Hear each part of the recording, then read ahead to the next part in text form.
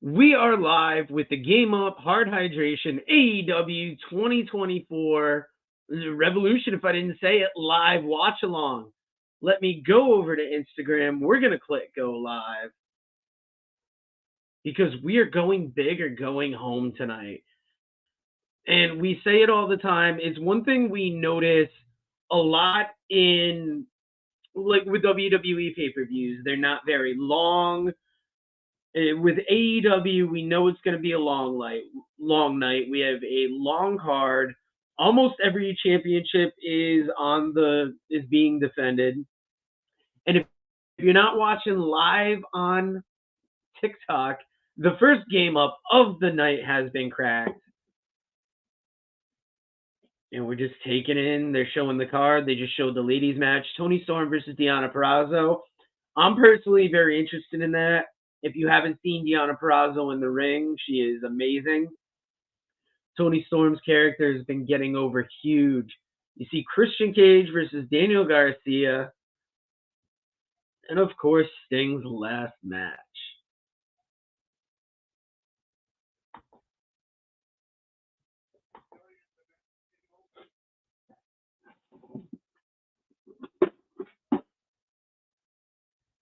Ladies tag match is going to be something to see.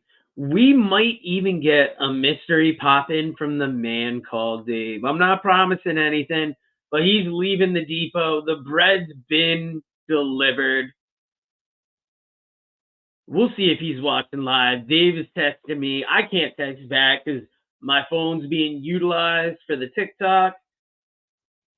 And Dave, if you're watching this, couldn't figure it out on the Fire Stick, so thank God he bought it. Oh, and what is this we're seeing? We're seeing a Pac video.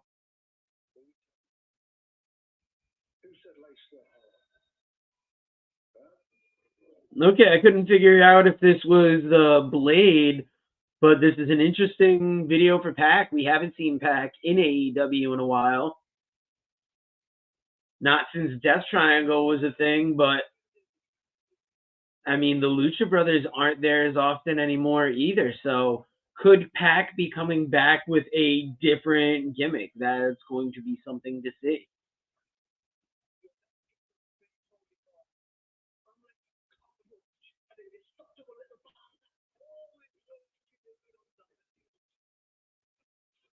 Now, the pay-per-view doesn't start to 8. So if you're watching this on YouTube, we're just taking in the videos, getting a little wrestling talk started. And we're going to play the first of probably a couple times you're going to see these commercials tonight. But these are all our great sponsors. And let's start with the newest sponsor and perhaps our best, Game Up. If you haven't tried Game Up, then you are missing out. Imagine your favorite seltzer and your favorite sports drink had a baby, but it's way better than that. Each can is 110 calories, low carb, 4.9 ABV. It's a nice light drink that is not light on flavor. Game Up comes in fruit punch, orange, lemon, lime, and grape. Pick it up at drinkgameup.com or at your nearest liquor store. Talk to you, and we are back. We are running a dual broadcast now because we are live on our TikTok and live on our YouTube. This is a great touch, having David Crockett ringside with Tony Schiavone. If we could get David Crockett on the mic during this event, that would be major. And if you want to hear stories from people that have worked all over the wrestling territories, but especially even in the Crockett's, you have to check out the Pro Wrestling Vault books. They're put out by WrestleVille, and here's a quick commercial to tell you about it. Read about the Northern Wrestling Federation in the book presented by WrestleVille.com, The Pro Wrestling Vault, Volume 2. Hear the story of Roger Ruffin, the man who trained Carl Anderson, the Monster Abyss, Jordan Clearwater, Chris Harris, and Jillian Hall. Plus 45 other short stories including Jazz, Bobby Eaton, Kamala, Thunder Rosa, Mario Mancini, Scott Casey, PJ Black, Kerry Morton, Sal Renaro, Jeremiah Plunkett, Colby Carino, Bam Bam Malone, and many others. Get your book today at WrestleVille.com. Russellville. It's where wrestling lives.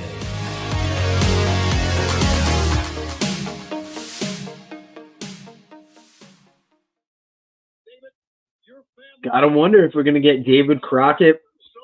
Even if we don't get him on the mic, David Crockett is one of those nice touches that you would hope would be in there. Somebody that was important to Sting's career.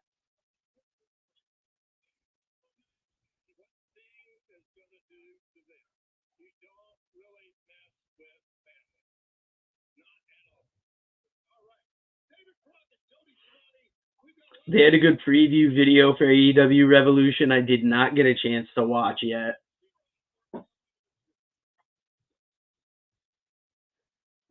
All right, we got Willow and Chris Statlander about to come out to the ring. This was a match. It was the ladies' match between Willow and Statlander at the last event.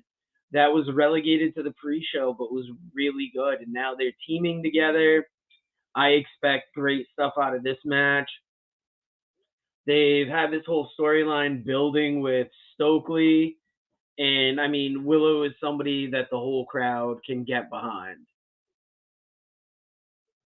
We got about 25 minutes till the broadcast. When we get closer to the main show, I'm going to stop the TikTok feed for a little bit. And I will probably go to commercials and some dead air while I grab a quick bathroom break, because solo on the live watch-along tonight, there is a small chance that the man called Dave might jump in for a little bit. We will see. He was messaging me, but mid-broadcast, trying to keep this thing rolling. And especially this match. This is one, Statlander and Willow has been a great storyline building up to this. Stokely, one of my favorite managers. And Sky Blue is on the other team. Sky Blue, one of those talents that got big, got into AEW, and she's really flourished in the wrestling sphere. And she beat Chris Statlander on this week's Dynamite, the graphic says. All right, Stokely is on commentary, so this has got to be funny.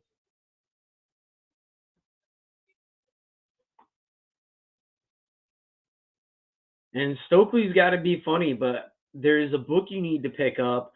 It is Vinnie Berry's newest book called Wrestle Black.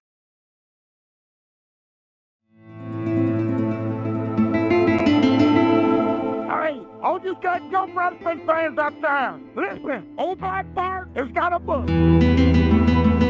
It's called Wrestle. Right there. It's got some dead good stories in there about some dead good wrestlers.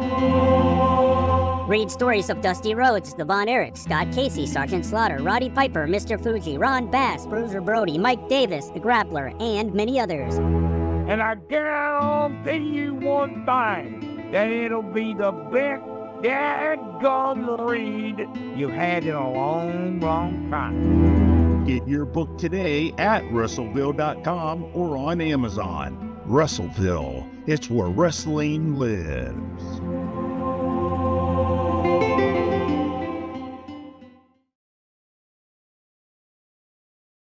All right, and it is Sky Blue and Julia Hart. 22:50 left in the pre-show. I wonder if this match will end and maybe go into a package 4. Let's look at what our possible matches could be for the night. Yeah, I think it's got to kick off with that tag match, and the reason I think that is you start with your best match. So there's I would like to think Ospreay to Takeshita right out of the bat, but there's a part of me that thinks come out the gate with that tag match, let them come down a little bit with the All-Star Scramble, and then maybe pick up the pace again with the Ospreay match, or even go into the Orange Cassidy match, title change, big feel, go to the Ospreay Takeshita. Because there are not many matches on this card that are not title matches. You've got 1, 2, 3, 4, 5. AEW's got a lot of titles, and then if you count in what they have together with ROH, that is quite the assortment. Now, if you're watching, let us know in the comments, what match are you most excited for tonight? We got a comment early here. Oh, the man called Dave. He is texting comfortably from the passenger means the show and not this one-man broadcast falling off the rails. If you want to see a good broadcast, Dave did Elimination Chamber live, and due to his bread schedule, got out there early. We covered the event. It was like our third or fourth best watch along. So if you want, click like, click share. I can't share this on Facebook, but you can. Click share, put it in Facebook. As long as it doesn't have a certain young man whose last name is Makachev, you should be good. Ladies tag match is good so far, like not offensive.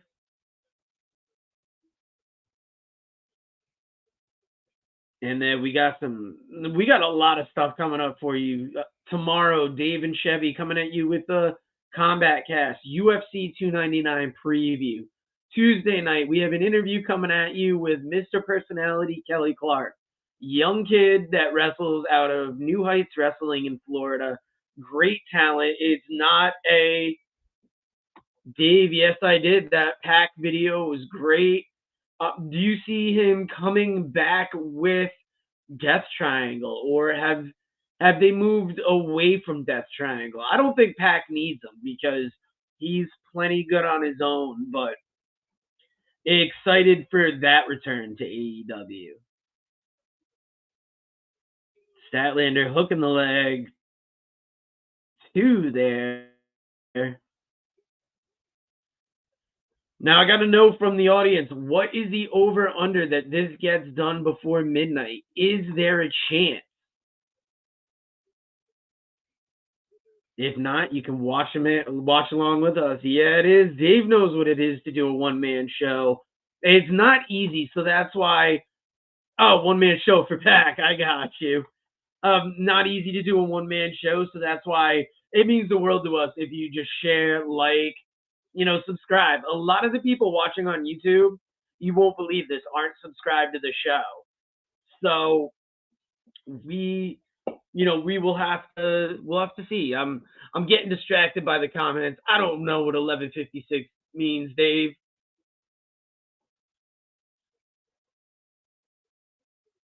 This is where it's tough because I'm watching 2 different screens. Sky Blue attacking Willow's midsection, distracting the ref, and you got Julia Hart choking Willow very quick. Sky Blue coming in with those forearms. Big kick to the upper back. Just about 20 minutes left till Revolution. You still have time to buy the pay-per-view if you haven't already.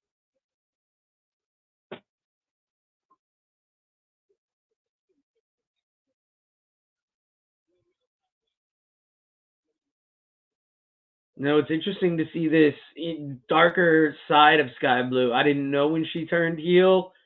It's been last couple of weeks have been tough for me to keep up with AEW. I'll pop in for a couple matches here or there. I've watched very little Rampage and slightly more Collision.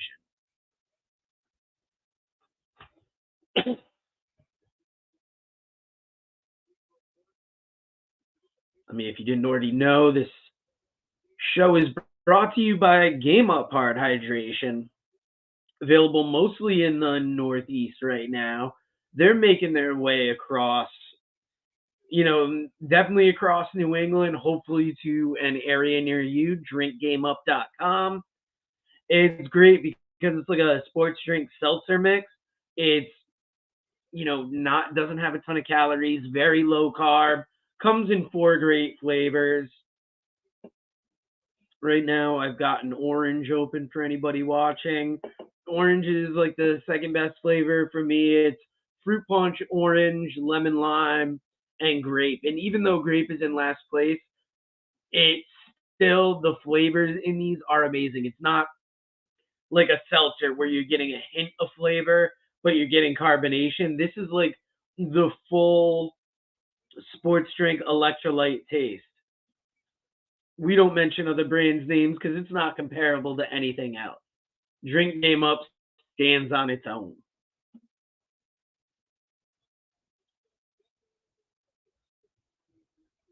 You know, 5 titles tonight. It's going to be a daunting night, but I'm excited to see, you know, what titles change hands. The way they keep talking about Swerve possibly becoming the first AEW African American champion, they've hit home on that a couple times, so I feel like that's got to change. Toni Storm, I think she's keeping that title. If she's dropping it to anybody, it's Mercedes. Danielson Kingston's interesting because I could see Danielson winning it and having a run with that Continental Championship. He's the only one in here where that G1 Triple Crown influence title tournament thing, like it fit him and Eddie Kingston. It's like a dream of both of theirs. So I could see it going either way. I predicted Eddie was going to lose it at the end of last year. So I'm going to say officially, I think Bryan Danielson takes the title, but I wouldn't be surprised if Eddie retains. And I feel like Christian Cage has to drop that title to Daniel Garcia. Daniel Garcia has been getting so big, and Christian is good enough on his own, plus what he can do with Nick Wayne and the family, that I don't know if he necessarily needs it as much. But it'll be interesting to see how those play out. The All-Star Scramble, a lot of people think Wardlow is going to be walking away with the win in that one. That is something we will have to see. That could be a possibility.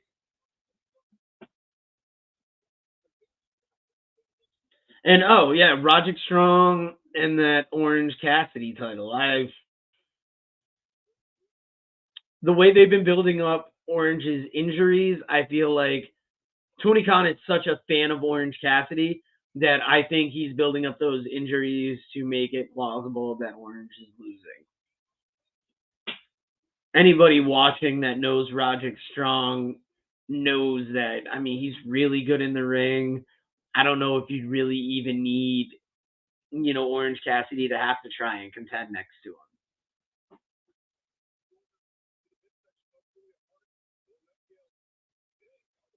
All right, Willow and Statlander with the temporary advantage here. 14 minutes, just under, for the live show.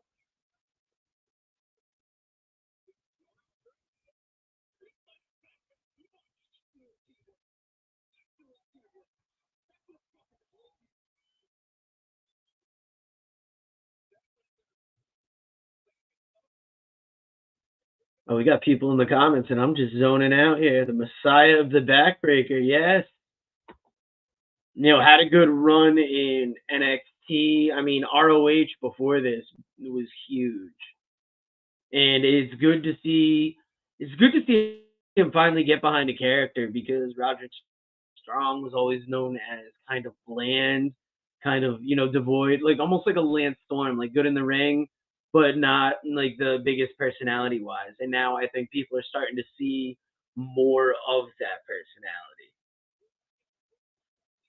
So for right now, we are about to shut down the TikTok feed for a minute, because I'm going to run for a quick bathroom break to get my water. Everybody watching live on here will see another great video from one of our sponsors. Then you're going to see a blank screen for a couple minutes. Let us know in the comments the match you're most looking forward to. And by the time I get back, it will be just about time to kick off that pre-show. So thank you for joining us, and let's play a couple videos here before we get started.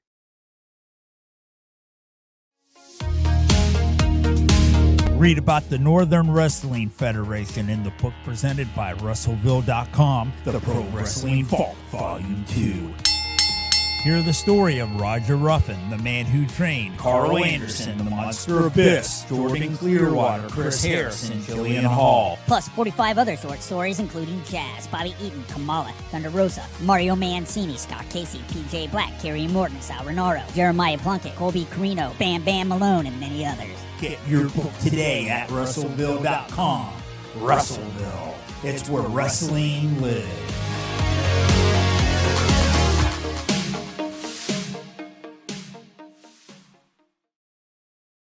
If you haven't tried Game Up, then you are missing out. Imagine your favorite seltzer and your favorite sports drink had a baby, but it's way better than that. Each can is 110 calories, low carb, 4.9 ABV. It's a nice light drink that is not light on flavor. Game Up comes in fruit punch, orange, lemon, lime, and grape. Pick it up at drinkgameup.com or at your nearest liquor store.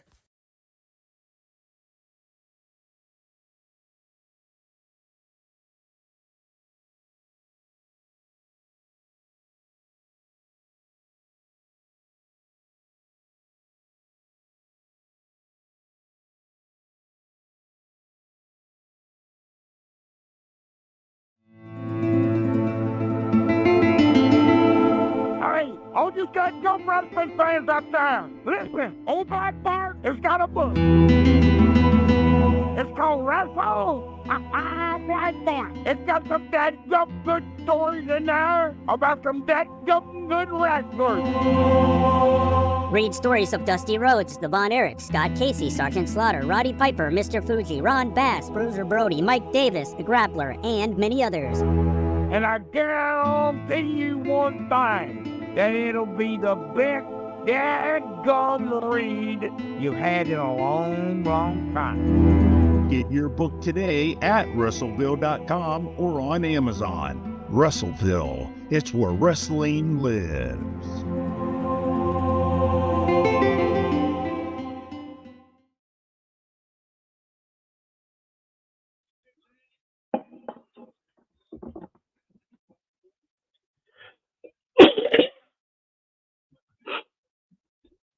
Just about 10 minutes left in this pre-show. I was trying to remember what they call it. It's a 0 hour. Sky Blue. Oh, Willow reversing it. Oh, Big Pound.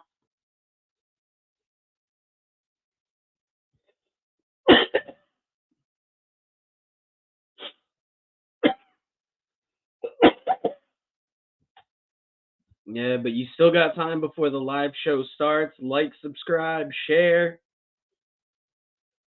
Let your friends know that you're watching with us. Oh, Willow, powerbomb in the pen. That is a big win.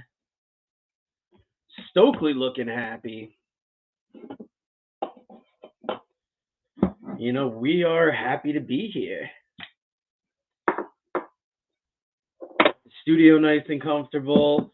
Fight Forever season pass being advertised. Interesting because they still try and promote that Fight Forever game like it's, and it's a good game. I enjoy it. But the amount of issues they've had with people's perceptions of how they've pushed that game out there have been questionable. And then just look at this coming up week. We got WWE 2K24 coming out. It looks amazing.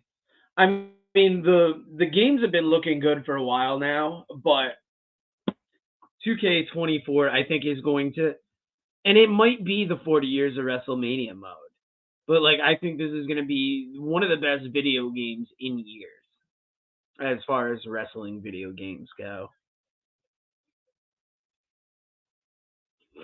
RJ City and Renee Paquette here, giving you the final big sell on the pay-per-view, letting you know where you can watch it.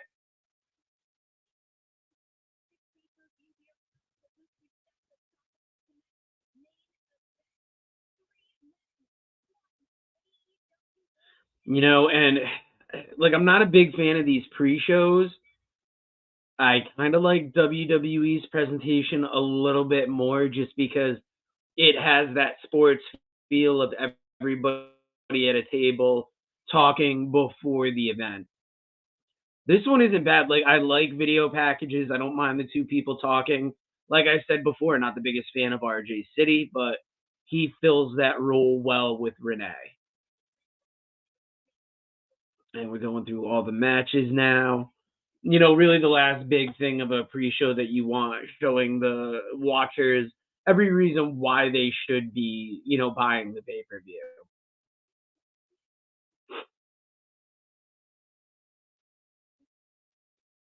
And with a card this stacked, like, one of the things I'm most interested in is, like, what's going to be the first match to kick things off. You have so many possibilities. I've already said I think it's going to be that tag match.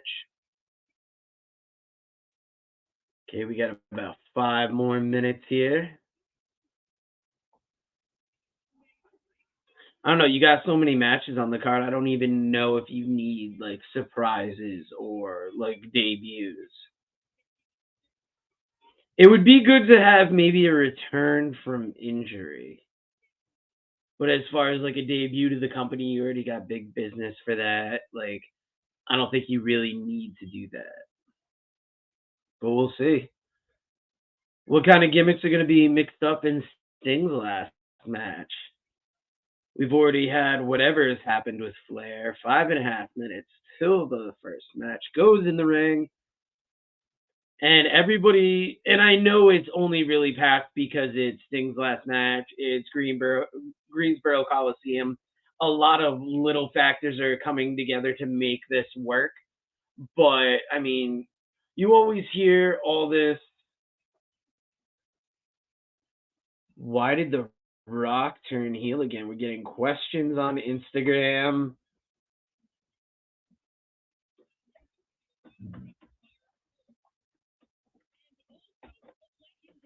Gonna take a second here to answer an Instagram question.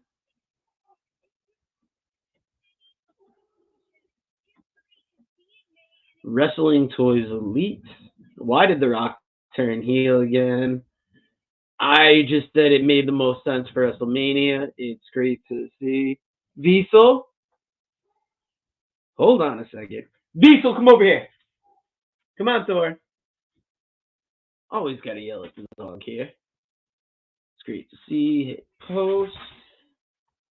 And yeah, we are live on Twitch, Twitter, Instagram, YouTube, and maybe again on TikTok for a little bit.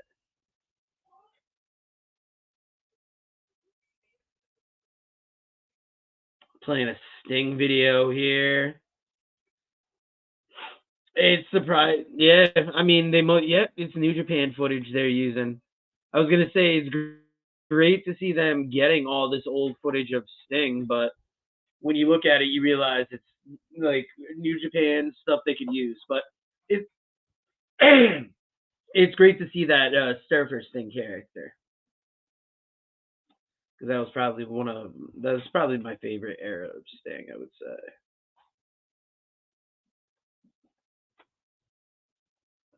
All right, 2 minutes, 37 seconds. I turned off the pre-show video because it looked like it just went to videos at that point. We'll do another TikTok live here. Cut out watch along.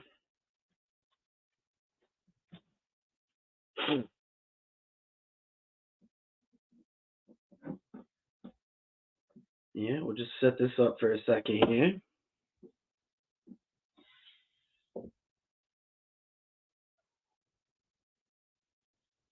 Two minutes, eagerly anticipating seeing what match is going to get in there first.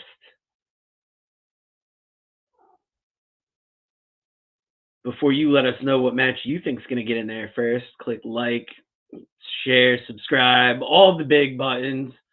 We're trying to get as big as we can here. Work It Fans Podcast. we stay on top of this. AJ is currently on a plane to Florida. The man called Dave is racing home from the depot just to be able to join you guys and talk AEW Revolution for a couple matches before bed. I am going to be here for the long haul tonight.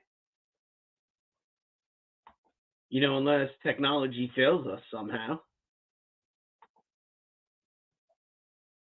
1 minute, 3 seconds. Very excited.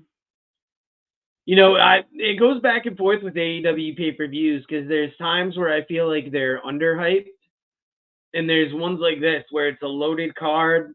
The main event I have questions about, but it's whatever. And you got Ospreay, like he debuted a while ago, and then he made like his first appearance on Dynamite this week. This feels like it's gonna be that first real like him in AEW match. Not like it's his debut here, but the first one where he's like a part of the roster. So I'm looking forward to that. FTR BCC, no doubt, is going to tear things down. All right, I really like this pick. We are going to put this up. Takara Wrestling says, my prediction is crazy. I got Darby Allin turning heel on Sting, having Young Bucks becoming AEW Tag Team Champions. And I love that. It's one of those out of left field picks that you might not expect. And I think it's going to be one of those things that is going to put an interesting twist on this event tonight. There, we are just about live here. All right, we got the copyright screen up. While that copyright screen's up, hit like, subscribe, share, let people know about this. If you know somebody that's into professional wrestling that likes good professional wrestling talk, every Friday we talk it. Every Monday we have MMA talk. Every once in a while we get comedy episodes out there. We've done movie episodes. Watch out for Working Fans Presents. That's where anything we do that's not inside like our normal view will be there. Last year, I did an interview with a girl I went to high school with. Never knew she was in a cult the whole time.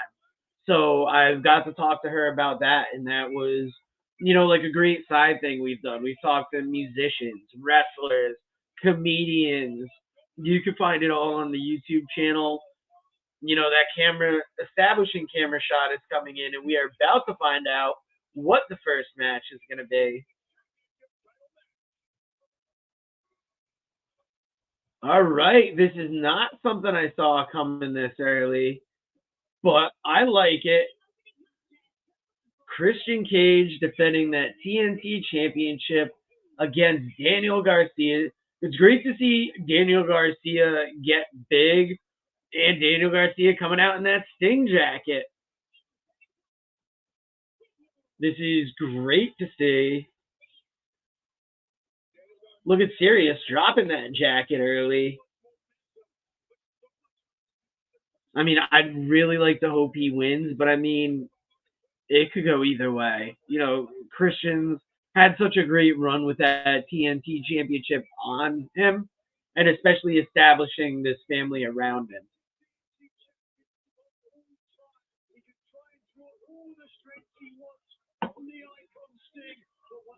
Anybody watching from New England, we had beautiful weather today.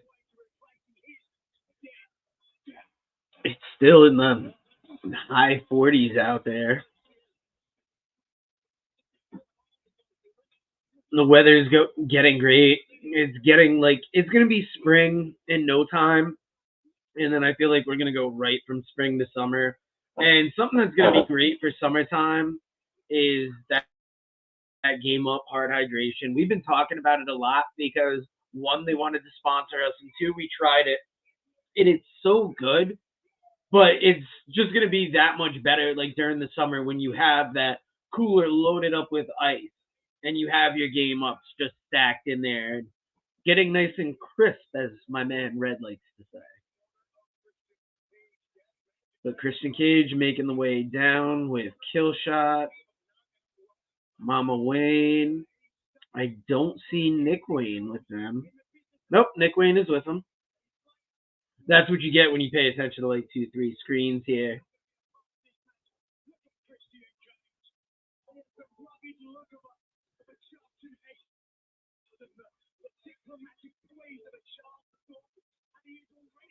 Daniel Garcia focused on Christian. Christian looking contemplative here, but I don't know if he's necessary. He definitely doesn't have that laser focus that Daniel Garcia is displaying.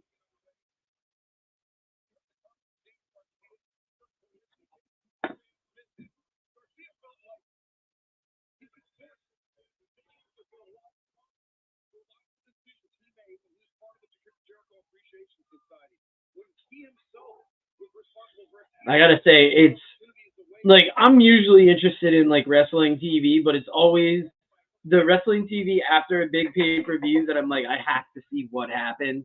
I feel like tonight is gonna give us, I'm gonna say 2 or 3 storylines that we come out of Revolution wanting to see how it plays up on Dynamite, and then possibly even on Rampage or Collision.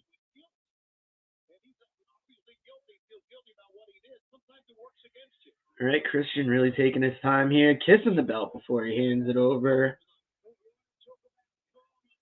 There it is. Randy, how's it going? Thank you for joining us today. You know, it's always great to see new people like Takara wrestling in here. Dave is possibly going to be on. He's racing home from the depot. He's not going to be able to do the whole night because he has to get up early for work tomorrow. But he might try dropping in for a couple matches.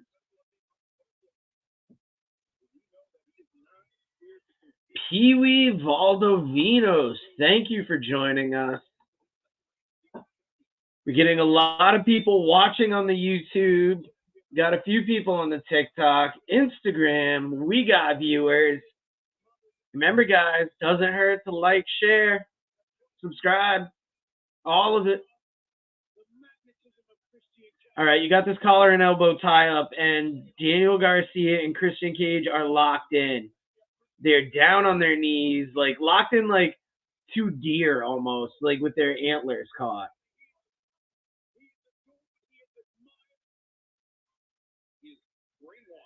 You know, and I'm wondering like what it's really conveying, because like we know Daniel Garcia is a badass. AJ, yes, is heading down to Florida, taking care of some family stuff that he had pop up. So it's going to be the man called Dave and myself this Friday talking about Revolution, talking about Rock on SmackDown this past week. Daniel Garcia versus Christian, great opener here. Daniel Garcia punishing that arm of Christian, going to the side headlock. Randy, that was the question I was asking earlier. Tony Khan is prone to surprises on his big shows.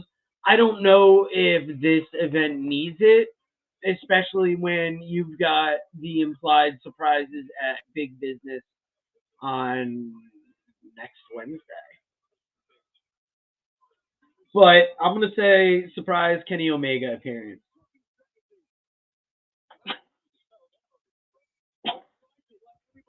That's the only kind of surprise that makes sense for me, is somebody maybe returning from injury. Jamie Hayter. That's another, I don't know how long she was due to be out, but seeing Jamie Hayter come back from injury would be great. You guys don't know, we're about to get a whole new era in the Working Fans podcast. The man called Dave working on some Red Root stuff that's going to free up some time, and we're going to be changing up our shorts. We're going to be changing up video ideas. Not totally changing from what we do, but evolving the show. You know, we go through mad different phases like Mason. Yeah, Randy, great show tonight. We got 5 titles on the line. You've got the first real Will Ospreay match in AEW. Not the first real one, but like the first one where he's part of the company. You've got that great tag team between Blackpool Combat Club and FTR. It kind of got thrown together, and if Blackpool Combat Club wasn't in the tag, or if FTR wasn't in that tag team title match, like I think they probably should have been, this is the greatest, like the next greatest thing you can do for them.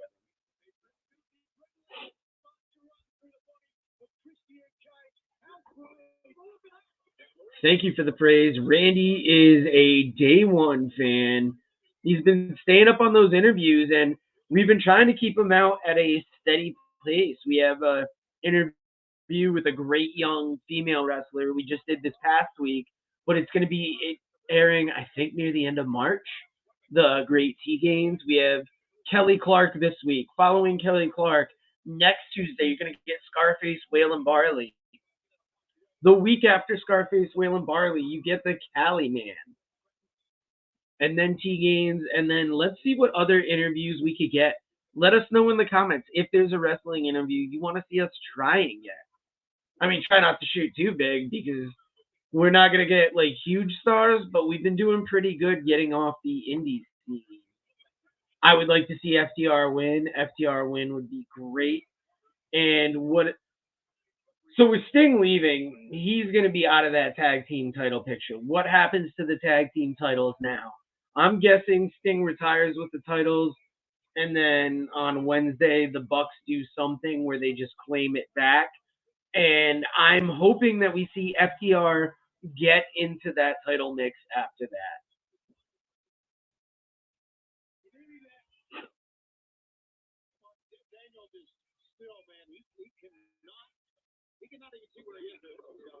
Okay, Christian Cage got some good control off of over Daniel Garcia right now.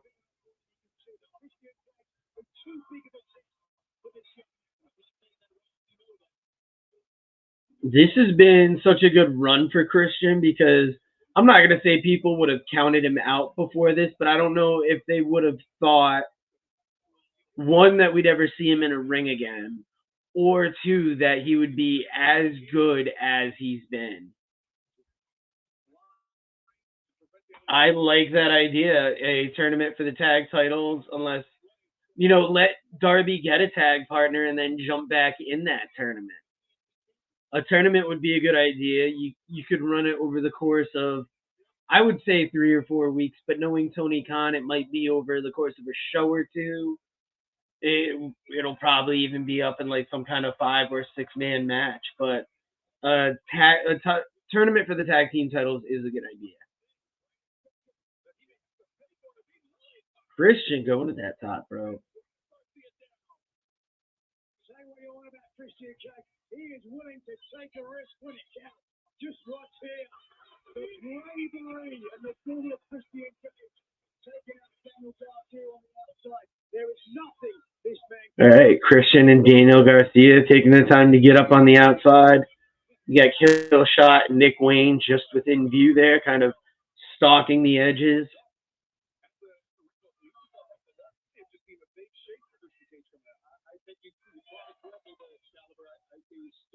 Wow, they're really milking this count out here. Yeah, Santana and Ortiz were a great tag team. Santana's had a good run.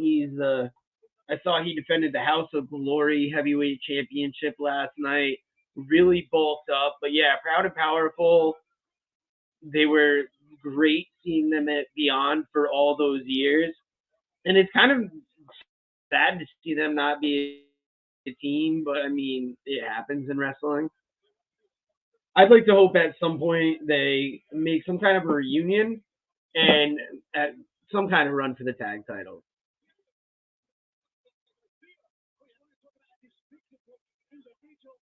It's sad since they haven't been a team, neither of them has been like featured as big anymore on AEW. Ortiz has been in there a little bit, but it wasn't nearly what it was like before.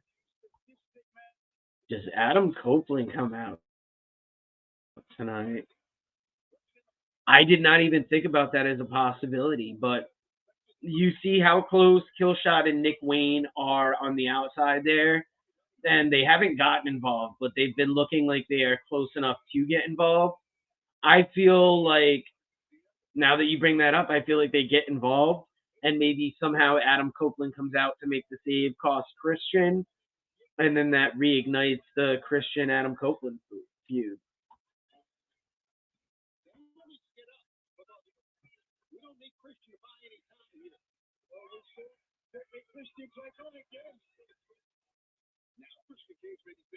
Christian just knocked Daniel Garcia off the apron again. His first match is getting a good little amount of time in the ring here.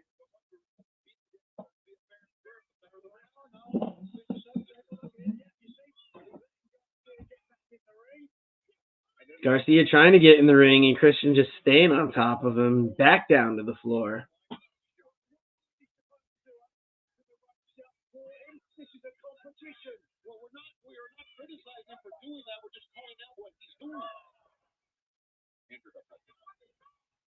And it looks like Christian's hobbling around in the ring a little bit, got a bit of a bad leg. Hopefully Garcia can capitalize on that. Once again, Garcia up on the apron. Christian runs his head into that corner post. And this isn't, it's not a terrible match, but just the pacing on it, it's not what I think you'd want to kick off a show for. It almost has a bit of, oh, Nick Wayne just came at Daniel Garcia, got flipped into the timekeeper's area. To me, this has like one of those shows where not stretching for time, but it seems like it's a little drawn out.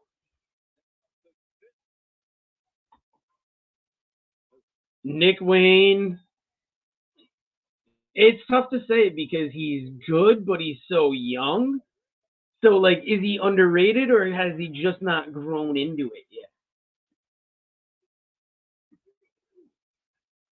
But, I mean, it's crazy that at this age, he came to the AEW so quickly, and Randy, you're going to be happy. The man called Dave has made it here live. Dave, how's it going? I will rest my voice for a second. Yeah, take a break. I'm watching this on a very tiny phone right now, but that's okay. I don't have the usual TV set up, but that's all right. I can see things going on. Is Nick Wayne underrated, Randy? You think so? I think he's all right. I think he's very talented in the ring. That's for sure. I think his time as a character will have to be developed continuing. There is the legendary Dave. Yes, it is. Yes, it is. You got it damn right, baby. I'm no Jim Ross, but, I could be a Tony Schiavone. Unless you think Tony Schiavone's better than Jim Ross, which you're wrong. How cool was it? I know we probably, talked about some of this shit already, and I only saw some stuff. But, man, seeing David Crockett in Greensboro, North Carolina, before Sting's last match, God, that's what I was going to in my truck. I was about to ask, do we see Crockett on commentary? Do we see Jim Ross on commentary tonight? It should be. It should be Flair. I'm sorry, I'm reading the comments here. Ric Flair. Does Ric Flair do something? Yeah, on some level, he'll do something. But I mean, I wish Jim he Ross, wouldn't, but he will. Jim Ross, Tony Schiavone, and David Crockett. If it was me, those are your commentary team right there. I'm not saying but just those three for that match. Sign me up. Yeah, we got a good, it should be all nostalgia.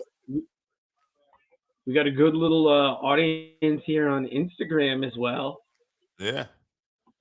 I don't know if anyone's tuning in on Facebook. I shared the link. Well, I guess they'd have to follow the link to YouTube anyway. So Joe talking about his Facebook dramas. I heard that during there. Facebook, free my man. He didn't do nothing wrong.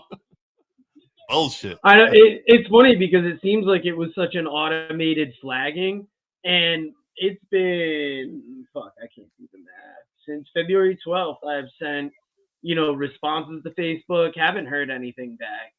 It's not the worst thing in the world to lose Facebook. We're not doing that internet crying here. It's just it helps when trying to market yourself and when you have a lot of your connections on Facebook, but we're making it work otherwise. We're learning TikTok. We're learning Instagram. We're learning new ways to put up shorts. My man Sassman, he'll be there soon.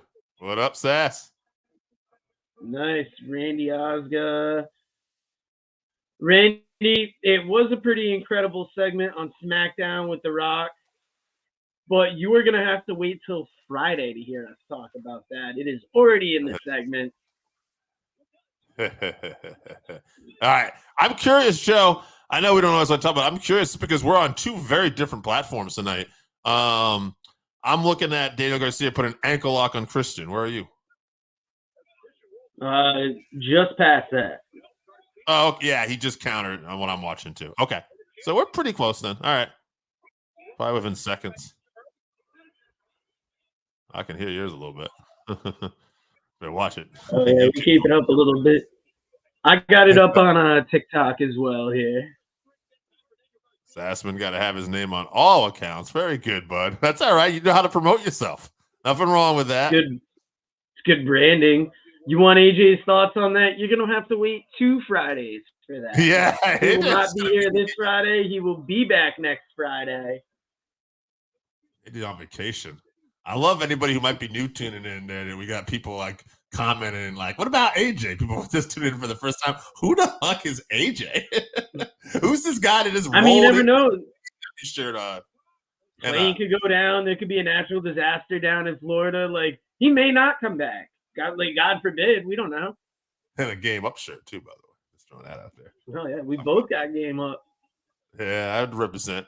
I saw what you were doing. I said, all right, I got to match it. Got a little bit of both here tonight. Got my AEW, hoodie on, represent. And then I got game up because tonight's about AEW, a man called Sting. And you know what's interesting here is all right, Daddy Magic for some reason. Sure, that group chat is hopping. Yes, Daddy Magic. Oh yeah, there he is. Hell yeah. I like Daddy Magic. I think he's very underrated as far as like a personality and whatnot. Look at Mother Wayne stepping to him. She's tall, huh? Might be those heels, but he's not afraid. He's not afraid to grab a lady's wrist. I guess not. He's had a couple minor domestics. He doesn't mind if it happens on TV. Oh, fire it off with Kill Switch here. Yeah, wow, right into the back. Daddy Magic going head to head with Kill Switch. I'm a little surprised just the way they're booked it. Kill Switch was even selling it all. Yeah. Oh, pile driver. Oh shit! That was so close. 5 seconds. That's where we're at. I wanted to say something though. So close. Yes, it is.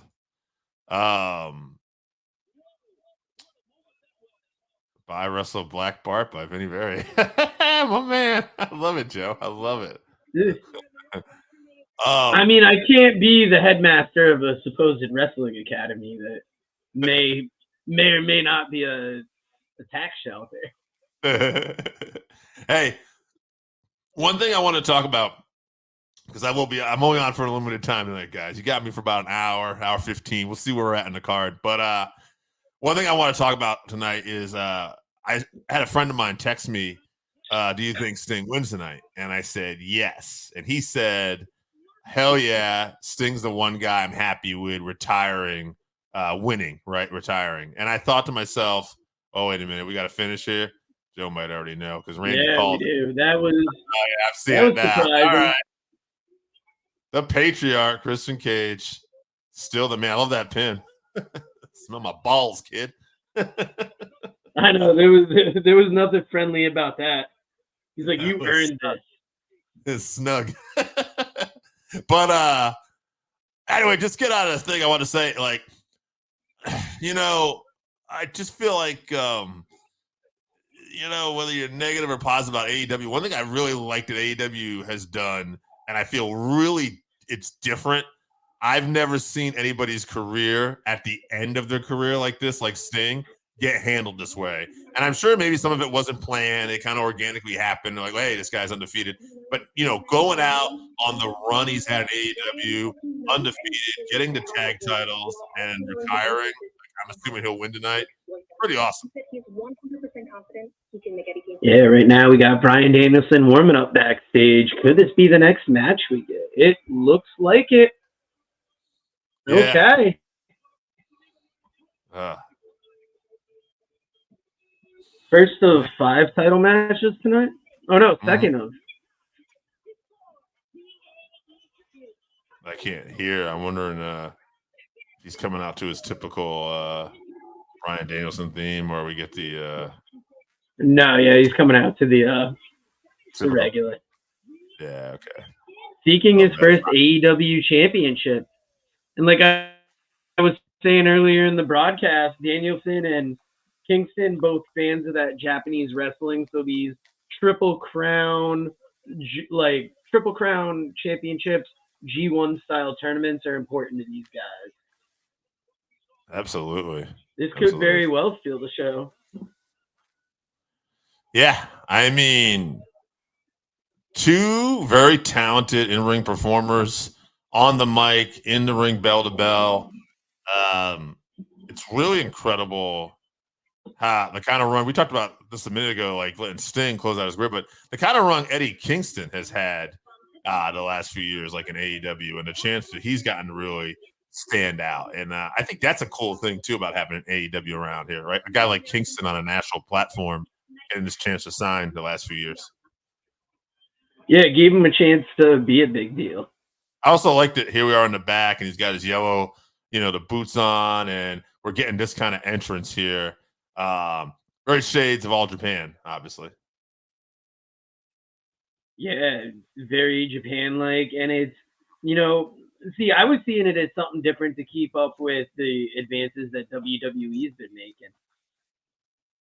But like you said, maybe that is a huge nod to Japan. I just remember some of the YouTube videos I watched with All Japan where they have the extended back entrance shots, and they're coming out. Hey, although if you go back to a certain period in WWF in the 80s, you might remember the garden shows where you get the pictures of Hulk Hogan before he's about to come through the curtains as well. That's one of my first wrestling memories because they made that the intro to Championship Wrestling, and I remember watching wrestling as a kid. I don't remember specific matches, but I do remember that Hogan walking down the hallway and then taking it'd be a left for him out into the arena.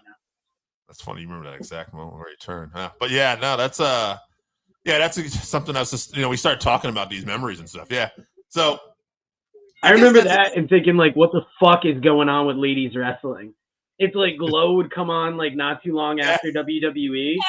Yes, and it's like I think there was a part of me that wanted to support it because it was like such a similar thing, but it was just such bullshit. Right, and that's funny coming from a dude who's watching for Hulk Hogan, the Ultimate Warrior, the Big Boss, the Undertaker, the Farmer's Daughter. So I'm trying to remember some of the other ones, but yeah, Ivory was a part of that show. I don't know what her name was. I think she was the race car driver. But yeah, very ridiculous. Like for pro wrestling, Glow was like another level of ridiculousness. Where as a kid, you're like, oh, that's not real. Even as a kid, you could tell. Yeah, and that's when you start looking like an asshole trying to point to Hulk Hogan as real wrestling. Right, exactly. Like, what are you talking about? The Farmer's Daughter is no Hulk Hogan. She's not even Moolah. Yeah. Now I said on the pod, I think with AJ, and I've talked about this elsewhere, but to me, as much as I love how we're closing out Sting's career, I really wish Bryan Danielson, on the other hand, would be a little more selfish. He's one of the best wrestlers in the world, one of the best wrestlers ever, period, in my opinion. And it's like, man, I'd like to see him be AEW Heavyweight Champion before he goes, or But I mean, with Eddie, it's different because Eddie's been so underrated. It doesn't bother me as much, but still, nonetheless, I'd love to see Danielson get some gold before he gets out of here. It would be great, but I mean, it just speaks to who Danielson is. We know he's a part of a lot of like the AEW not a lot of, but certain AEW decisions behind the scenes.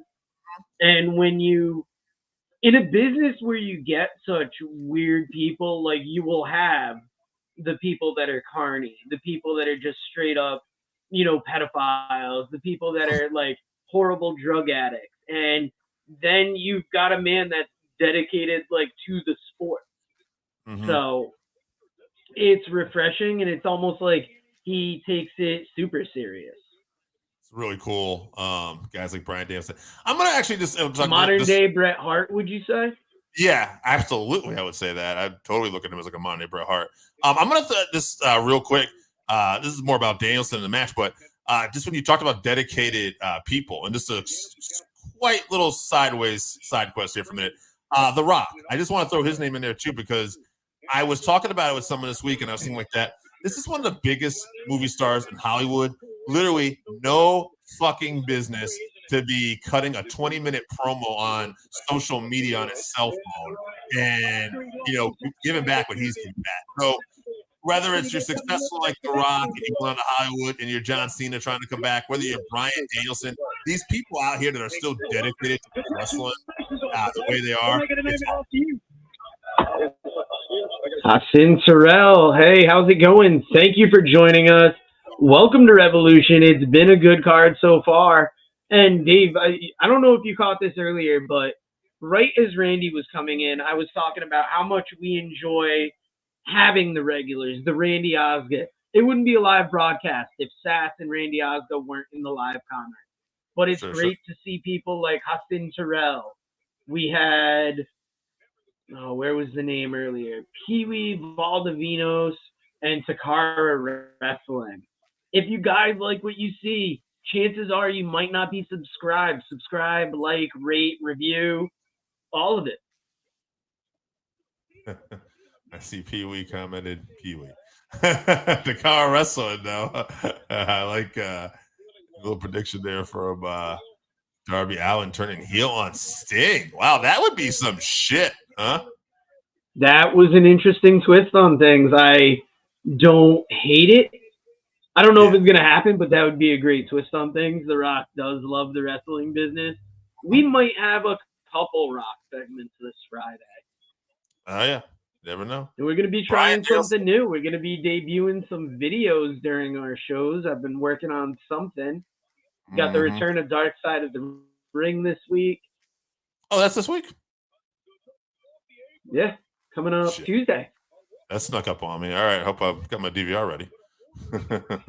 That's why, a little behind the scenes, I was trying to get this video ready for last Friday because I wanted to start kind of rolling out these videos where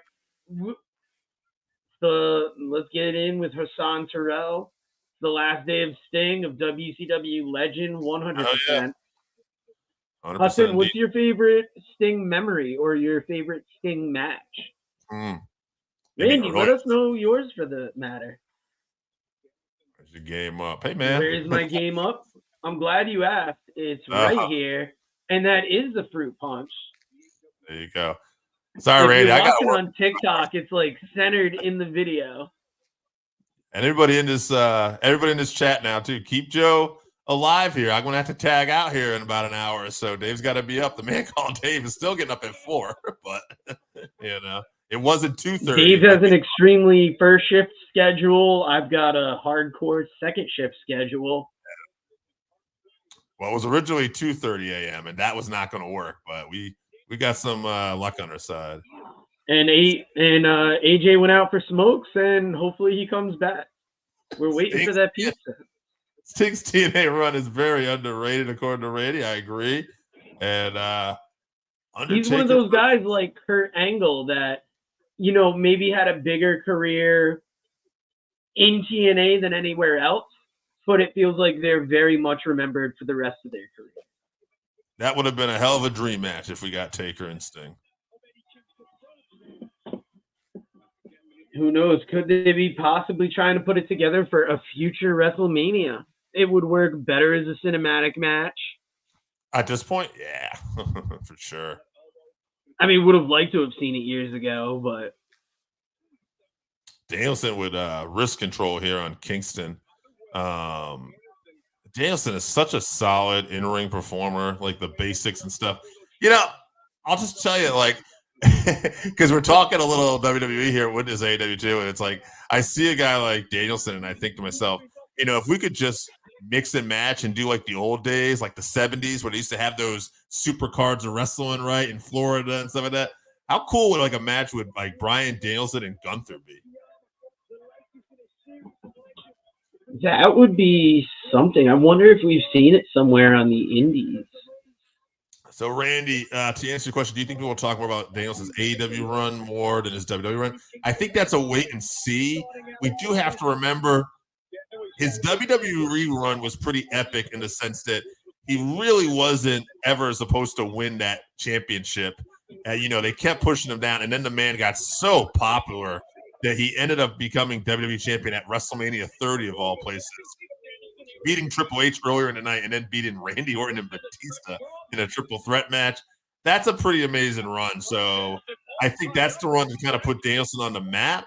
Obviously, old school fans will always know Ring of Honor was such a great run for Bryan Danielson. But this AEW run, we'll see, because, look what Sting's doing now with AEW. It's pretty crazy. I'm going to say that he's going to be known for his office work and agenting. He's going to be known for the peripherals around wrestling rather than the in-ring work in AEW. That's my guess.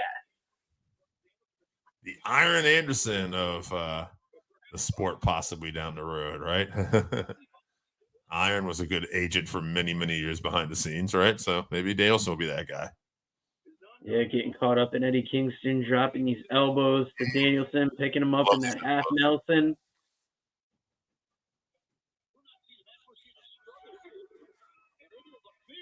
Kingston. Ooh, big kick in the corner from Danielson.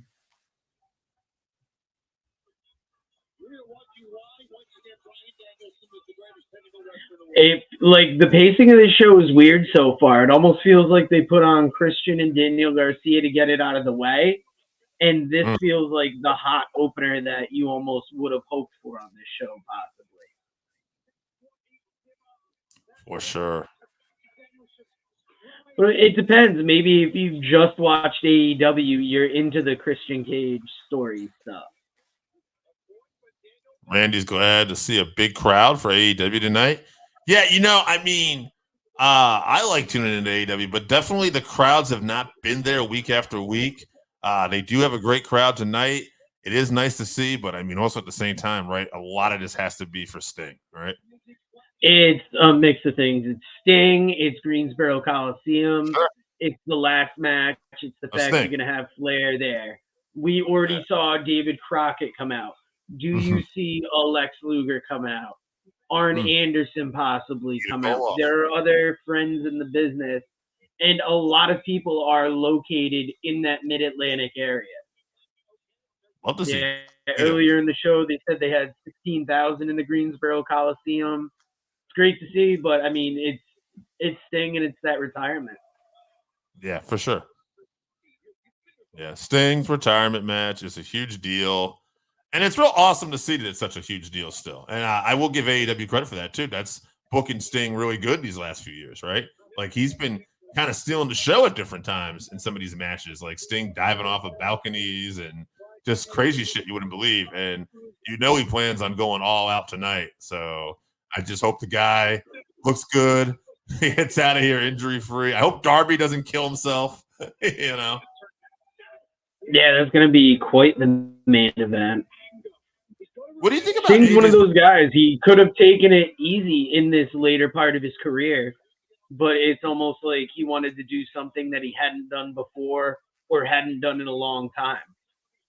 What do you think about AJ's prediction that after this is over, Sting and Darby will win, but the Bucks will end up stripping Darby of the title because he's a one-on-one? There's no tag team, and they'll use their executive. Oh, I heard that. It made perfect sense. Yeah. I'll give AJ the due on that. We dog AJ out. You want to get into?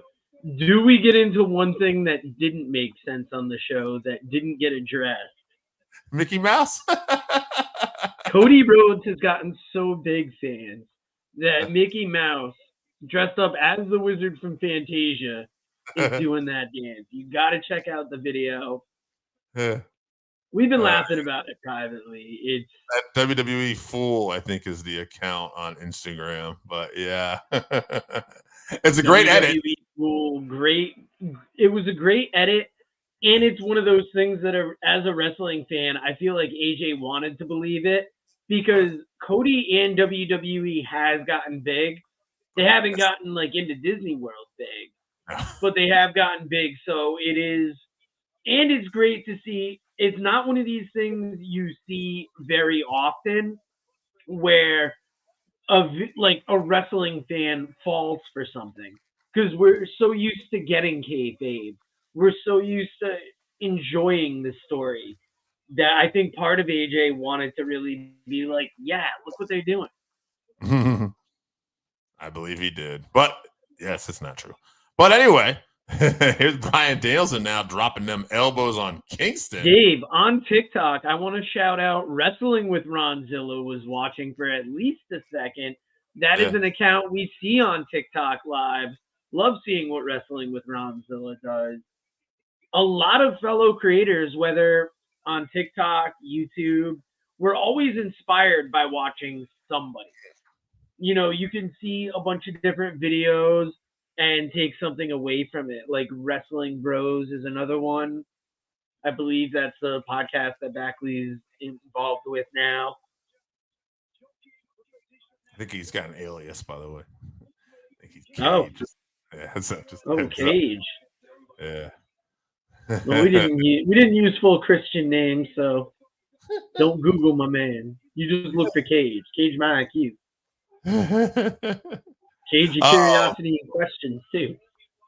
Hey, anybody interested too? Like I've often said this, I'd like to do this with fans that want to maybe tune in the show, or even other creators. Like I'd love to do a roundtable with people someday on a topic. You know, for me, I always like Bret Hart. I feel like he's a great topic. You know, favorite Bret Hart matches, but you know, could be Bryan Danielson matches, could be Sting matches in honor of my man. Just saying. Yeah, for people watching on TikTok, you're not hearing what Dave's talking about on the live broadcast.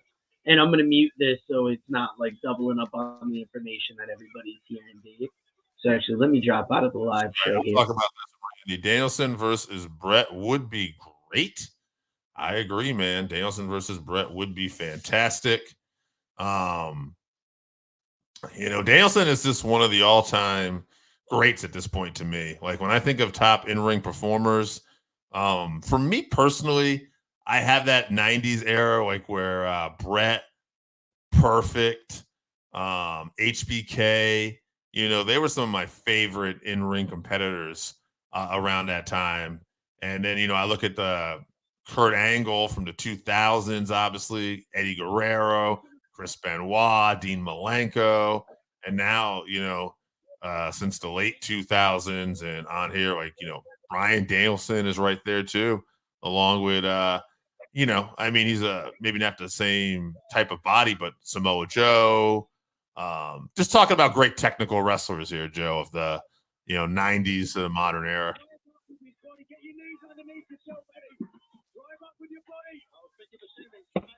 All right, phone's about to die, so I had to shut down the TikTok feed. Mm-hmm. Bryan Danielson versus Kurt Angle would have been another phenomenal match too. Yes, that would have been something. Oh, wow. Were we about to have a finish here?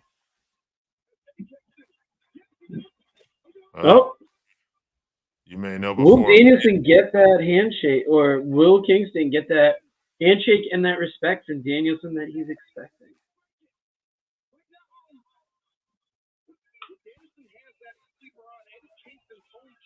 Mm.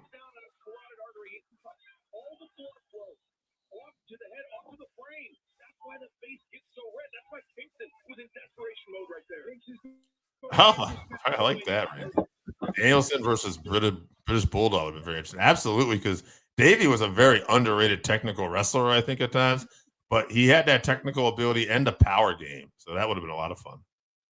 Yeah, and if you think about what Bret did in the ring with Davey, it's almost, you could think comparatively that Danielson could have, you know, just as good a match. Danielson can make those matches work with opponents that you might not even think matches up with him. Anywhere you talk about people from other, Ricky Steamboat, Macho Man Randy Savage, people like that would have had great matches with Danielson. Eddie Guerrero. Danielson kicking away on Eddie Kingston here. I love Eddie reaching for it, like he's in such pain, but he's just trying to reach up and keep fighting. He won't give up. Ooh. Blocking with the hands. Ducks, and then we just saw this. Oh.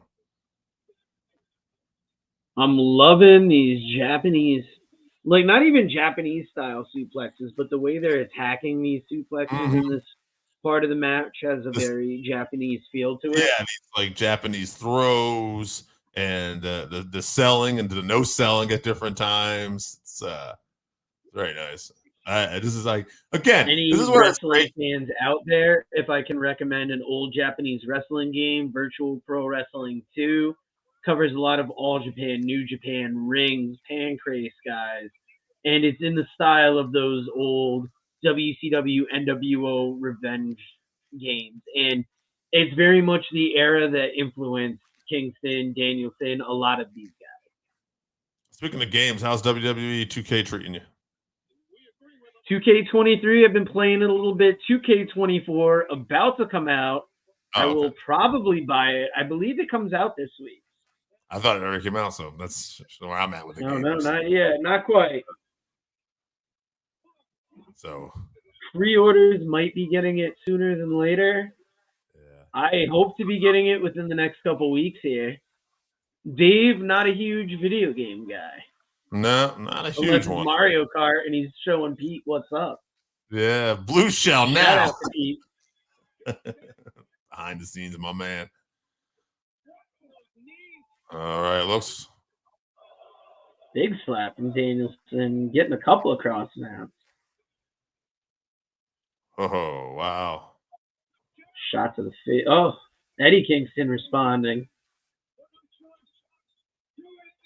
Yeah, he still got that nice little jab. Never know that. God, this has been so much more of an exciting match than Christian Cage. Well, Kingston that was a lot hitting him with that lariat. Oh, look at this. We're getting those yes chants here tonight, huh?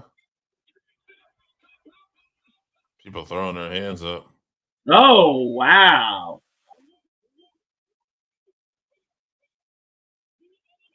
Wow.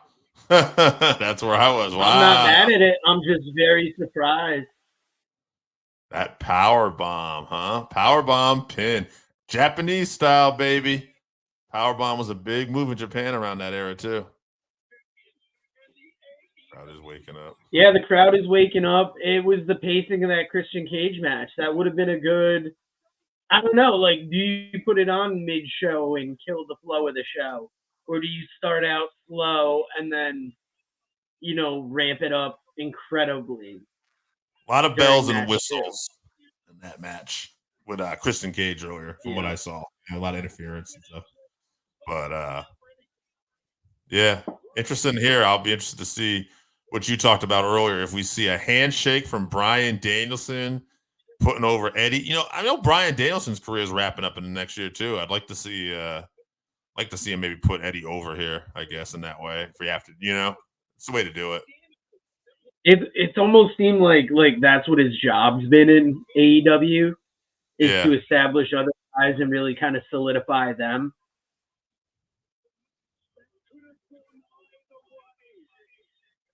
You know, card pacing wise, the one thing I could suggest is maybe Christian Cage goes on at the end of the pre-show and you start off with the women's tag match, or even start off with this match and then have the women's tag match as like a come down and then go into whatever comes after this. Oops.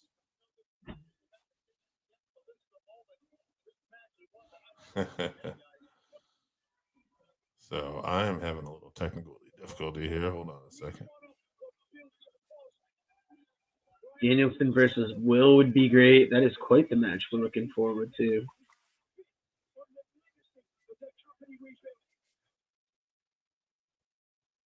All right. I'm back live. Might be a little off for you. Danielson's looking down. Looks like he's on his knees here, right? And that's where we're at. Kingston's you look like you're just about even. Okay, Kingston's walking away a little bit now, from what I'm seeing.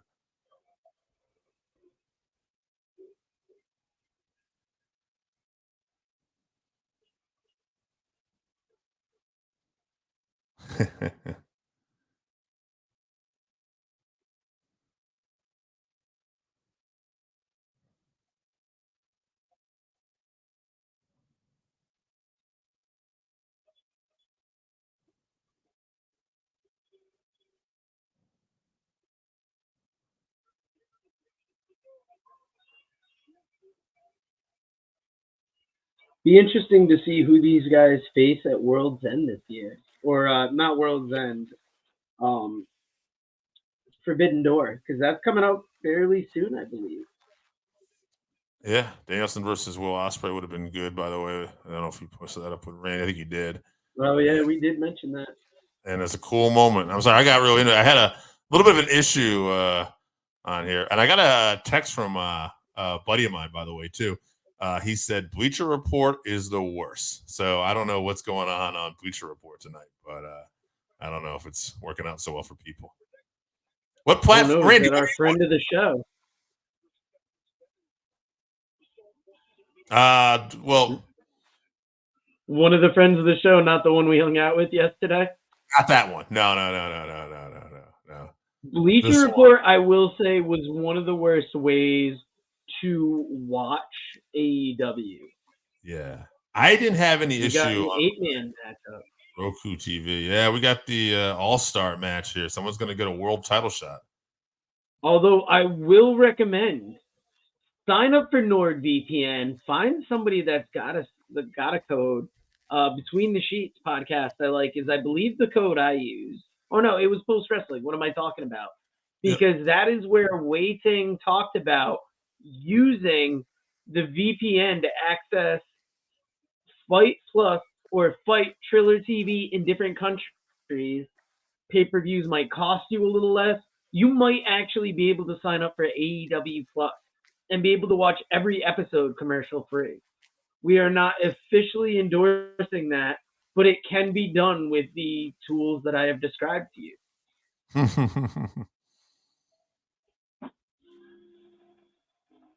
All right, we got Hook, we got the great Action Bronson playing.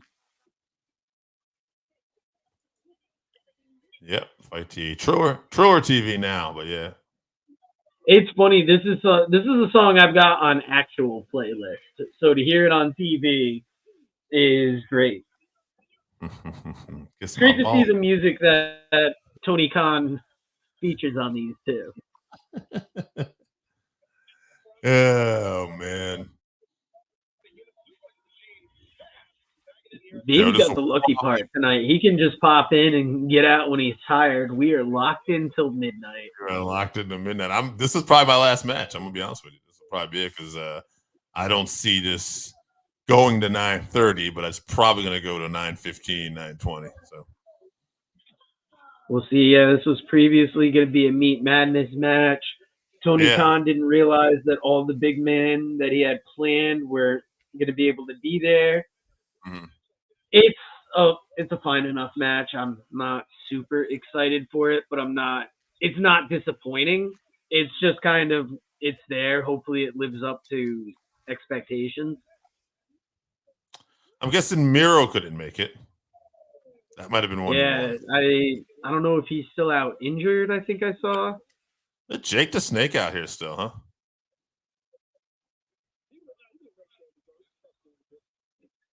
Yes, Archer. Looking decent for as of late.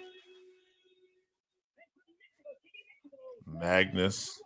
When I heard of this, all I could think of was Nick Aldis from TNA. It's funny. I was thinking it's going to be pronounced like Magnus or something. Nah, they just go with Magnus. Yeah.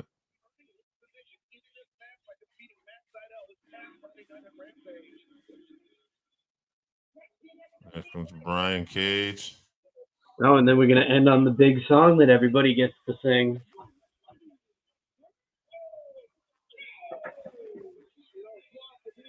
I mean, it almost seems like they're past that, not past that controversy, but they've weathered the controversy well with Chris Jericho. Oh, yeah. Yeah, that's kind of died down now. Nobody talks about that. So. Jake St. John watching us on Instagram. Oh, nice. So Wardlow coming out now. This was AJ's pick. I did agree with him. We'll see. I feel like he's had the momentum, here. Like he looks like the company's behind Wardlow right now. Want to push him again. So.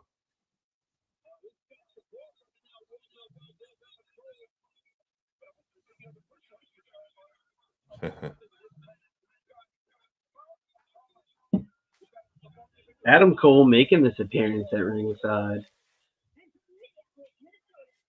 I think with Adam Cole coming out here, that's almost telegraphing who could possibly win. Randy Asuka, yes. It definitely seems like that's what they're teeing up is Wardlow to win. Me and Joe both like to click on the comments at the same time. It's what we do, folks. Dante Martin going to be a nice addition, but he's one of those guys that it's like, there's no way this guy is winning, right? No, I'm sorry, Dante. Yeah, no one thinks that. Yeah, Jericho in here now. I could see Jericho winning still. That would not be like the biggest shocker, but I got to favor Wardlow. Wardlow is my guy to win this. But if we're looking at possible alternatives, I would say Jericho and Hobbs. Yeah, I could see both of those. Yeah. I mean, Wardlow makes the most sense, like, for somebody needing a story, but, you know, Jericho's in that time. I mean, I know there are times after a few behind-the-scene meetings, Joe has wanted this matchup too, but I don't know if you really, if you like AJ, you probably don't want that matchup. I'll see that working out well for him. All right, well, since we're going to be losing Dave in a bit, and I've got very few chances for a bathroom break, I'm going to pop out, and I'm going to let Dave sing Judas with you for a little bit. And I'll be we're going to sing Judas. Judas in my mind. I become. Yeah, you know, it's interesting. Much as I feel like Chris Jericho has kind of gotten a little bit stale right now, currently in his AEW run, I mean, God, this guy's had such a great career, right? I mean, you know, whether it was WCW early on or, you know, his long career in WWF/WWE, and now here he is in AEW. The stuff he did with New Japan for a little bit, absolutely amazing. Great to see you as always, Randy, too, even for just a bit, bud. Yeah, so like we said, I got to go with Randy's prediction in the comments. Joe's prediction. I'm going Wardlow here. Like I said, Jericho or Hobbs would be my dark horses to win this, but, you know, I don't literally see anybody else with much of a chance, honestly. I'd be shocked if, like, you know, no offense, but Archer or Cage. And we see all the big men left in the ring, though. That's interesting. Going to be Jericho and Omega together. Interesting. It's very interesting to see these big. I'll tell you what, I mean, Archer and Brian Cage are two very underrated, underutilized big men, I think, in AEW. Like, if you look at like people AEW could have done more with, I think you don't have to look any further than Brian Cage and Lance Archer. You know. But we're all having like a little pose off here. This is unique. This is different.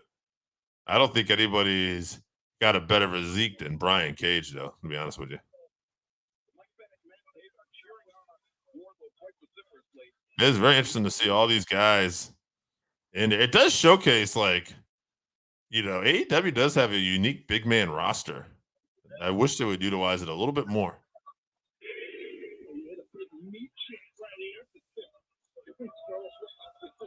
Yeah, this is definitely a weird thing that's gotten over. Randy Osgood with an interesting viewpoint. Brian Cage with the Sting face paint. Oh, yeah. I only saw the Edge, and I was thinking Road Warriors, but... Oh, yeah. That's what I usually think when I see that. He kind of has that Road Warrior animal thing going on in my mind. But... I think that's what we're always going to associate, no matter, like, what the actual paint look is on his face. Mm-hmm. Because of his physique. But yeah, you see that. That's full on Sting. I wonder how many different Sting tributes we'll get through tonight. Yeah, interesting. Yeah. Hobbs going out a little rough over that top rope. Yeah. Archer and Wardlow going at it here. It's interesting that we had the little guys get taken out early here, including Jericho. Yep, it's the battle of two of AEW's most forgotten. Yeah. Well, I was saying when you were out, like to me, Brian Cage and Archer, if you were going to point at two of the more underutilized big men in AEW, like those would be the two I would say. Oh, definitely. I mean, you put Brian Cage in that interesting 6-man tag team with the I want to say they're Samoan guys, but the Gates of Agony. Yep. And it's like that should be so much bigger of a team, and we just don't hear a ton about it. Like Randy, Hobbs, you were speaking the truth. It's too bad these AEW pay-per-views are too long. It's one thing where WWE has really been hitting their stride for getting the right length on a pay-per-view. Yeah. Now he says that, but we are getting ready for WrestleMania, and so if there are going to be shows, they're going to go long. We got a long couple of events for us, you know. But yeah, for the most part, WWE has definitely been hitting those times. Oh, and Cage has those Sting tights on as well. The Scorpion on one side, the Splash on the other. Mm-hmm.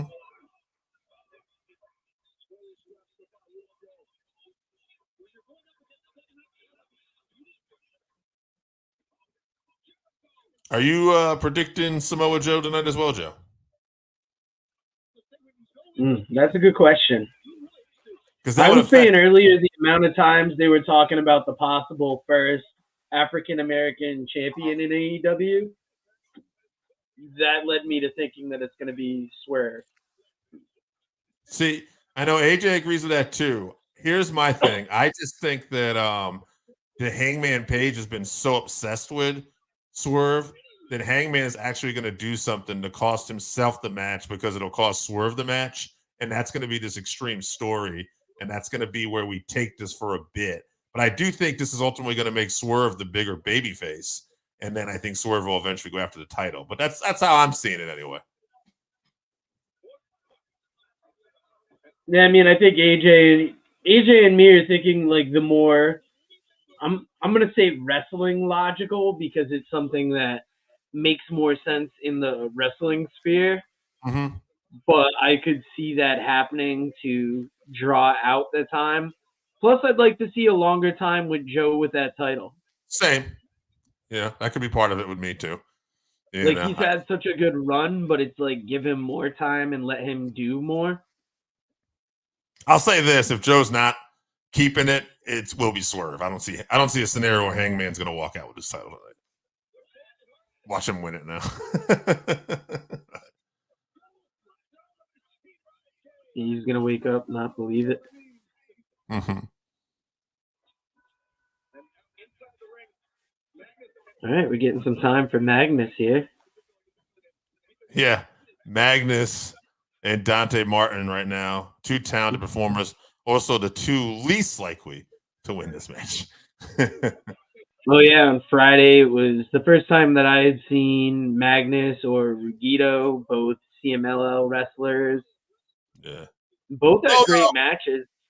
If you wanted to put, like, if it's going to be a TV match and you just wanted to have Joe defend the title, you could do a scenario with Dante Martin. Because I don't think, is this elimination? I think it's just whoever gets the pin first, right? That's a good question. If it's whoever gets the pin first, clue. I could see Dante pinning Magnus or getting a fluke roll up over an Archer. You know what I mean? So anything's possible. Yeah.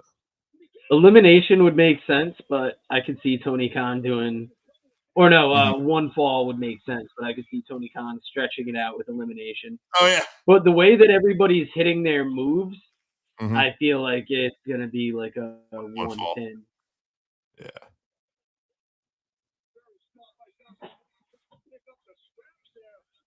Hey, anyone know that? Randy, anyone in the comments know if this is elimination? Yeah, have they said something during the commentary that we might have missed while talking? Yeah. That's one thing with these watch-alongs. Like, I've started turning up the sound a little bit so I can get a general idea of how the crowd's reacting. But we miss a lot because we're talking so often. Oh, that was not pretty from Dante Martin. No, it was not. At least he wasn't injured. Yeah. It's almost like he's trying to move too fast. Here comes Magnus now. You know, Magnus even has a little Sting decal, it looks like, on the side of his mask. Unless that's a regular part of his mask. But it almost looks like little crow Sting faces. I mean, you don't know, right? I mean, he's got an armband, too, that it looks like the same.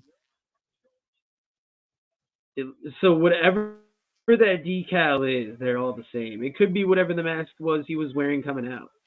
Like I said, this is one guy I'm not super familiar with. It does look like Sting, though. Yeah, I think, it is Sting.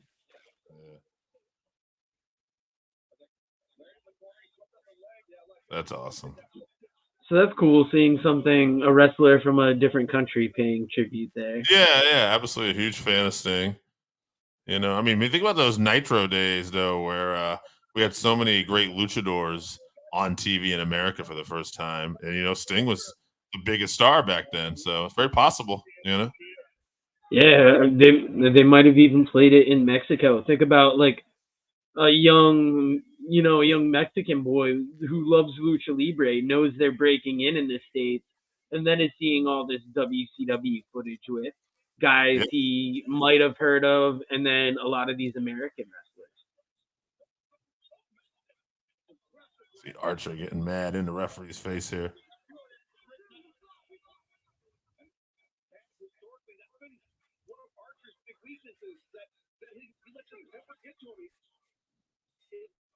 Oh. Yes, this is a crazy match, Randy. It's picking up in here.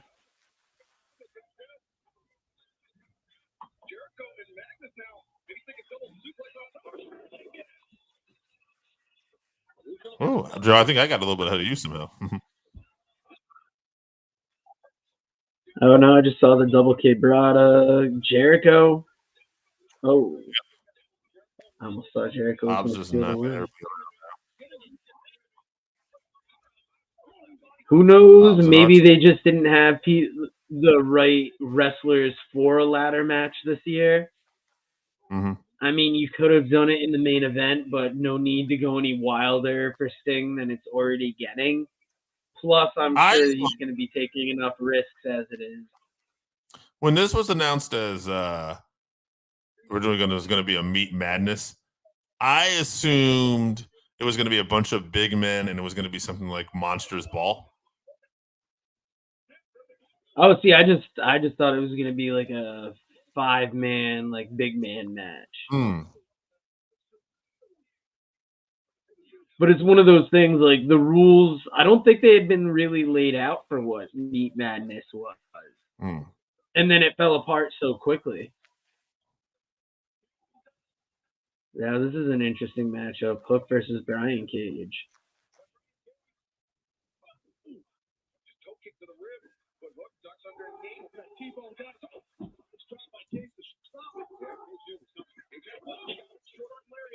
Wardlow and Cage now. Missing that discus lariat. Big German. Archer in now. He's getting German. Go behind. Nice suplex from Wardlow. Yeah, Wardlow suplexing everybody. You get a suplex. You get a suplex. JC John commenting on the Instagram. I'm slipping on reading these comments. Isn't Miro? But I'm like, I was kind of, Miro is hurt. Yes, he is. Oh, a hook now. Got that choking on Wardlow. Hook's a guy I just counted from this match, but I thought Cage was about to pick both of them up. Here's somebody that has been protected well in AEW at different times. You know, he's only had 2 losses. Oh, look at this. You're about to see Jericho. Oh, wow. Okay, so Wardlow's got the walls of Jericho and the choke on him by Hook. Wardlow looking like he's trying to power out here. Oh, here comes Cage. And it's tough because no matter how big they try and build Wardlow up for a certain time, it always seems like the ball is dropped like shortly after. So we've seen like 2 or 3 times where Wardlow has looked strong out there, and then they just didn't. They they didn't or they weren't able to capitalize on it, one or the other. Jericho and Hook facing off in the middle of the ring here. This is an interesting face-to-face. Yeah, great opportunity for Hook, getting some ring time with Jericho. Gives him a big Another great suplex. thing about this is it's setting up future matches for, Dynamites down the road.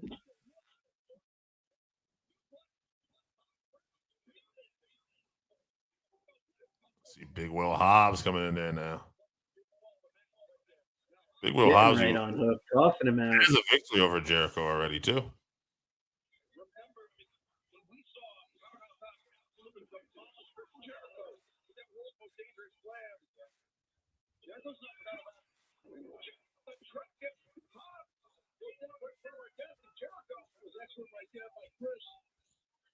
Yeah, this multi-man match definitely has the feel of two men getting in there at a time and featuring each other.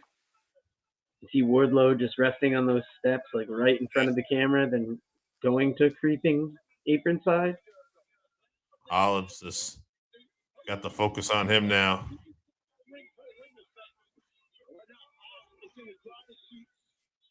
Oh.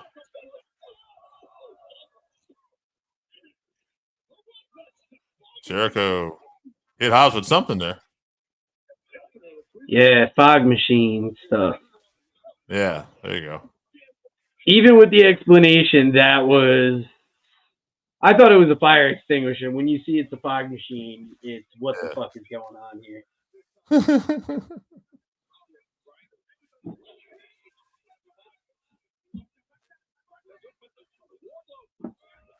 Hobbs and Brian Cage going at it now. Wardlow and Brian Cage.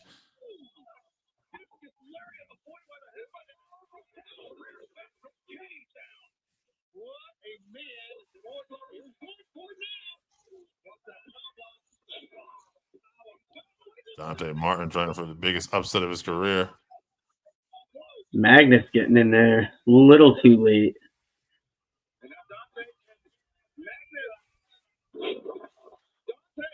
Doesn't see Lance Archer behind him. Oof, breaking up that choke slam and gets caught with a lariat instead. Oh.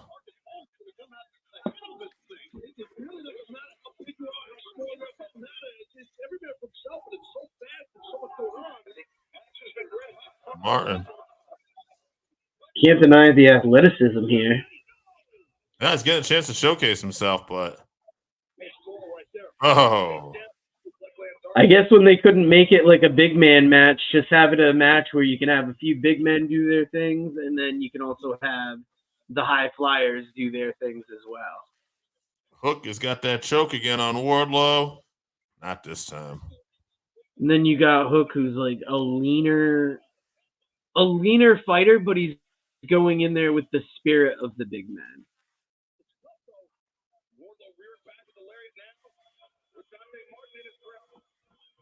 Oh, huge power bomb. That's it, baby. Wait a few seconds. Pin is happening. AJ called this one correctly. Yes. It was about the ending we expected to see. And Dave, since you're about to head out of here, you want to tell everybody about your favorite sports drink / seltzer? I mean, you're talking about Game Up, baby. It's low carb. Tell me how many calories it's got, Joe. I don't have my notes in front of me. You know what? I'll just let myself tell you. We'll play a quick commercial. If you haven't tried Game Up, then you are missing out. Imagine your favorite seltzer and your favorite sports drink had a baby, but it's way better than that. Each can is 110 calories, low carb, 4.9 ABV. It's a nice light drink that is not light on flavor. Game Up comes in fruit punch, orange, lemon, lime, and grape. Pick it up at drinkgameup.com or at your nearest liquor store. And with that, the man called Dave is out. We are watching a video for Orange Cassidy and Roderick Strong popping up. Thanking Dave for jumping in.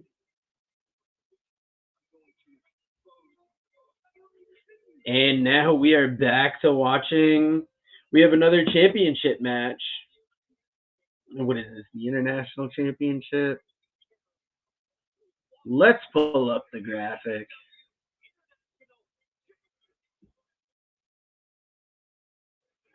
AEW International Championship, Roderick Strong, Orange Cassidy. That was a very fun match, Randy. And now we are getting. Let us know. Let me know in the comments who's winning this. Will it be Roderick Strong taking that International Championship off Orange Cassidy, or will Cassidy retain?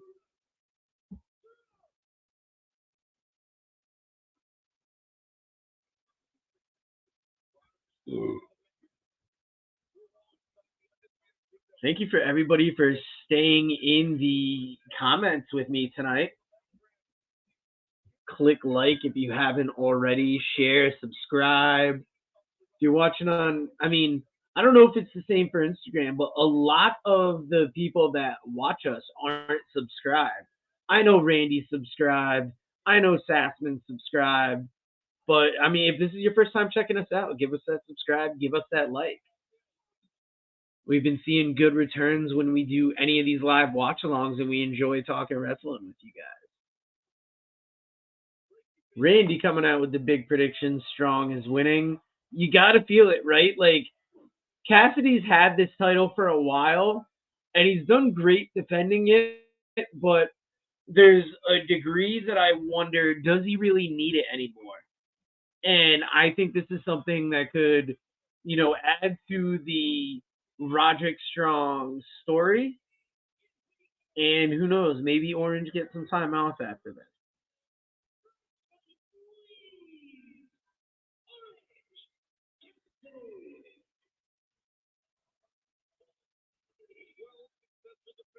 He's a Tony Khan favorite. The crowd likes him. I thought he was amazing on an independent level. And then it was almost like he's been featured, I don't want to say too much on like the big level, but to me, the character could use some freshening up. It feels stale to some degree.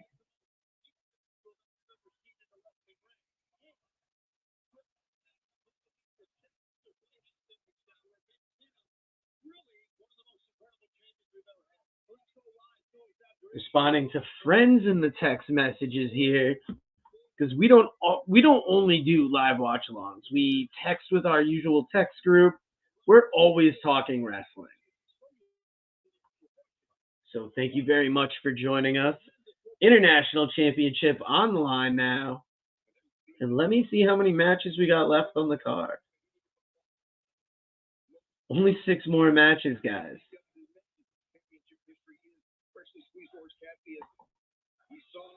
And the bell is about to ring. Orange Cassidy, Roderick Strong. See, you got all that tape on Cassidy's sides. I feel like they're kind of alluding to something. Good point from Randy Osga here with Wardlow winning. It only makes sense that Strong wins as well.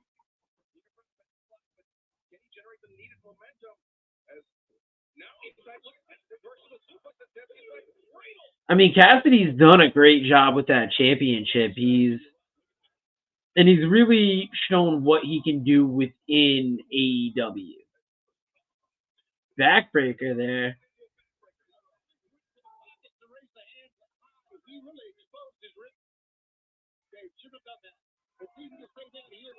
So yeah, that midsection heavily taped of Orange there. I got to feel a lot of the stuff around that main event, and hopefully where the time goes is in tribute to Sting. Because 6 matches, that is quite a bit here. We've had so many matches already so far. Let us know in the comments your match of the night. What match you're most excited for. How have you been enjoying the live stream? Is there something you'd like to see us do in live streams that we're not already doing? We just started doing this for Survivor Series. We're trying to really grow the art now. And we promise it's not going to be too often that you're going to get solo watch-alongs. Solo watch-alongs are really only going to come at a time where we want to get a watch-along out and there's nobody else that could do it. Like for Elimination Chamber, day before, Dave realized his schedule would match up enough where he could do it, and he figured why not. And when he said he was in, I said I would jump in. I was going to do tonight because I wanted to keep up the string of shows we talk about. See if as many people are staying into these watch-alongs that we do.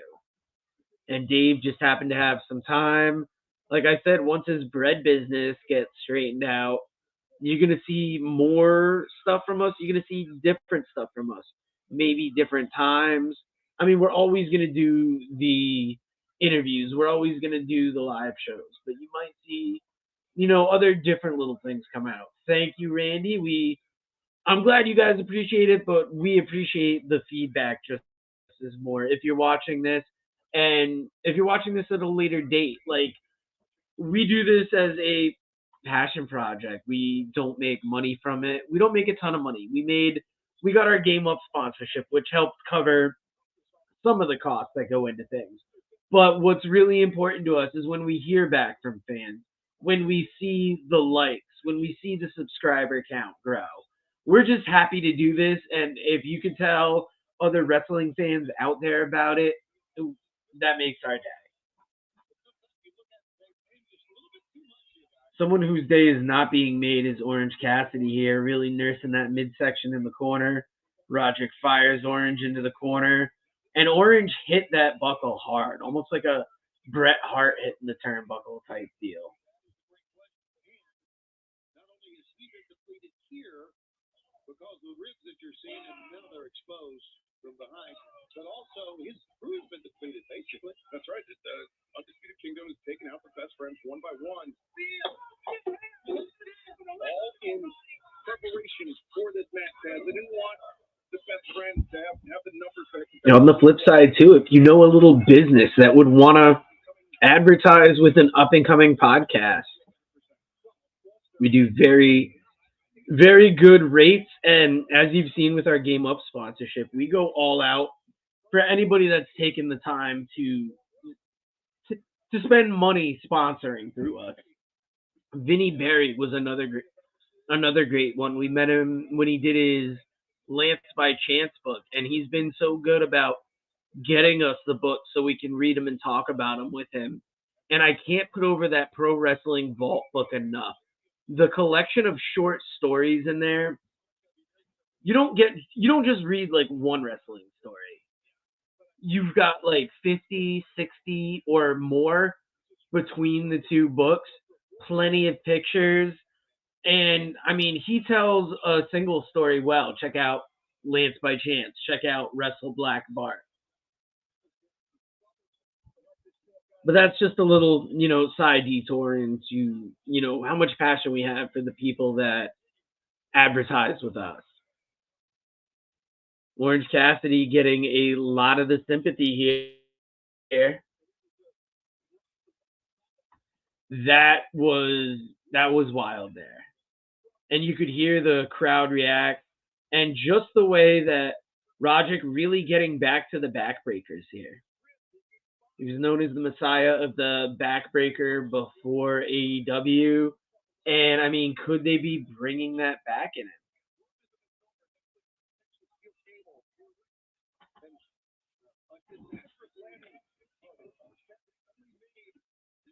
Sorry, I got my cat walking around the chair here. I thought Thor might be featured up in the camera shot. She's walking out of the room. Don't worry about it.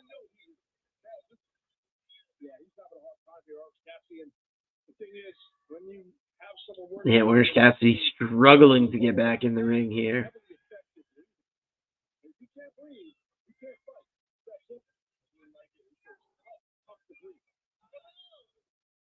Really interested to see in this main event what other little things we're going to do to highlight the career of Sting. I didn't watch the hype video for this. AJ said it was great, had him emotional. Yeah, Kyle O'Reilly, he's a guy that came into AEW with all these guys, has been out so long, that would be a great return. Another guy that had a run in NXT, got featured well, but I just feel like that team of O'Reilly and Fish was one of the best ROH tag teams in a long time.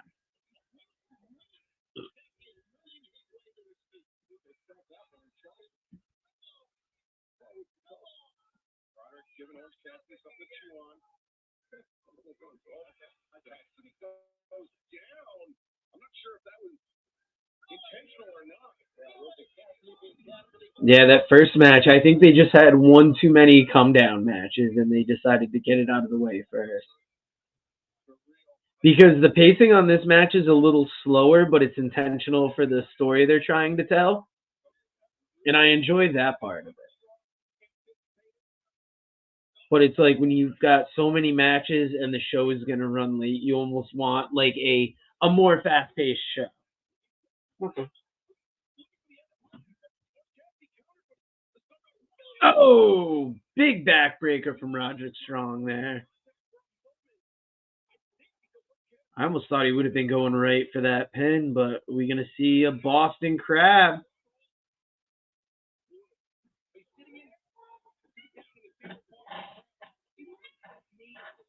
There she is. Thor coming up into this shot.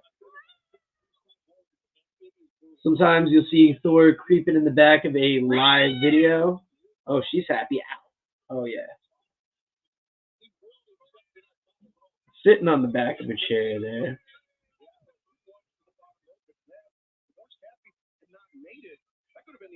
Orange Cassidy struggling to get to his feet. Boots to Strong's midsection. Catches. That was a nice catching him in that backbreaker off the ropes. Even though it wasn't pretty, that thing looked effective. And Roderick Strong really getting that Boston Crab and then digging that knee into the back as well. And you can see Orange Cassidy doing everything he can to avoid tapping out here. The emotion slowly turning back over. Oh! Nice counter from Cassidy there, getting out of it.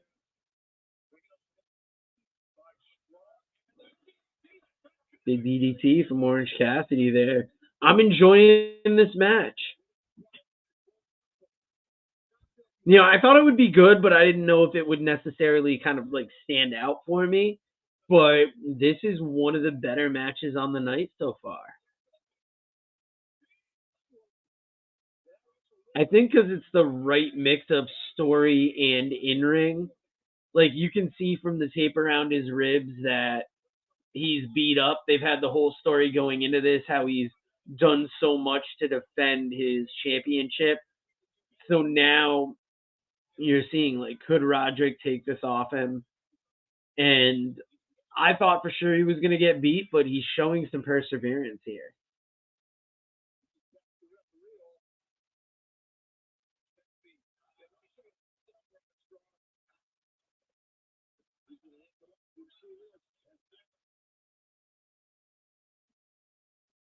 Yeah, you're going to have to forgive the yawns a little bit.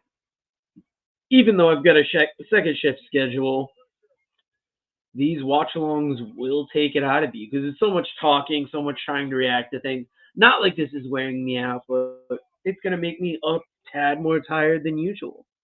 Not as tired as Orange Cassidy is here, coming off the second rope. Lining up for Roderick. Hitting the Panama Sunrise. Hooking the leg. Oh! That was so close. That was like 2.5 there. If I was calling that live, I'd be mad at my lack of enthusiasm on that count out because, I mean, you wonder if he was going to get him. It was so close.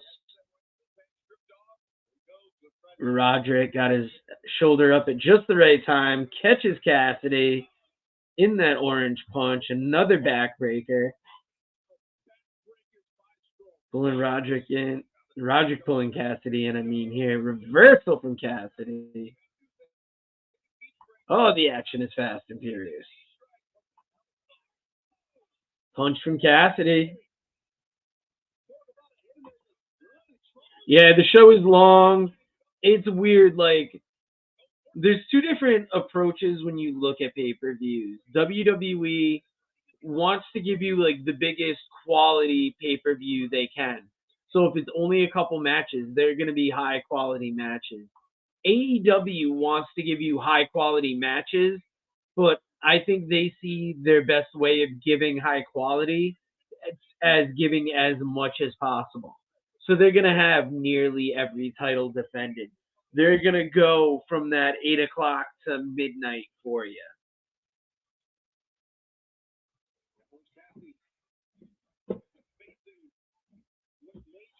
And sometimes it can be tough to watch as a fan. It's definitely tough to broadcast, but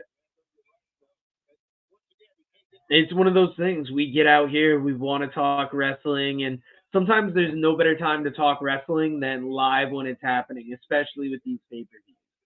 Anybody on Instagram, let us know, what matches have you been most excited for?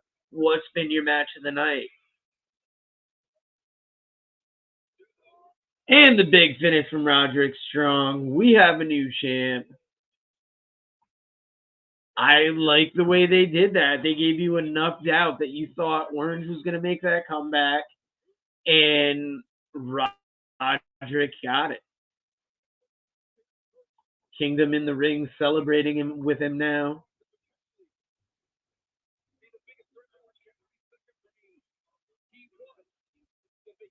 All right, let me look down here.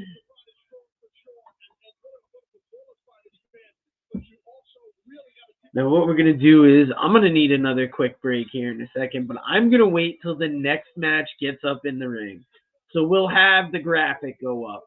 We'll have talked about the match going into it. Oh, Kyle O'Reilly is back. This is big. He's almost got the carrying crosshair here now. See, and I was talking about this earlier. If we were going to get a surprise, the surprise that made the most sense is somebody returning from injury. Okay, we saw the hug in the ring. They offered O'Reilly the Undisputed Kingdom shirt. Everything would tell you that he would be returning with them. But when he was with Bobby Fish, there was talk of him breaking out on his own. And we've almost seen these guys do similar type storylines. So it seems as if O'Reilly is going to... He's still a friend with them, but it doesn't appear he's joining them.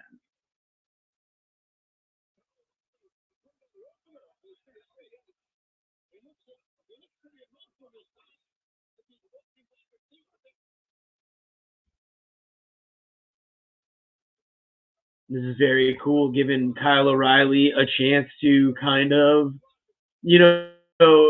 expand on the character he's been given as well. Is this a future direction for the International Championship? Is this an interaction we see on Dynamite this Wednesday?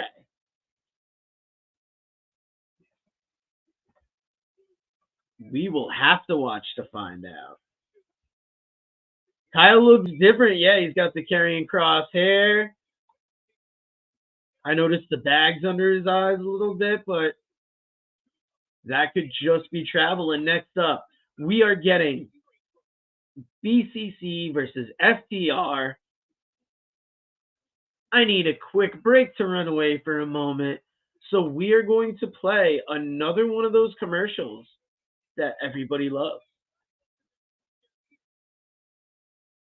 If you haven't tried Game Up, then you are missing out. Imagine your favorite seltzer and your favorite sports drink had a baby, but it's way better than that. Each can is 110 calories, low carb, 4.9 ABV. It's a nice light drink that is not light on flavor. Game Up comes in fruit punch, orange, lemon, lime, and grape.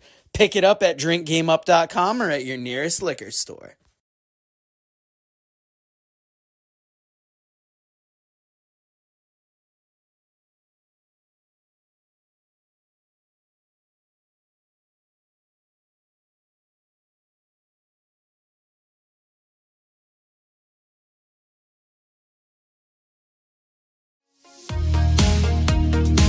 Read about the Northern Wrestling Federation in the book presented by Russellville.com, The Pro Wrestling Vault, Volume 2. Hear the story of Roger Ruffin, the man who trained Carl Anderson, the Monster Abyss, Jordan Clearwater, Chris Harris, and Jillian Hall. Plus 45 other short stories including Jazz, Bobby Eaton, Kamala, Thunder Rosa, Mario Mancini, Scott Casey, PJ Black, Kerry Morton, Sal Renaro, Jeremiah Plunkett, Colby Carino, Bam Bam Malone, and many others. Get your book today at Russellville.com. Russellville, it's where wrestling lives.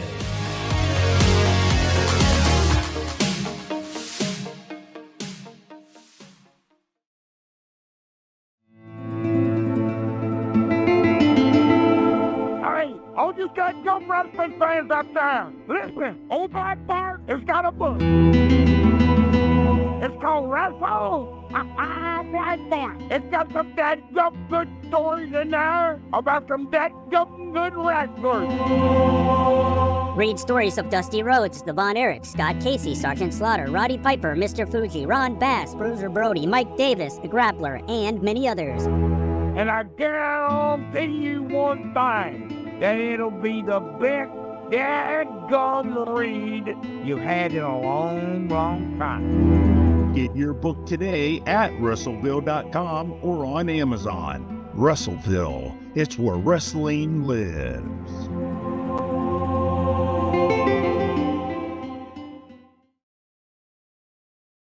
Highly recommend that Wrestle Black Bart book. Love the Road Warrior shoulder pads with these guys coming out. I was excited for this match already, but I'm that much more excited now seeing that. And it's time for another game of hard hydration. 110 calories, 4.9 ABV, 1 gram of carbs. If you are living in the southeastern Connecticut area, you can get it at La Bella 2 in the Montville, Uncasville area. Here you got FTR coming out in the Greensboro Coliseum. Got to be huge for them. It would have been awesome seeing them in that Sting retirement tag match, but I don't know. I don't know if you could have found a better match for them than this.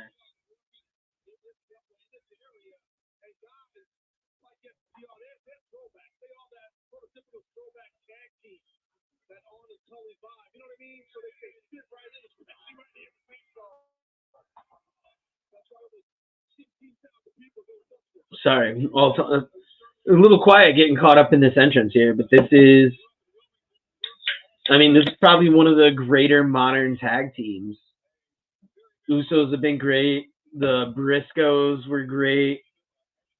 And there are a lot of good tag teams, but FTR is that standard that gets set in the business type good.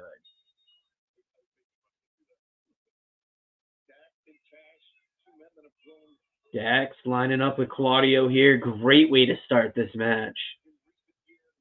Let us know in the comments who's winning this one, folks. Is it FTR? Is it the Blackpool Combat Club?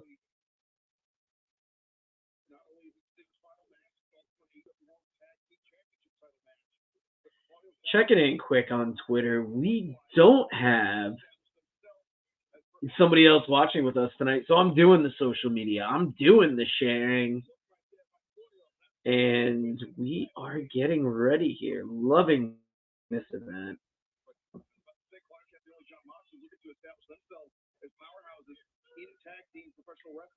better way to do it, Tony, than to defeat three-time former champions in FTR? They would put you right up to the top. There is no question.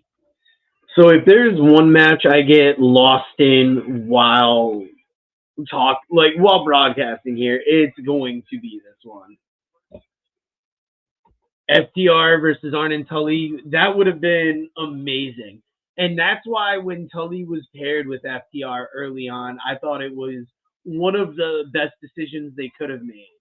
And I don't know, I can't remember why they shut it down, if we even heard the reason, but that was like one of my greater disappointments. I loved seeing that pairing. You can see at the bottom of the screen, there's a Revolution sale, 20% off everything. Using code REVOLUTION ends at 1 p.m. tomorrow.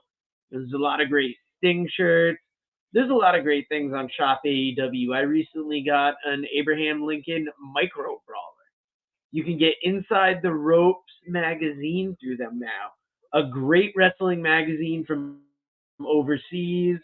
Keith Elliott Greenberg contributes to it. Brian Solomon contributes to it. There was a big episode where Jim Cornette was on the cover, and Brian Solomon did an article on the inside breaking down the territory. Can't say enough about that magazine. It's available through Shop AEW or go to InsideTheRopes.com. Seeing slaps being exchanged between Claudio and Dax right now.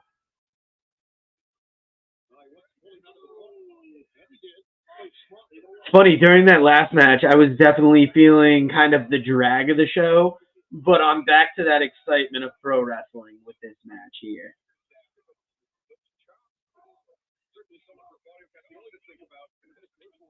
I think the next big set of events we have coming up is WrestleMania.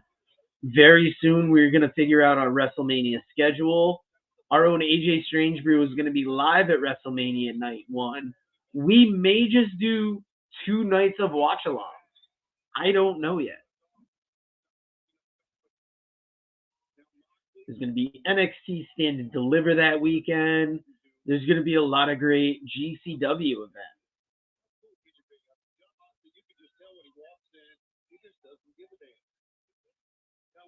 Moxley in the ring now with Cash. Took me a minute. I had to remember whose name was who there for a second.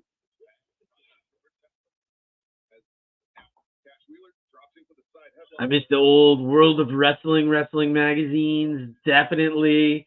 There was an idea I wanted to start at the beginning of this year. I wanted to do the Magazine Mania podcast. I did 4 episodes of them. I did 3 episodes of them. The 4th episode was produced, and halfway, GCW Bloodsport, 100%. Nick Nemeth versus Speedball Mike Bailey. Because I'm such a fan of wrestling magazines, I wanted to do a podcast dedicated to featuring them each week. Who knows? Maybe that could be the subject that would pop up in the Working Fans. I wanted to do it as its whole own thing. I figured if I started up one podcast, let me see if I can get another one started up. And the tough part with that is it's tough because I don't know how a lot of listeners of podcasts think these things go. I don't know if they think we just turn on the mic and start talking, because we've even podcasted with people that feel like that. And for me, a good podcast is a lot of prep work. It's a lot of knowing what you're going to talk about. And it's easier for something like this, where the toughest part is coming up with subjects to talk about and then talking about them. With Magazine Mania, it was making the episodes and then scripting them out and then doing the voiceover work. And it took a lot of time.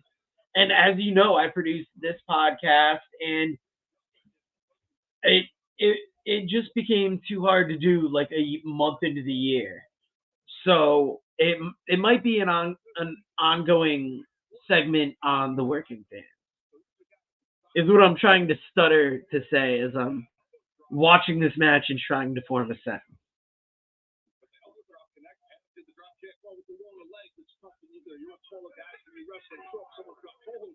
Wrestling magazines is definitely one of those things I really miss in the wrestling business. Pro Wrestling Illustrated still does great work. Brian R. Solomon contributes to them.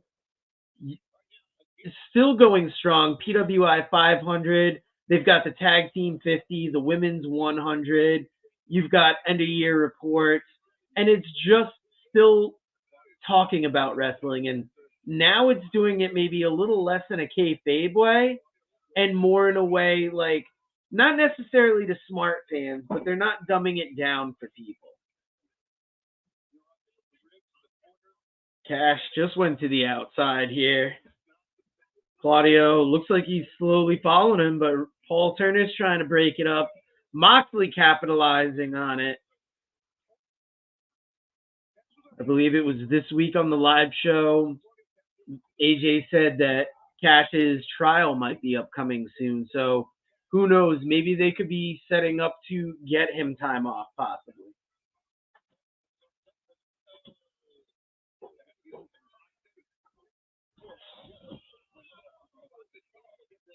No disrespect to Game Up, but we have such nice weather. I'm going to be popping off this hat here for a second.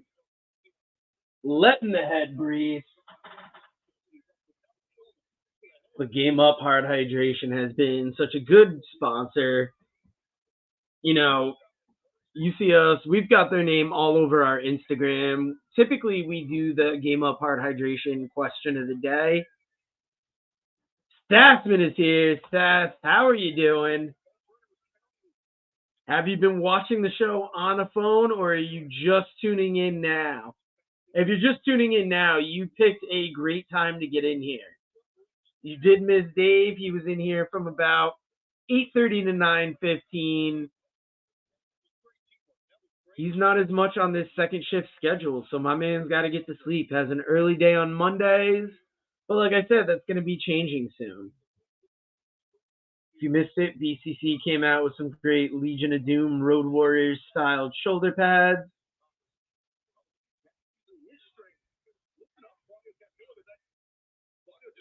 And this has been a great fight between two formidable teams in this division.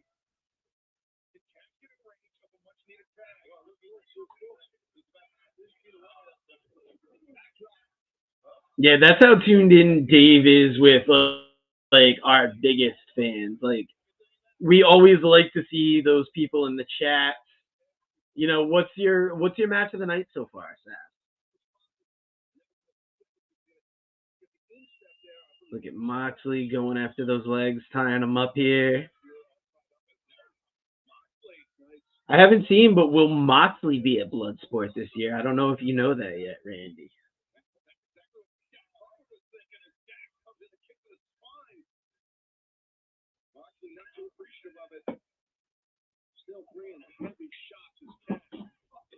I gotta say, I really prefer the Saturday night pay-per-views over the Sunday night.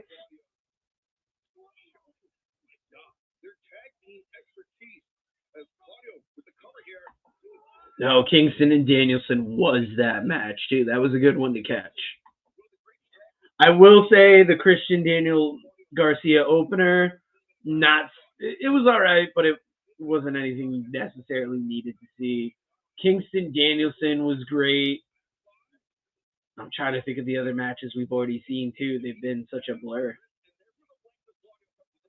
The Orange Cassidy, Roderick Strong match was great. You know, and they've just been rolling along here.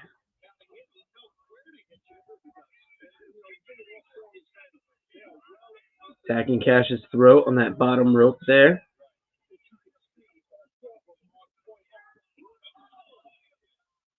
Now, anybody watching, Ospreay has not wrestled yet. I have a feeling that almost might be the next match.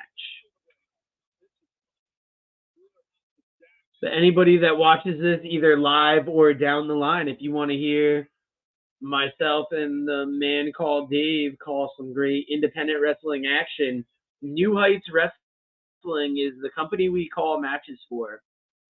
And if you subscribe to their YouTube, they've been slowly rolling out the last event we did, which was the Bulldog Bash. The Bulldog Bash Battle Royal. The winner doesn't win anything besides a trophy, but what winners of that Battle Royal have gone on to do later in the year that they won it has been huge on people's careers. So that Battle Royal came out recently. It was I can't remember. It was a Sam Phoenix match I know we called. Trying to remember who he stepped in the ring with, but they're slowly starting to roll out the matches. So tune into their YouTube to check that out. And speaking of big time wrestling, you see they announced some dates and big time. Yes, Big Time Wrestling has a great card. Former guest of the show, Amber Nova, is on that show. There's going to be appearances by Matt Riddle, Kurt Angle. I forget who else is advertised for that.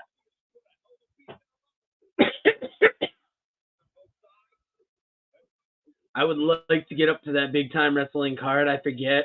That's coming up in March, if I'm not mistaken. Right, Seth?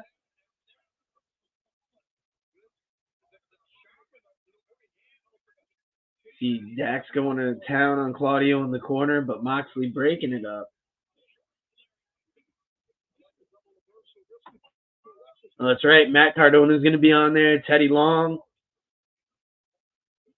If you've never been to a big time wrestling show, they are amazing. You know, they have a good amount of local people featured on the show, but they will also have, you know, a couple big stars, and they always bring in big stars to meet and greet and sign. So I believe the next one is at the Webster Town Hall, Webster, Mass. You're going to have to check out Big Time Wrestling's social medias to know when that is coming up.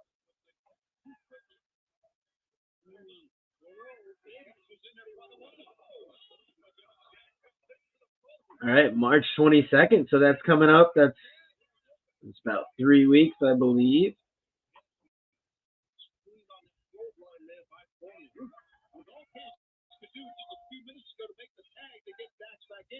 Let me do the math on that. That is a Friday night, so that could be an interesting trip for the Working Fans podcast to take. Maybe the Man Called Dave and myself can make an appearance, possibly even line up future interviews. Kurt Angle will be there too. That's quite a loaded card.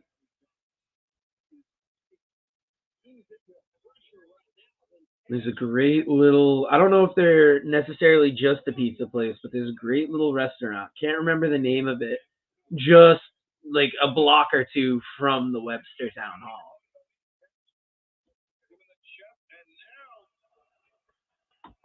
Oh, Sassman getting the lucky change starting on first shift next week. I sadly did not get the job I was looking for, so I am going to be stuck on second shift for the summer. And as the summer heats up, it's going to get a little shakier for me on here. I'm still going to be behind the scenes. Live watch-alongs, we will see how those go. The summer in the warehouse is not fun. Sassman, congratulations on getting first shift.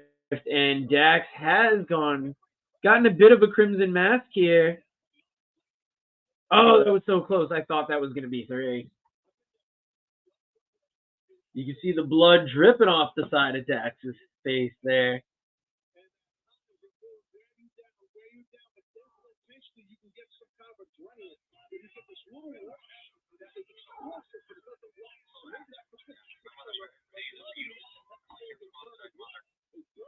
Oh, that's very nice. My buddy was telling me that his wife, who works for a big local company, they have had new warehouses opening in the Stonington, Norwich type area. So that's cool that you're getting a first shift warehouse job. I might have to contact you off the air if they have more openings for first shift warehouse. But I imagine that's what everybody wants. Entry level seems to be that second shift warehouse. Sorry, this isn't the Working Fans Warehouse cast. It's the Working Fans podcast, but we wanted to celebrate Sassman's accomplishment there.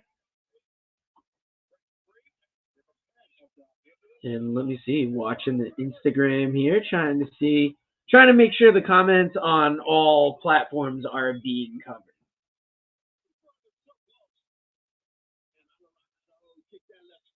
Now you got Dax bleeding buckets in the middle of this ring. Moxley is taking a beating, struggling to get up onto his feet. Yeah, it's really tough. Sassman makes a good point about it's tough to catch up on wrestling on second shift. Like, you can, but live shows a lot of the times are out of the way. I don't watch a ton of wrestling live as it airs on TV. I'll try and catch, like, during the summer, I can't catch Raw very much at all. During the winter, I've been better at catching it, but it's like those weekend shows I'm good for, but a lot of stuff you have to watch at a different time. Ask Dave about it. He watches it. Sometimes he puts it on the iPad and listens to it in the truck as he does his bread business in the morning. Oh, a little bit of a doomsday device there from the top rope from Claudio. Moxley went for the pin. Claudio tried breaking up the interference, but crashed into everybody. The pace of this match is definitely picking up. Are you watching AEW Revolution Live? Let us know in the comments. I've got another TikTok live running here because trying to capitalize on all audiences, see where those wrestling fans are. And I know if there are wrestling fans watching AEW Revolution right now, they are wanting to talk about this match. Came together within the last couple weeks. It was, it was a disappointment for a lot of people because a lot of people thought FTR should be in that match with Sting's retirement. If you guys like what you're seeing, hit that like button, hit that subscribe. It all means something to us. We do this for the love of the game, and you're catching us during a live watch-along for AEW Revolution. So I appreciate you watching, but if you can, hit that like, hit that subscribe. Hit that share button. I don't know if TikTok has a share button. Taking a minute out to talk to the people exclusively on TikTok, and Claudio has Dak set up for the big swing. You gotta wonder how much blood is dripping off that big swing all over the ring here. Oh, wow, that was so close. I thought they were gonna wrap that up there. I didn't want to see FTR lose, but I wouldn't have been heartbroken to see BCC win. This BCC team, there's been a lot of talk about them keeping up with the names since William Regal left, but I think it's such a good collection of wrestlers, and the way they've been featuring these guys and the things they've been able to do. And Moxley going to bite the bleeding head of Dak. Dax 100% thought it was over. How are you guys watching this? Are we watching on Bleacher Report? Are we watching on Fight TV, possibly through a VPN in a different country? Is it on traditional pay-per-view? Are you just watching it on straight-up pay-per-view?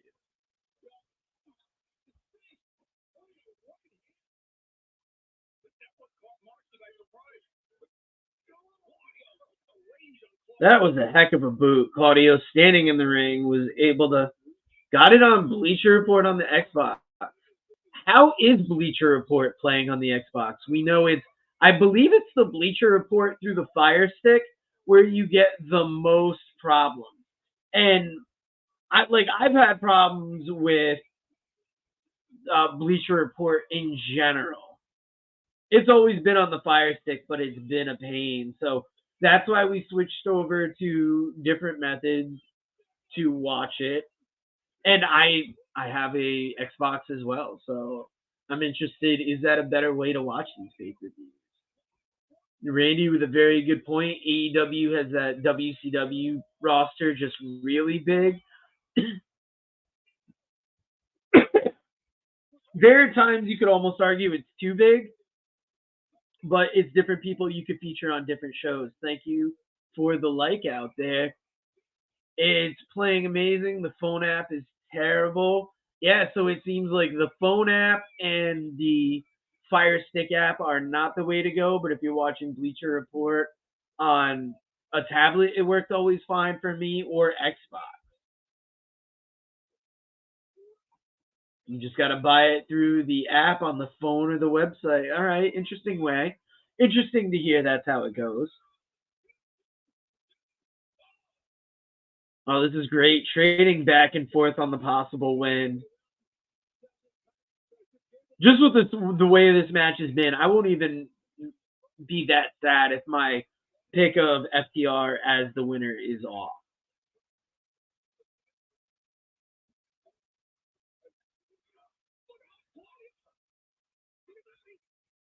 Yeah, love playing on the Xbox, Seth. If anybody out there on TikTok or on any of our feeds wants to add me on Xbox, I believe it's Head Joe. That's HED Joe. And, you know, I play some FIFA. I've got some Madden on there. I just recently started Humankind. It was a match that I had seen, or a game that I had seen on Game Pass that I picked up a while ago. And yeah, Randy, I was so busy talking about my video game interest that match, the finish to that just kind of passed me by. But that was a hell of a match. But I feel like the one way you kind of pick up the pace after a match like that is going to an Ospreay-like match, because you've got Ospreay and then you've got the 3 title matches left. So at least on the Instagram, YouTube, Twitter, and Twitch, I'm going to hit you guys with another couple commercials, and we'll wait to see what the next match is. Read about the Northern Wrestling Federation in the book presented by Russellville.com, The Pro Wrestling Vault, Volume 2. Hear the story of Roger Ruffin, the man who trained Carl Anderson, the Monster Abyss, Jordan Clearwater, Chris Harris, and Jillian Hall. Plus 45 other short stories including Jazz, Bobby Eaton, Kamala, Thunder Rosa, Mario Mancini, Scott Casey, PJ Black, Kerry Morton, Sal Renaro, Jeremiah Plunkett, Colby Carino, Bam Bam Malone, and many others. Get your book today at Russellville.com. Russellville, it's where wrestling lives.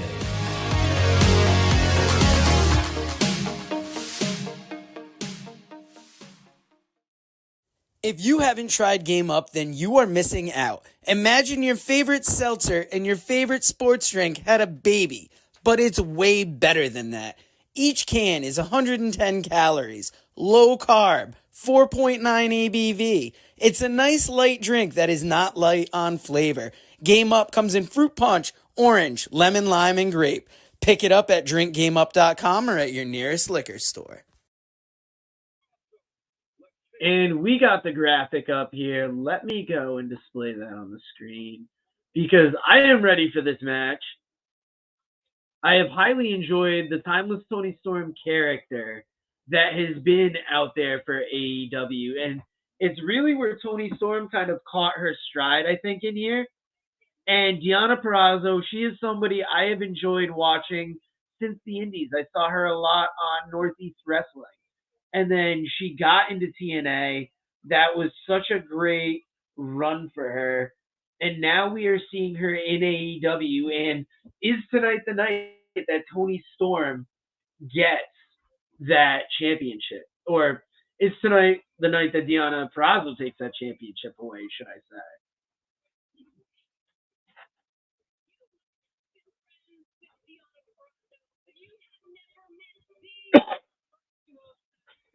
It's great that they've had so many inherent storylines to go into things here. Just having the connection that these two have had before this.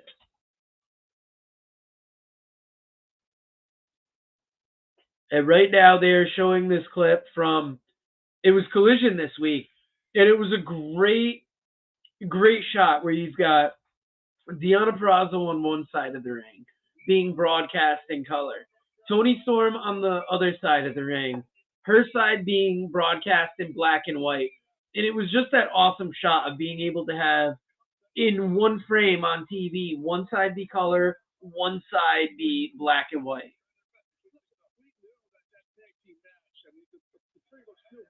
Nice little sit, buddy. Got the dog walking in the room here. He is excited for AEW Revolution. Everybody watching on TikTok, let us know your match of the night. If you're watching on Instagram, YouTube, Twitch, or Twitter, let us know your match of the night. I have a feeling my match of the night is about to step in the ring.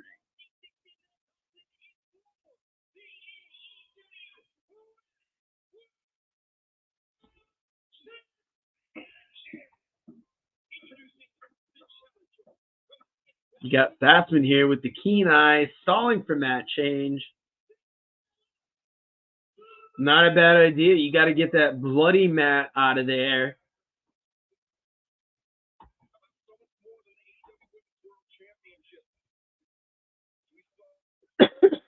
Including this match, there are 4 matches left on the card. AEW Women's Division, it's debatable.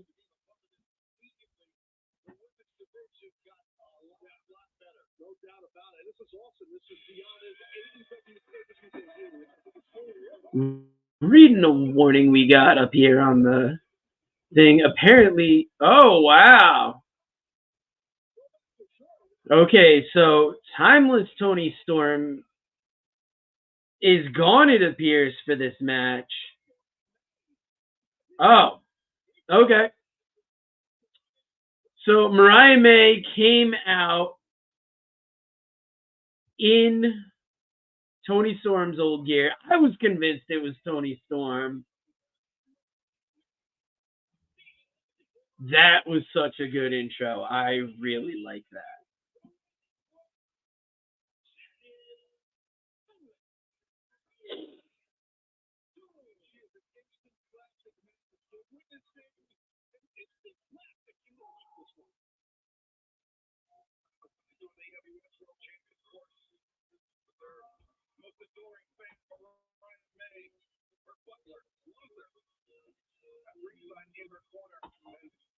Midnight or later, possibly. That's the tough part. Luckily, Dave was able to go to bed. I am not going to let you down. I will be here till the end.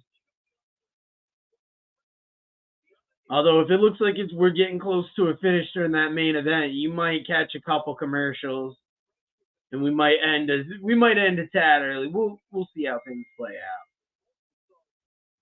It's usually a lot easier to do these things with 2 people.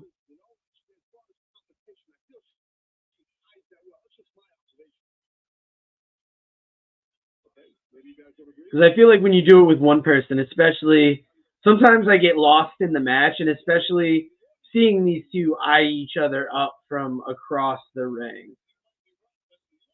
And all that's gone into the story about their friendship and how they've built this up.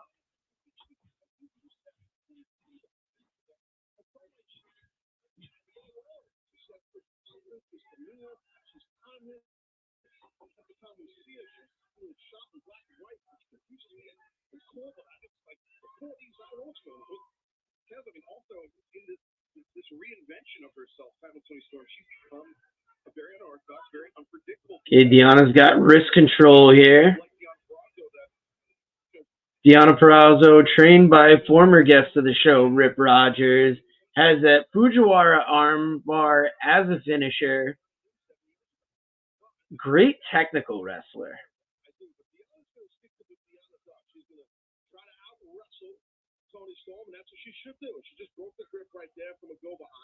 Sassman pointing out Toni Storm wearing that weight belt.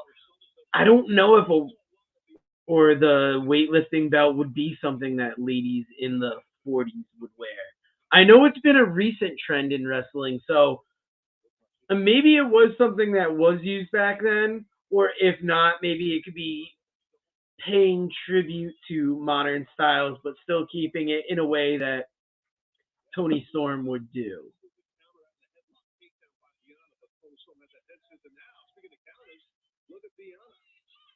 She's really nailed this old-time character quite well. And has made such a name for it.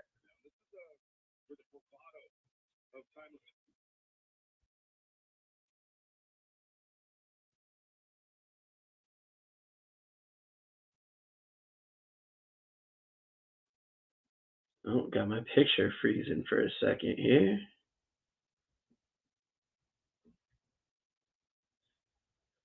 So we're going to exit out of the app, jump back in. I'm going to be missing the action for a little bit, but if anything big happens while I'm trying to get this technical difficulties straightened out, let me know. Assassin, I feel like you're saying that joking, but I feel like there's a real possibility of that happening. happening maybe at some point down the line, possibly. Oh, moving the camera here.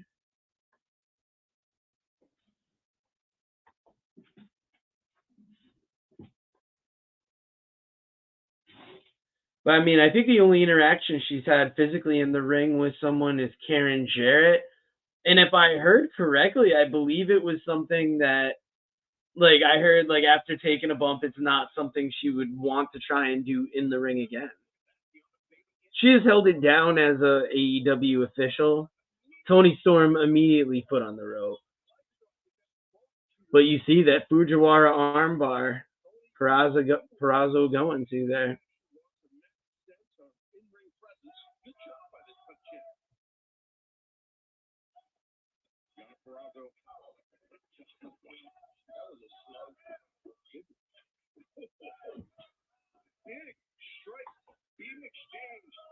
That would be something. It would, you know, we've seen her so much in the ring that Aubrey Edwards is already established as this AEW women's figure. But Sassman, I don't know if you were here for this earlier. Do you see Toni dropping the belt tonight? And if not, does that show in Boston possibly affect that possibility? Because I feel like if Toni's going to drop that belt to anybody, it could only be to the incoming Mercedes Moné. And I mean, Moné is debuting next Wednesday in Boston, so supposedly that's what it seems like they're leading to.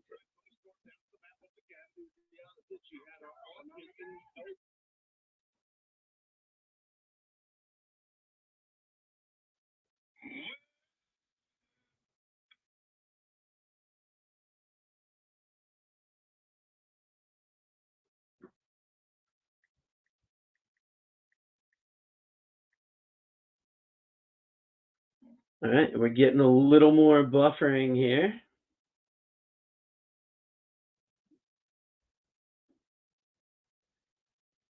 Okay, you see you're keeping the belt due to interference, so you think Mariah May is going to be getting in there, possibly.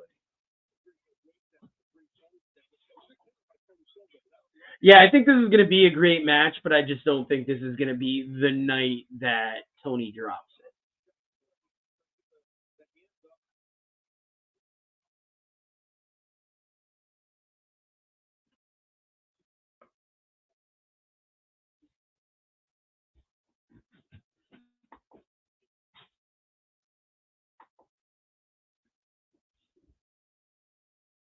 See, the only reason, like, I don't know, I've gotten so used to WWE pay-per-views that we should be coming around the corner to like the last match here, and instead we are.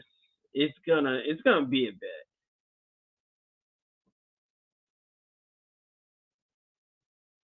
And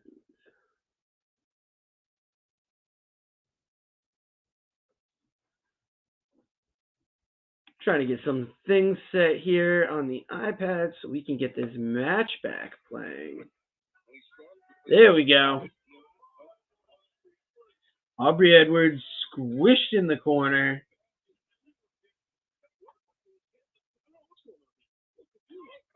Yeah, it's really got to be Mercedes taking that belt for real, right? That's how I see.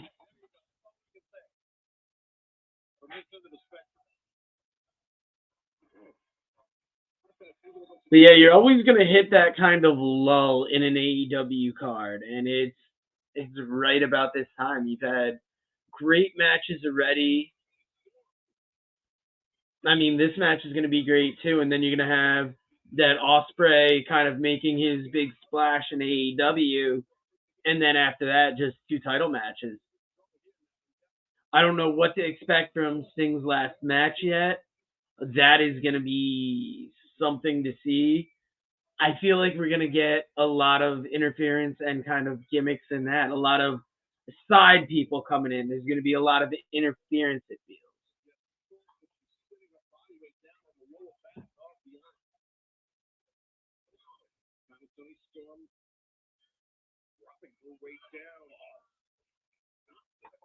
It's wild that this show is so packed that it's almost free. you almost forget that Ospreay is going to be appearing on there. But it's one of the matches I'm most excited for. I don't know if you saw on social media that poster they had up for Ospreay and Takeshita. I want to say I saw it on Instagram that they had posted it. And it was a great graphic, but it's also something that you can see them like selling down the road. AEW will do that. They'll come up with a lot of great posters and then sell limited edition versions of them. This thing just looked like a great kung fu type poster. It was something that you gotta say.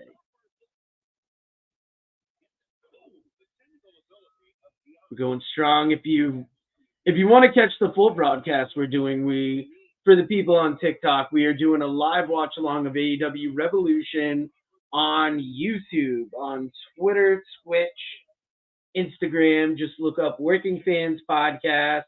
And if you like what you see, hit the like button. It just takes a second and it means so much to us because, we come on here, we just like talking wrestling, and any little bit of feedback we get always helps. Big slap from Deonna Purrazzo there.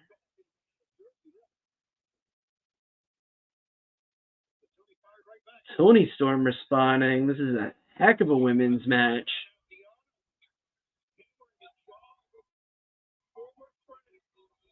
And it's tough. It's good to see Deonna in there.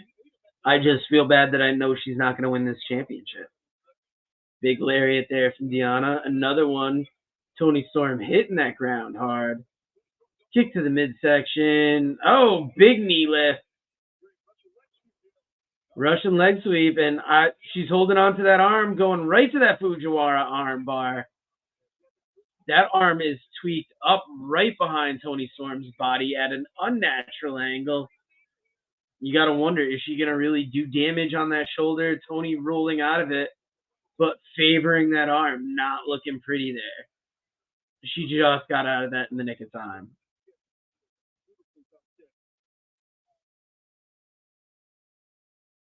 And now the momentum of the champion is wavering. Yeah, she's got to stay on her, though. Deonna's got to stay on Toni Storm. That's a good one. I've been seeing those Macho Man Slim Jim holders. There was one at the gas station in the middle of Jewett City, but I don't see him anymore. If you get a chance to ask, you should ask maybe the person behind the counter how much they're selling them for, because I had a buddy stop at a certain gas station. They told him to make an offer.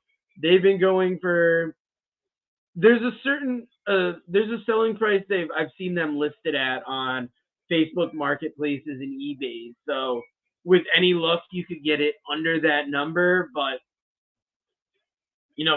maybe just mention it to them next time you see it before they sell it. You might get lucky.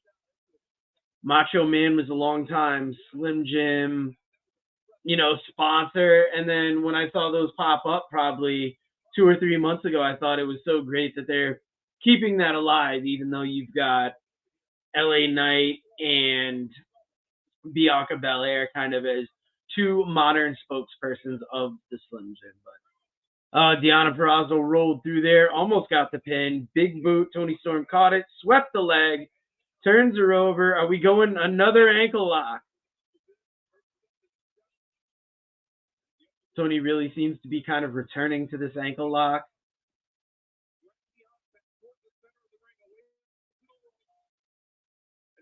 Yeah, dragging Deonna to the middle of the ring, trying to keep her away from those ropes.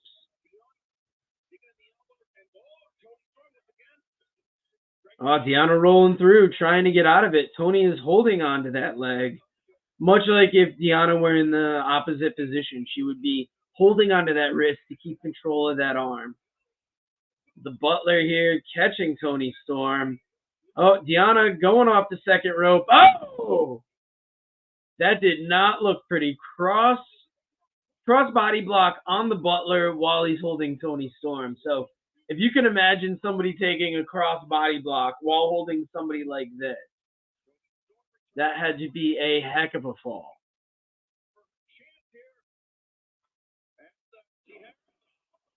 Oh, look at that. Into the arm bar again. Oh, really cranking on it now. Oh, Tony got it.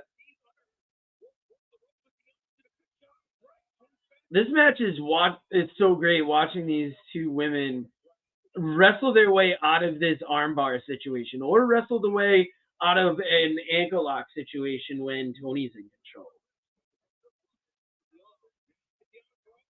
These two have put so much on each other. Deonna has both arms. The Butler getting up in the ring. Toni Storm tapped. The ref didn't see it. Deonna let go. Attacking Mariah May on the outside. Boot to the midsection. Pile driver. Toni Storm for the pin. 1, 2, 3. Toni Storm got the win there. It's sad to see Deonna lose because of the interference, but I've got no arguments with that match. That match was smooth. That could very well be match of the night.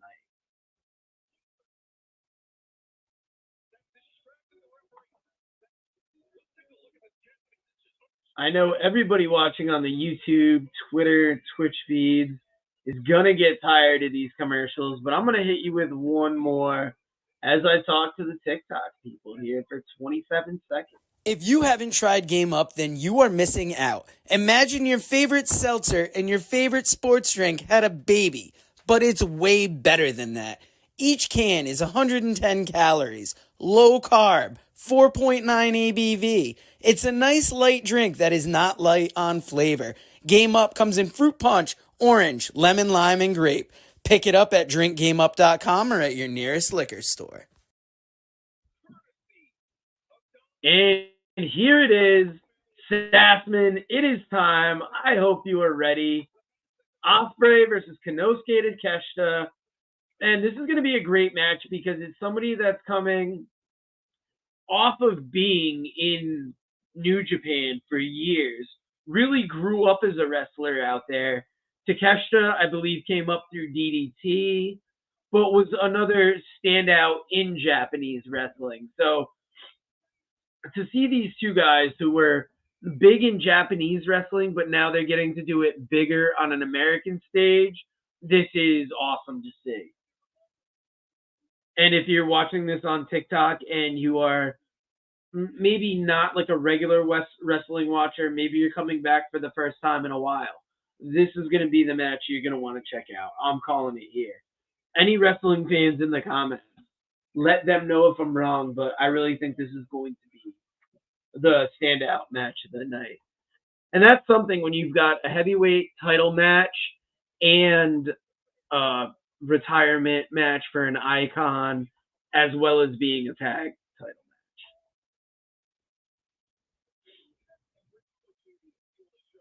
It's great that they partner with New Japan Pro Wrestling and they can show all of the footage leading up to this match and why this match is important. Because that's where Ospreay's time's been. He's had a little bit of time in AEW, but a lot of people that are going to be seeing him are going to know him from when he popped in from New Japan.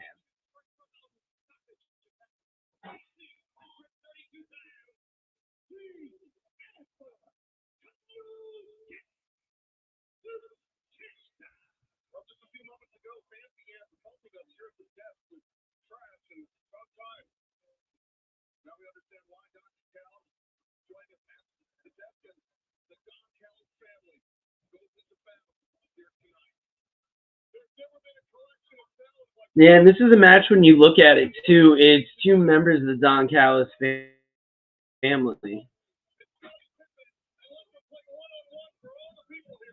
Takeshita has been involved with the Callis family for a while, and Ospreay recently joined. They've kind of had that tentative agreement. It almost seems like going forward makes you wonder, is Ospreay going to break away from the group tonight? Sassman letting us know in the comments, Takeshita not getting pyro. If I had to guess, it's because they've got Takeshita coming out as the bad guy, and there's going to be such a reaction for Ospreay that they're going to want to accentuate it with pyro. I mean, the crowd's going to be going wild, so that's going to be one way to have it.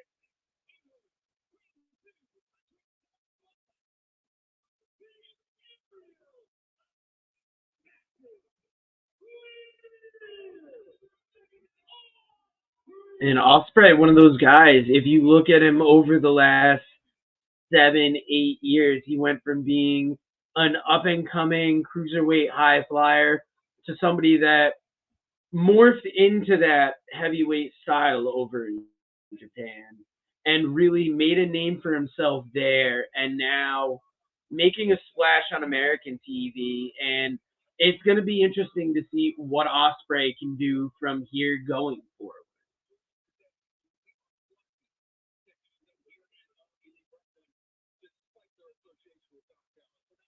If you like this match, hit the like button.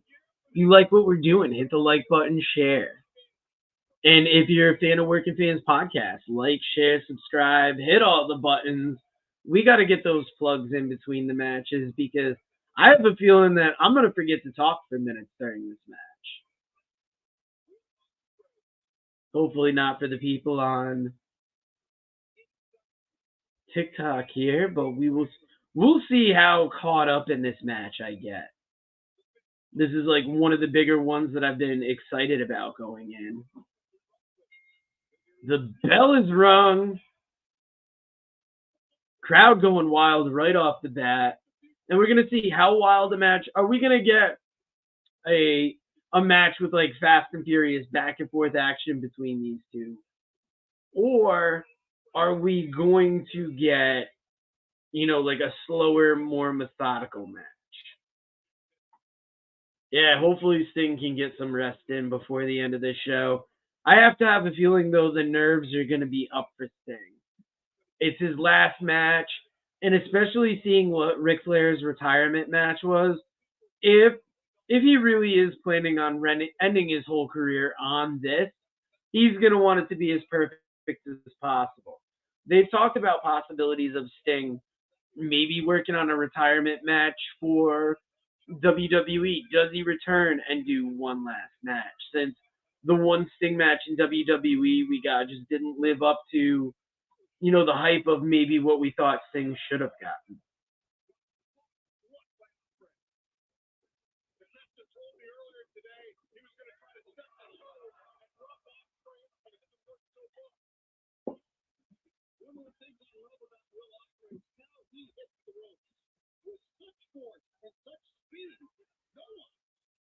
Ospreay hitting the ropes here. If you're watching, including this, for the TikTok people, because I assume they're coming and going quicker. We've got 3 matches left on the show, including the one we are in. Ospreay versus Takeshita. Battle of the Don Callis family. Battle of 2 of the bigger names to come from the Japanese scene to America. I mean, obviously, if Okada makes a debut over here, that is going to be someone else, maybe a little higher than these 2 in the pecking order of Japanese wrestling, but still important nonetheless.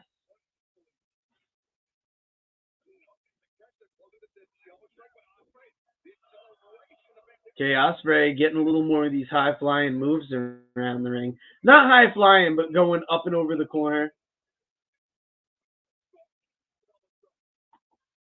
Yeah, that's the tough thing about these streams is sometimes being just a tiny bit behind.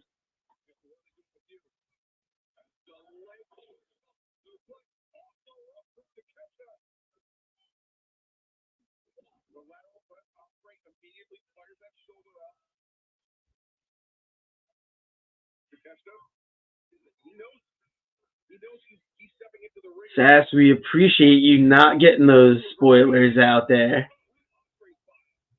And sometimes that's why I try not to even call like what's going on in the match, because we're going to be a little behind or a little ahead. For the most part, it's just being able to talk live about what's going on during these matches. We've got a little bit of talking from Instagram tonight. We haven't had much from TikTok. Not many people in the comments. Luckily, Sassman, Randy Osga. We've had people in the YouTube comments here. Great little community that watches the Working Fans podcast.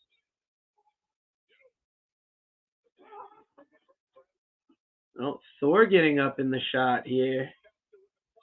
She wanted to be a part of things.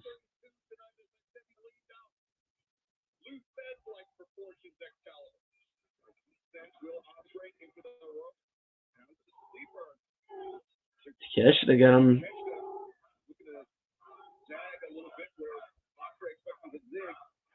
So if we're looking at 10:30 now, how long do we think each match is going to be coming up? Oh, the wrestling is not live here. This is a live watch along. If you want to watch AEW Revolution, it is on Bleacher Report. It's on Fight TV. It is on, there's other ways you can get it. Some people go for those illegal streams out there. Ooh, big forearm delivered by Takeshita there. I'm just catching that now. And it is something to see this full Greensboro Coliseum. AEW knows that there's a lot of those people out there talking about the half-full arena. So I feel like there's almost a purposeful reason for showing how full Greensboro is. They mentioned it earlier, but they're getting those camera shots in that are really catching that. Takeshita trying to go for a hip toss. Ospreay turns it into an abdominal stretch. And then completing the hip toss there finally.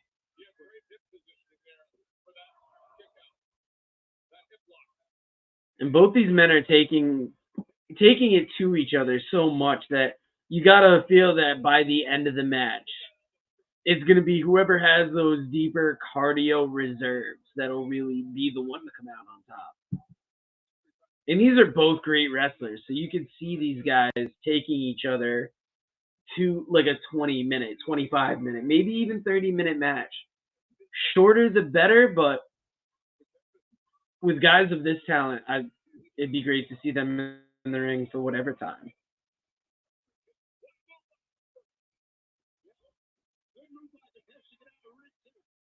All right, Takeshita's out of the ring, so I gotta feel like Ospreay is gonna do some up and over the ropes to get out there.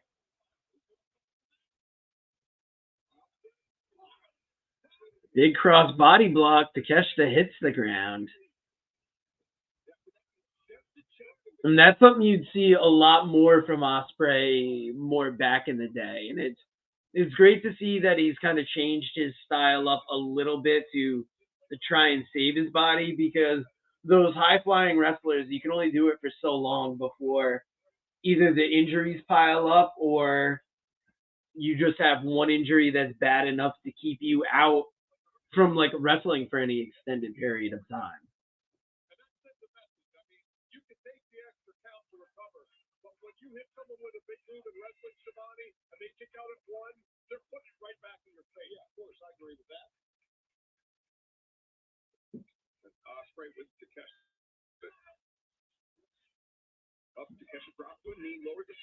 Ospreay's struggling to get Takeshita to his feet here.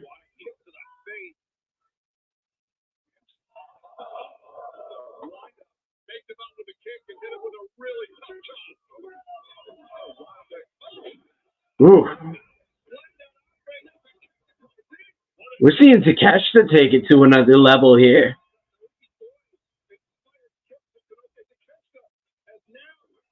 Going up and over the top rope, landing right on Ospreay in the entryway here. Oh yeah, that was a Kenny Omega type dive. And that's one thing when you've got Don Callis out here. Even though Omega hasn't been in AEW in a little bit, you've got Callis out here keeping that name going. And who could Kenny Omega return to have a match with? Will he return and wrestle Ospreay? Will he wrestle Takeshita?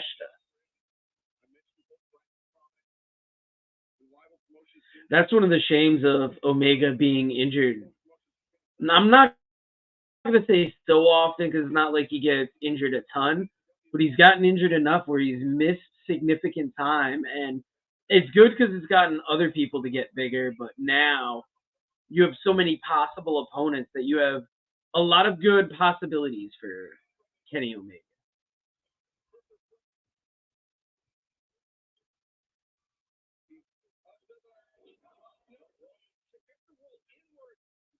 Move off the top rope. Ospreay moved, but he had great recovery. Takeshita had a great German suplex there.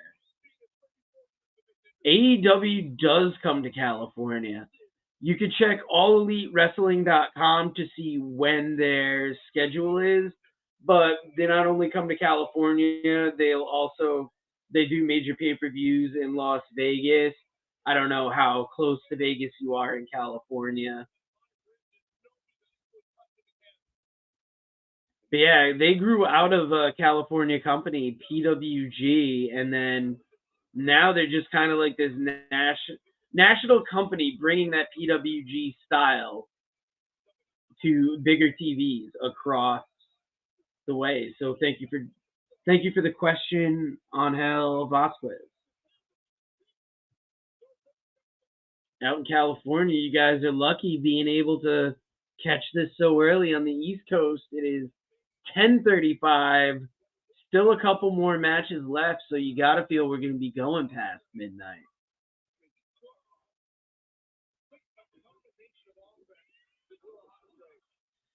Better show to watch in person.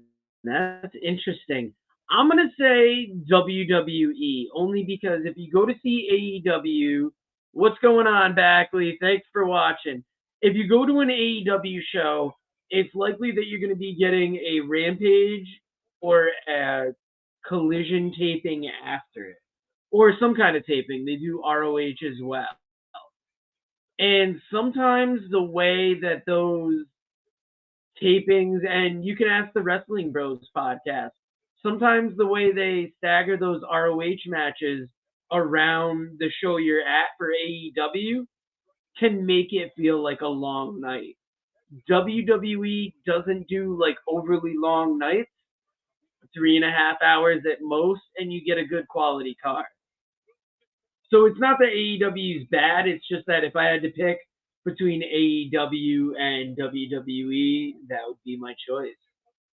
Backley over at the Wrestling Bros podcast does great work. Check them out. Another friend of the show. The Wrestling Wee Brian, it is a long night. And that's the tough thing with AEW. I enjoy them, but sometimes it can be tough. Greatest WrestleMania main event of all time, in your opinion? That is an interesting question at the Moose is Loose. You know, I want to say like a classic Steve Austin one. But for me, I got to say it is Daniel Bryan winning that world title that night at WrestleMania 30. It was such a big main event, and the crowd finally got what they want. Are there any special appearances tonight? We had Kyle O'Reilly come back earlier. I feel like there's going to be some kind of special appearance in that main event. We'll have to find out.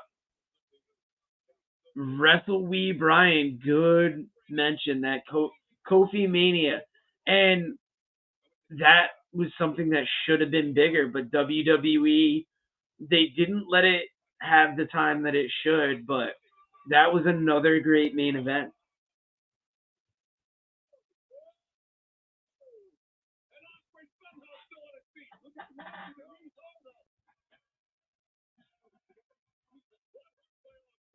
Sassman agreeing AEW is so long.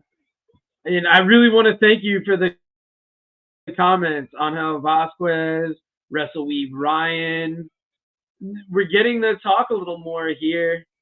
Tag match last year between the Usos and Zayn and Owens. Another good pick, Wrestle Bros podcast. That was great because they built up that Bloodline storyline so much.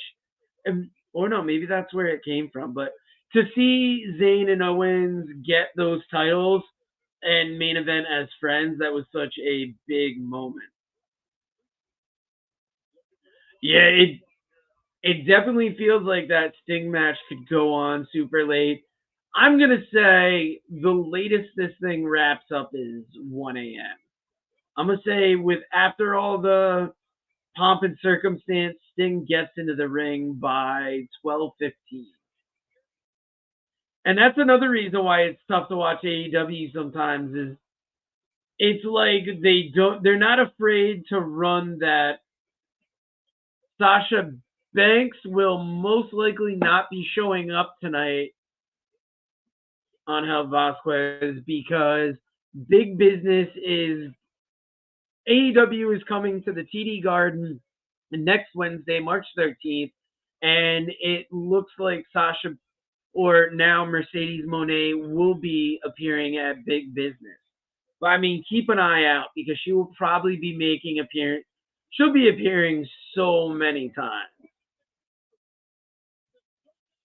Yeah, luckily there's only 2 matches left after this, and you almost have to wonder, could that world title match be not short, but could it be a little shorter so we get a decent main event?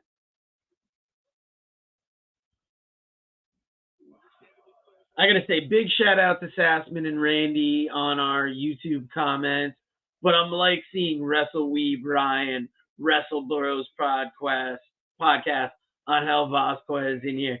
The Sting match has not happened yet. That is most likely going to be the main event here.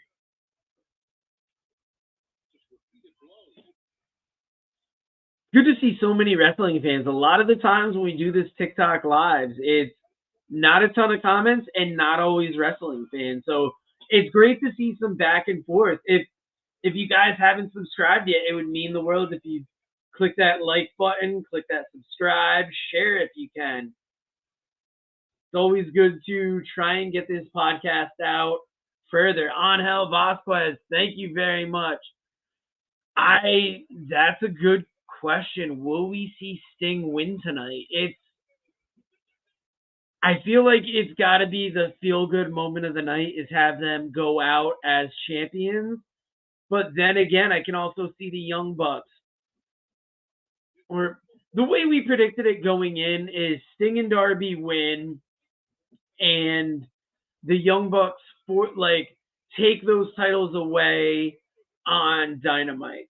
But if you want to go traditionally with how wrestling is, and Wrestle Bros podcast says it right there, he thinks, thank you, Angel, for letting me know. I always try and go with what I believe will be the right pronunciation. So thank you for the subscribe, and thank you for letting me know, because I would have been calling you on hell all night.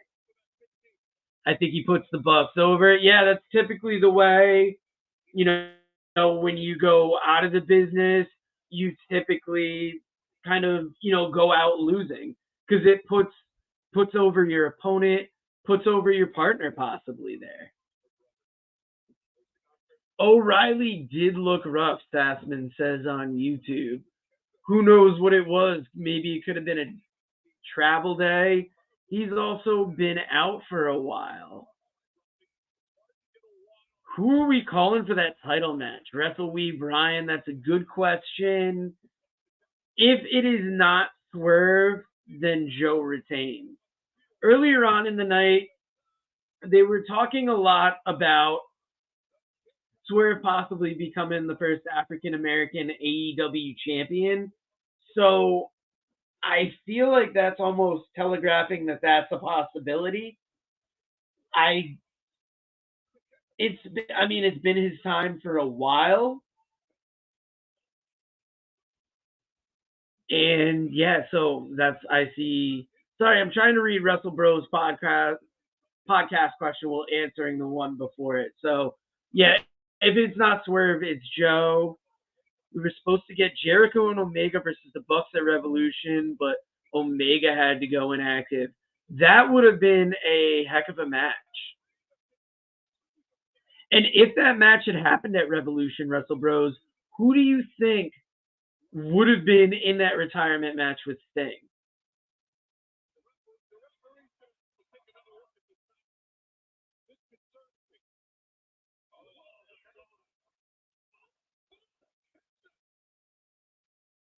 Anyone want to bet a chug of beer that they show a WD Hall of Fame during Sting match? That is almost definitely going to happen. I would be surprised if we don't see Lex Luger out here. If we don't see Arn Anderson, we're going to see Ric Flair. You're going to see David Crockett most likely. I wouldn't be surprised to see Jim Ross come out and do that final match. Kevin Nash is the one that I've heard that said that he couldn't because of whatever his WWE Legends contract is. So that's sad to hear, but I mean, it's who knows? Maybe that could have just been a false front and we see, Kevin Nash here. But there are guys that don't want to argue or they don't want to anger the company that they're affiliated with, even if it's just like a Legends deal by making an appearance.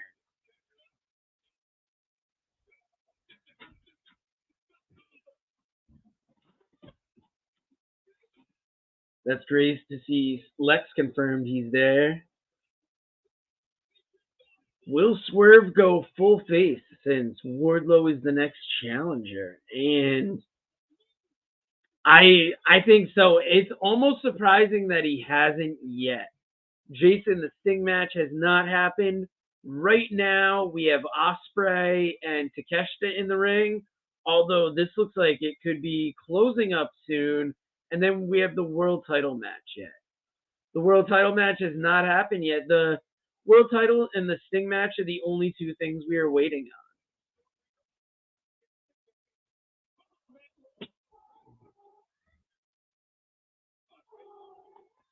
Sassman with some breaking news. Did they say the triple threat was the main event? I did not know that. That would make a little more sense because I think Tony Khan traditionally, it's tough because you've got a heavyweight title match. So Jason saying he read the Sting match will not be the main.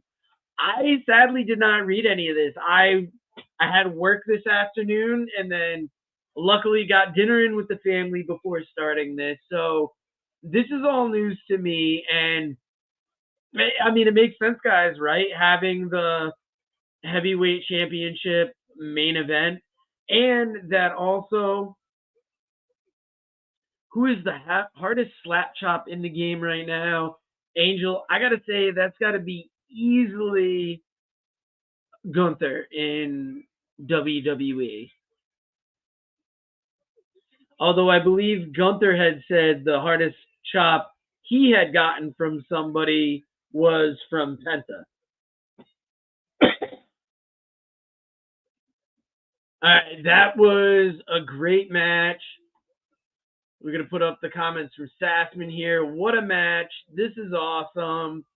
And Sassman, you are not wrong. That thing delivered.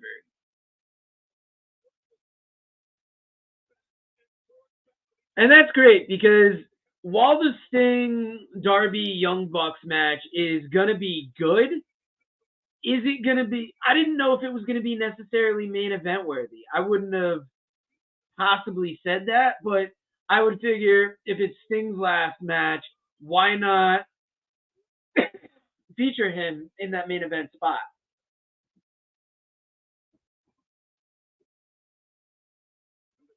What's your Mount Rushmore for wrestling? To say this, I have to argue that, all right, Kyle Fletcher making a return here. Another member of the Callis family coming down. I don't know if we need this kind of gimmick on a gimmick right now, but back to my Mount Rushmore of professional wrestling. Gotta be Ric Flair. It's gotta be Bret Hart. Since a lot of my wrestling I watched a lot of wrestling from when I was a kid up until about 20 years ago.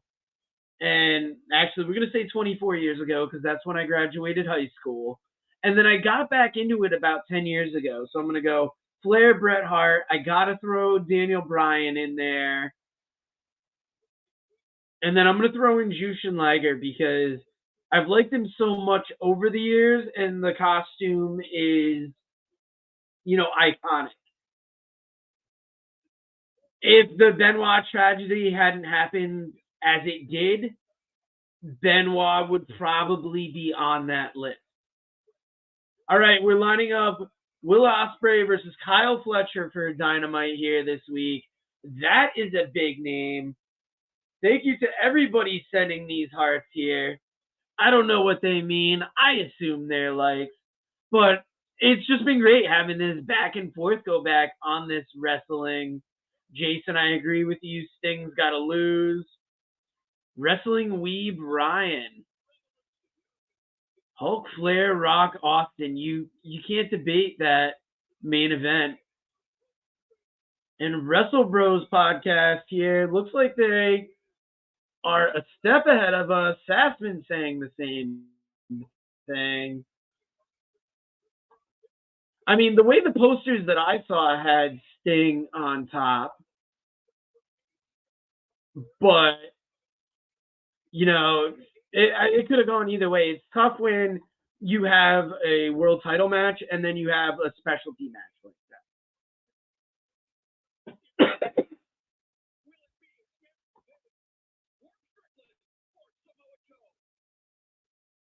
All right, so now that we got the confusion of where Sting's match is falling on this card, I'm asking everybody now, I'm throwing it out there. Does this mean that the people in Greensboro are going to leave with a positive feeling, or are we going to be left with a disappointing end? Love the camera transitions they did there between Samoa Joe's face to Hangman's. Jason Schmidt, I got to admit, that will happen on these AEW pay-per-views. It's why I've been talking so much about the WWE pay-per-views being a tad more enjoyable, just because they don't go as long. If this were WWE, we would have been done. But Tony Khan really, really stacks these cards and tries to give you the most for your money. Statsman saying he thinks it'll be emotional but good. We got Wrestle Bros podcast saying positive feelings. Sting gets to leave on his own terms. Do you see the possibility of a Stinger turn on Darby? Wrestling Wee Brian. We actually had somebody propose that it could be Darby turning on Sting. So that I like that turn, that there's going to be some kind of turn in the main event. Jason Schmidt, 100%. On an AEW card, there's almost always too many people on the card. And on the one hand, you look at it, we got 5-6 title matches tonight. But at the same time, we are going, it's almost 11 o'clock here on the East Coast, and you've got 2 matches, and you have to expect a triple threat match is going to give you, at least 20 minutes? Maybe more? The scramble match was way too much. And then that main event match, even if the match isn't long, it's going to be a 30, 40-minute segment with entrances, with the celebration of Sting's career. All those little things are going to add on. One of the greatest things to come out of AEW in a while is Prince Nana's dance. Prince Nana was somebody I had always seen ROH, was never thought a ton about him. But, getting to see him, he has added so much to Swerve's character. And I think with that dance, it's almost like, how does Swerve not go face? Oh, Snug Wrestling, I will not be watching the press conference. Maybe I'll be watching the press conference. After doing a live show like this, even though I've had a couple game up hard hydrations, I've got my sleepy time greens ready. I'm still going to be up pumped just because of watching this whole thing tonight. With it being 10:50, it gives us more time for both these matches. Very true, Wrestle Bros podcast.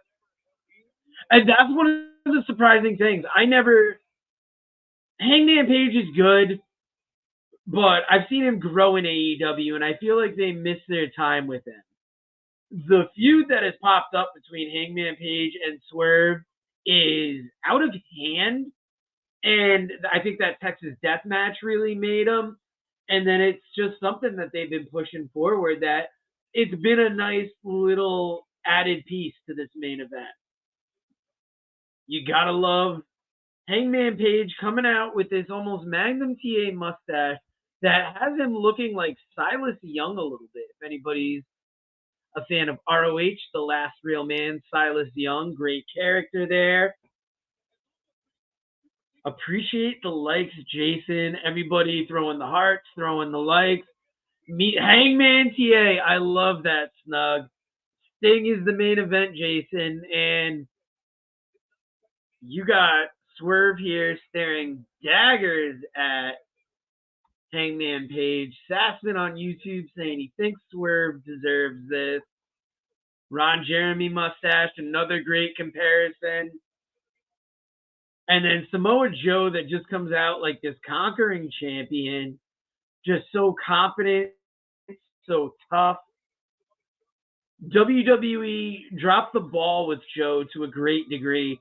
It was great seeing Joe do other things like the commentary, like being able to be the NXT champion. But it just feels like such a big platform that they're displaying Joe on, that holding that title up, just an air of confidence about him. Loving this right now.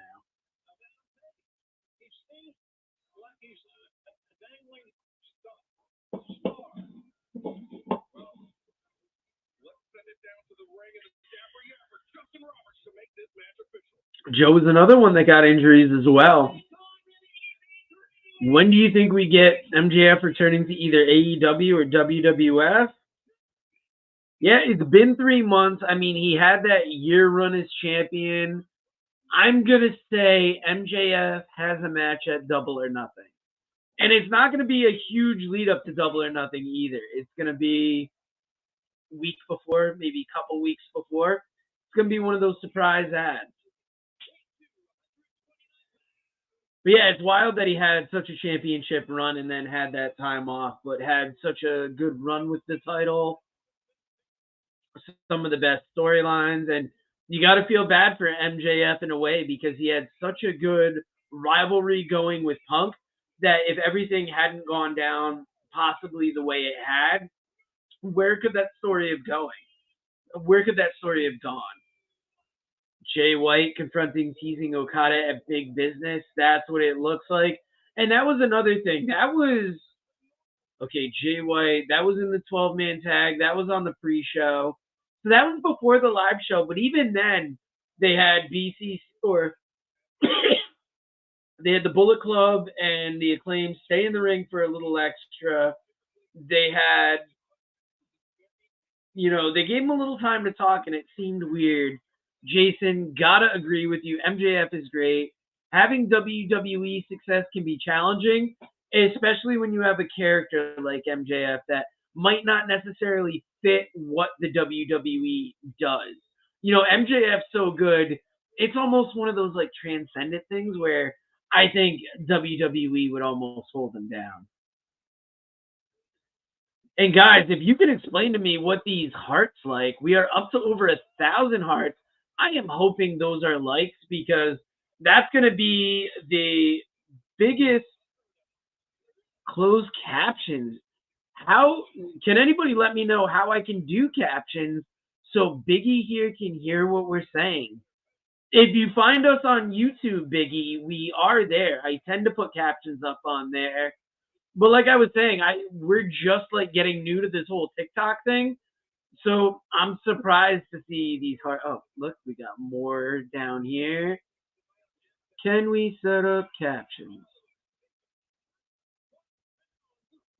I'm sorry, Biggie. I don't know how to set up captions, but the people are coming through. 1.2 thousand hearts. That means a ton. And we try and be, aware of our audience that has different disabilities.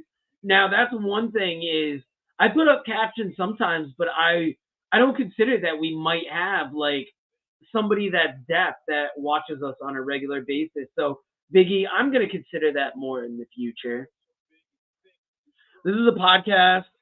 What do we have for a snack for tonight, Joe? Sadly, the only thing we are snacking on is Game Up Hard Hydration because I had a beautiful... I went to my mom's house for dinner tonight. Me, my brother, her, and I. She made a great spinach, bacon, macaroni, and cheese. So I had that. I went from work to her house to here. So no snack for late night, but Sass, I got to ask, what are you snacking on there? And like I was saying to TikTok, because I wasn't understanding the hearts and all that, that's the biggest response we've had on a live stream yet. We don't do a ton of live streams because we're trying to get better at this. We've been building this podcast for over the past 5 years, and it's just slowly evolved. At first, we were just audio. Then we went to video. Then we put more time in our YouTube channel, and now we're looking to grow our Twitter, our Instagram, and our TikTok. So thank you for everybody joining us there. Thank you for everybody on the YouTube. Okay, Sassman here coming with, had a burger from Mr. Beast Burger and now chocolate chips. Where is there a Mr. Beast Burger?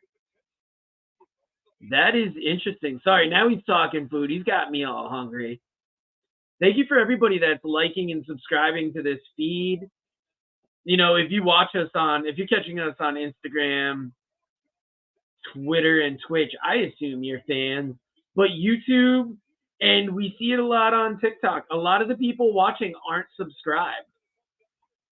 So if you want to keep up to more of the things that we are doing, I'm just checking on our Instagram comments here. Sass is sharing the live.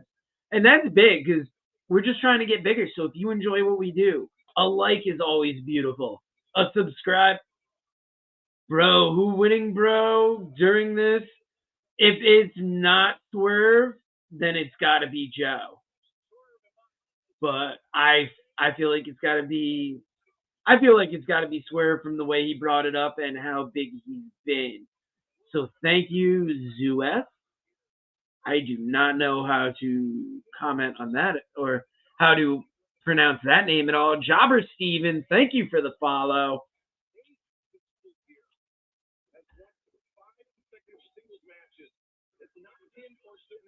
Okay, so for anybody living in the Jewett City area, which this is probably going to be a very narrow view, Staffman is telling me, just learned this today, you have to order pickup on DoorDash, and they have one inside Ruby Tuesday in the Walmart Plaza. So if you want to get a Mr. Beast Burger, you can get it from Ruby Tuesday.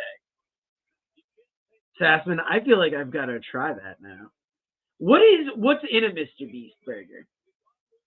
That would be the goal one day, is to have a working fans burger.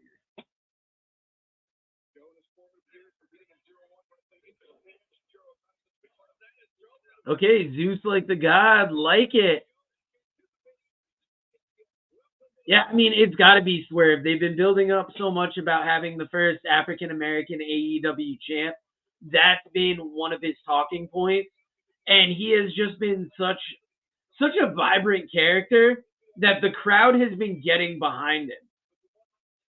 Although there's a small part of me that likes to think if Swerve was winning tonight, maybe he would have had West Side Gun come to the ring with him. Might have had, I'm trying to think of, maybe like a DJ Who Kid, one of the other, rap adjacent people that they brought in.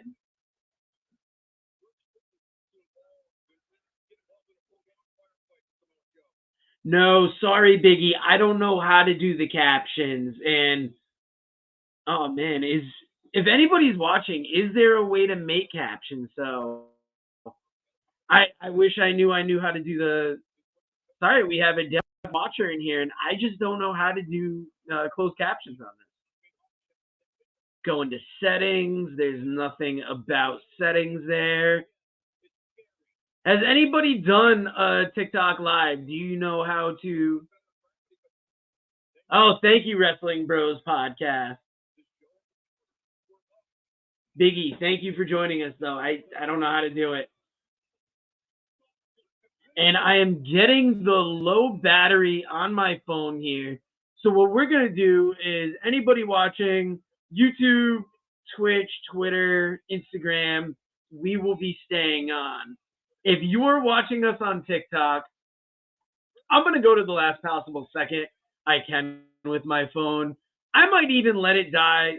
Settings, privacy, go to display. Thank you, Wrestle Bros Podcast.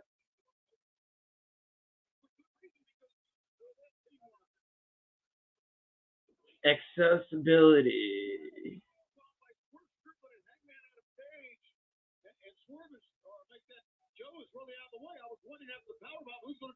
Settings and privacy. So when I go to settings, I don't see anything about privacy. When I go to settings, I see hear your voice, rankings, comment sections, moderated, muted accounts. So Wrestle Bros, I'm also looking for something else. Content disclosure. I don't have. Sorry guys, we're taking a second. I've really been enjoying this back and forth with everybody. All right, so MJF returns tonight and costs somebody the title. I like that.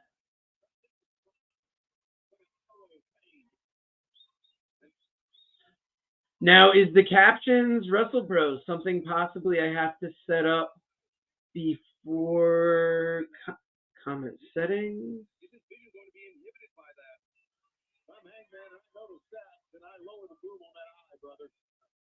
All right, Wrestle Bros, I'm struggling here. I appreciate the help. It says you can pause live, but I don't even want to pause. I feel like we've had such a good talk going. User with all the numbers, MJF shows up. I love seeing that. No activities. Awesome, Wrestle Bros Podcast. Known Backley for a long time. We used to be in a podcast group together. I'm trying to think what they call them right now. Podcast network. And, Wrestle Bros, Cage My IQ. Sting has not wrestled yet, Nordstrom. That is going to be in the main event.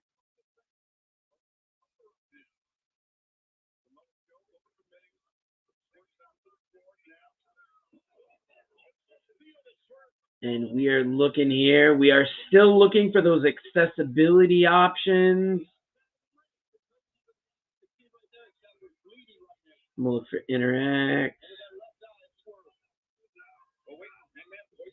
Enhance. Oh, could we have?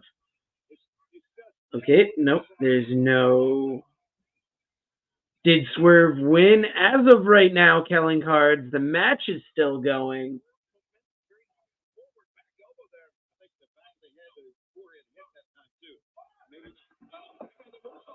All right, Sassman saying it was amazing. They have a couple different options.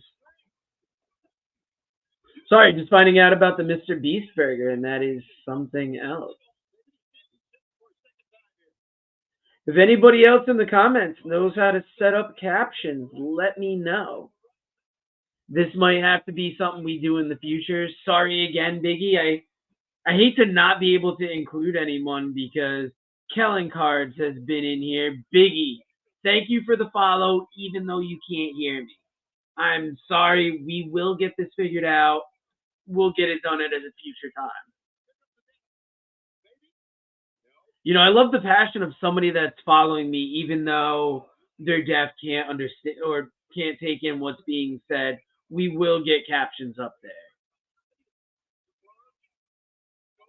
Now you got me learning how to do sign language so I can at least convey something to the people watching.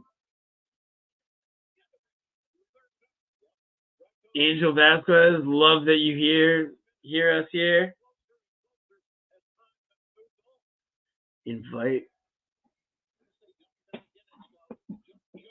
Wrestle Bros, though, still trying to figure that out. If you like what you're seeing here, you're going to like, not every video has captions. All right.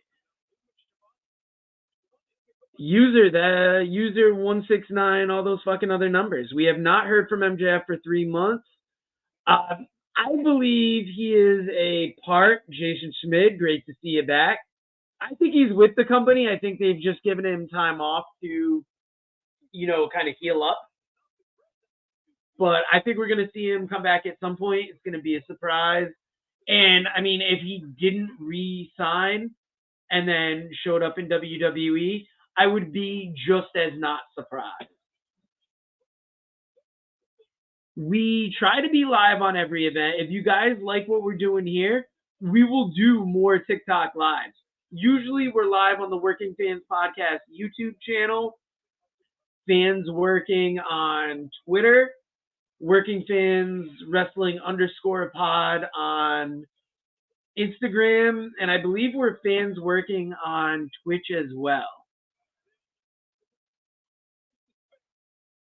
All right, so can somebody do me a favor for Biggie? Wrestle Bros, if you could take this. Let Biggie know that I feel bad that I can't figure this out. I believe the captions are available on YouTube. Thank you. Can I comment in there? That's one thing. I don't even know if I can write comments. Sorry, guys. We're all so new to this. All right, guys. I'm going to take a minute to type out a message to Biggie, and then I'll return talking to you guys.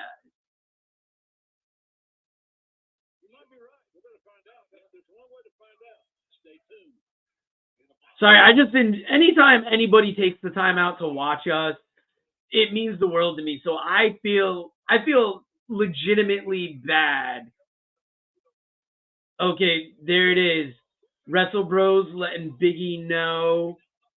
And, I feel legitimately bad if somebody's tuning in and, either we're not that we're not living up to expectations, because whenever you find a podcast, the internet's a terrible place, and certain people are going to have high expectations. But in a situation like this, Biggie's tuning in, just wants to participate, and I've got no way to help that. So I feel bad. We've been known on our podcast. We like to have fun. We talk about wrestling. We are not always 100% politically correct, but we do try and foster an air of discussion. We like talking about the positive as opposed to the negative. And on that, Angel Vasquez saw the Iron Claw movie. I loved it. I could see past the things in the movie that didn't match up necessarily with the real life story. And all right, guys, this live, hold on a second here. All right. This live is going to end in 47 seconds. If I can't match this puzzle piece. Oh, good. We are not getting cut off. So, yeah, Iron Claw movie was great. MJF was in the movie, but he was only in the movie for brief seconds. He played Lance Von Erich, and it's not terrible because you're going to hear a lot about the guy that did the Ric Flair. I don't know how to just the Ric Flair impression. People didn't like the way he portrayed it. On the other hand, you had the Freebirds in there. They portrayed the Freebirds well. And anybody watching, we just saw Hangman hit Swerve in the head with the title, so that's going to affect things. Angel, he is also a part of another movie he was filming. I totally forgot about that. But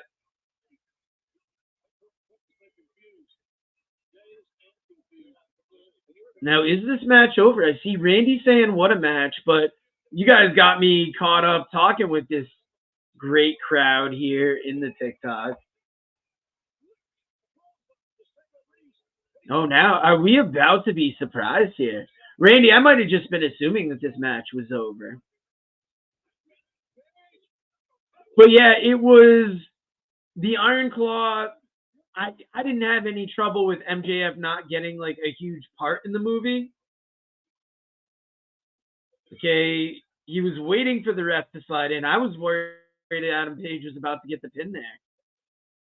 Now he's arguing with Bryce Remsburg, so we're getting a lot of moving parts in this end.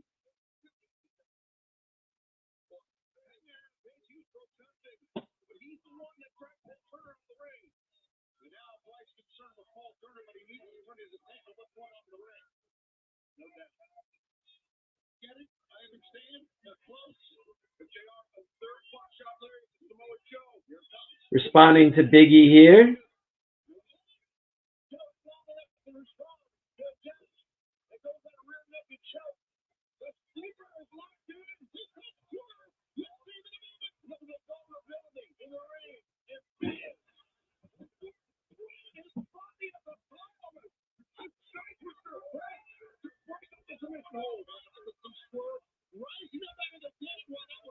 Been getting a lot of good feedback tonight. I gotta say, guys, like we haven't done a ton of these, but this one tonight has to be like one of the more engaging. We're getting our usuals on YouTube, Instagram, Facebook. We are getting more people in TikTok. Thank you very much. People watching on TikTok, would you watch live if we did this again? Definitely subscribe to keep up with this. But if this is something else you would like us to do, let us know. Zeus loves seeing that, Kellen Cards. You know what, guys? Then we're going to do more of these because the man called Dave and myself have been talking about different ways Angel Vasquez loves the hell yeah. And we're loving just more, enthusiastic fans because we've done this for 4 years, talking to next to nobody. Now that other fans are talking to us, giving their opinions, just joining in on the discussion, it is really quite humbling because, we started this where was it? It was just before the pandemic. And so we started roughly 5 years ago. It was just before the pandemic. It was, I had lost my dad not too long after that. Then not too long after that, Dave loses his mom. And I mean, I think we did it just to kind of, keep on. But then the people that we've met, the connections that we've made have all been so important. So TikTok, if my phone dies on you, thank you for watching us. Click that follow button before this dies out so you can see the next time we do this. Because I'm going to let the man called Dave know. And Wrestle Bros Podcast. We might even talk to you. Wrestle Bros, would you be willing to go live with us on certain events? So you can not only have us, but you can find another great wrestling podcast out there.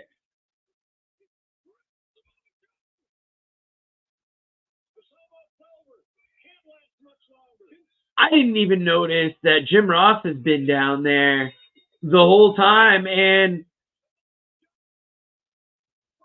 all right, spoiler alert, everybody, Joe retained the title.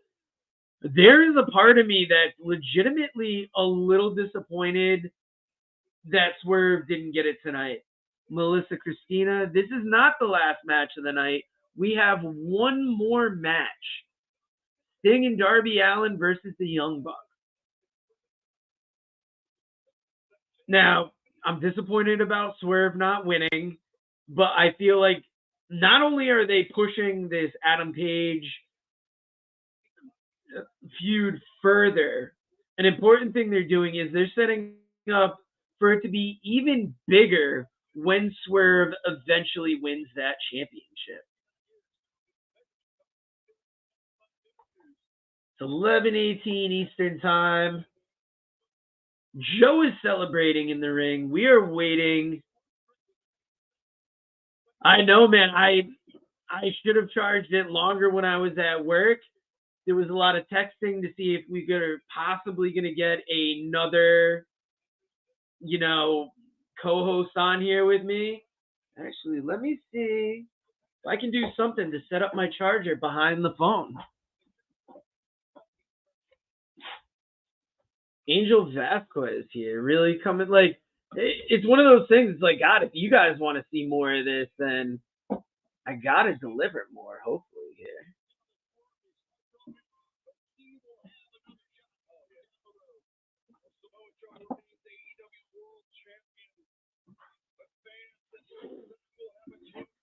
All right, we're working on this, guys. We're figuring out a way.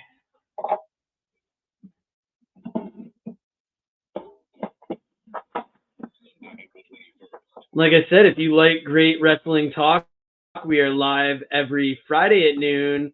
Although you can catch the shows on YouTube and TikTok. I've got a wireless charger here. So, I thought I set it up. I knocked the fucking desk. This is what happens when you go live, folks. AEW Dynasty, Sunday, April 21st.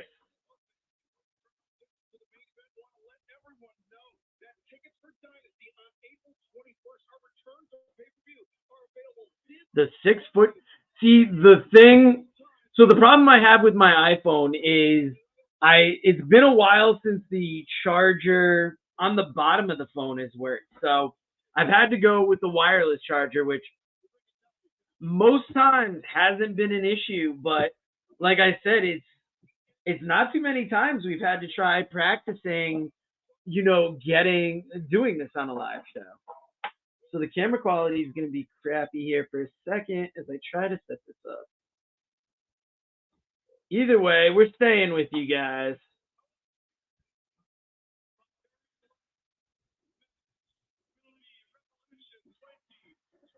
Okay, I think I got it propped up here.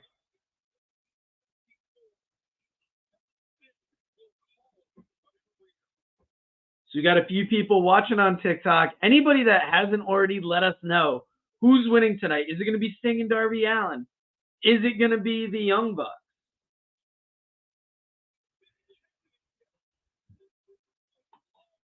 Seeing a couple comments here. April 21st, next pay-per-view coming from Sassman. Randy Osga saying main event time. We've had Young Bucks win, Angel Vasquez saying.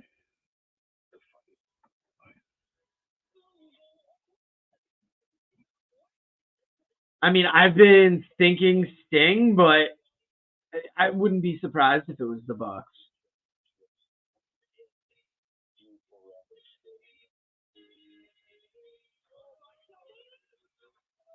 Replaying Sting coming down from the rafters on Wednesday. What did you guys think about that? It's classic as far as Sting, but there's also a part of me that just doesn't feel great about it after the whole Owen Hart thing.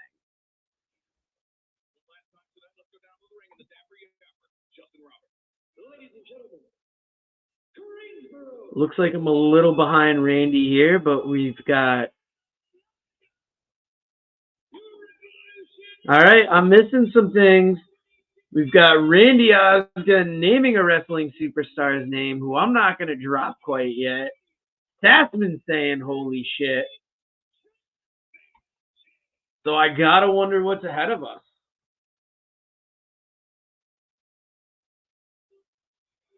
All right, Ric Flair coming out.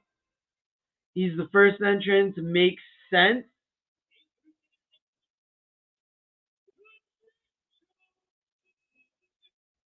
All right, he's in a suit.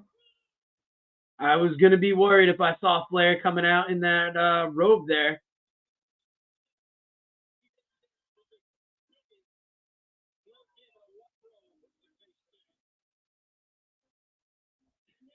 And all right, I got one more graphic to put up for the YouTube. And all right, Ricky the Dragon Steamboat's coming out now.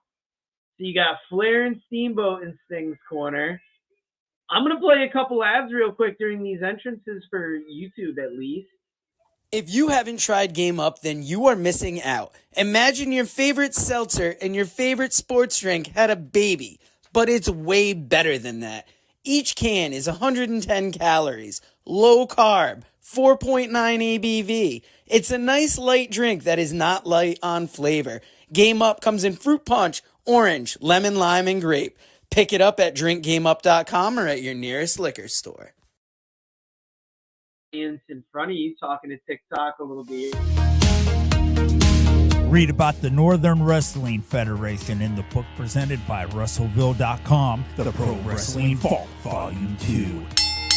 Hear the story of Roger Ruffin, the man who trained Carl Anderson, the Monster Abyss, Jordan Clearwater, Chris Harris, and Jillian Hall. Plus 45 other short stories including Jazz, Bobby Eaton, Kamala, Thunder Rosa, Mario Mancini, Scott Casey, PJ Black, Kerry Morton, Sal Renaro, Jeremiah Plunkett, Colby Carino, Bam Bam Malone, and many others. Get your book today at Russellville.com. Russellville. It's where wrestling lives.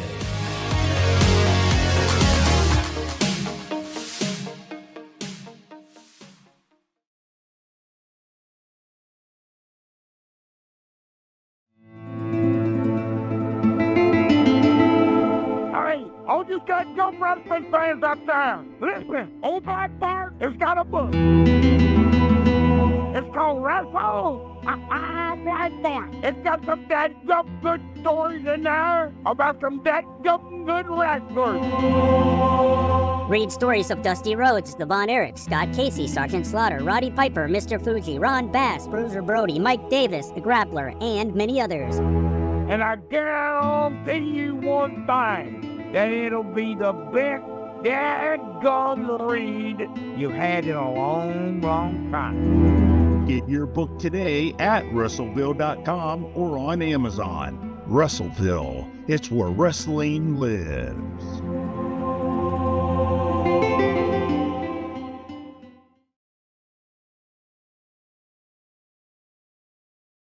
Coming out here. Commercial just ended on Instagram, YouTube. Yeah, I don't know if I've thrown out our social media as much. On Facebook, we are Working Fans Podcast. Like the podcast page. Join the Working Fans Podcast Nation of Domination. That's the Facebook group for the page where share anything you're into. Music, books, anything you like, share into that group. And other people are likewise. But on Twitter, we are at Fans Working. On Instagram, we are at Working Fans Wrestling _pod.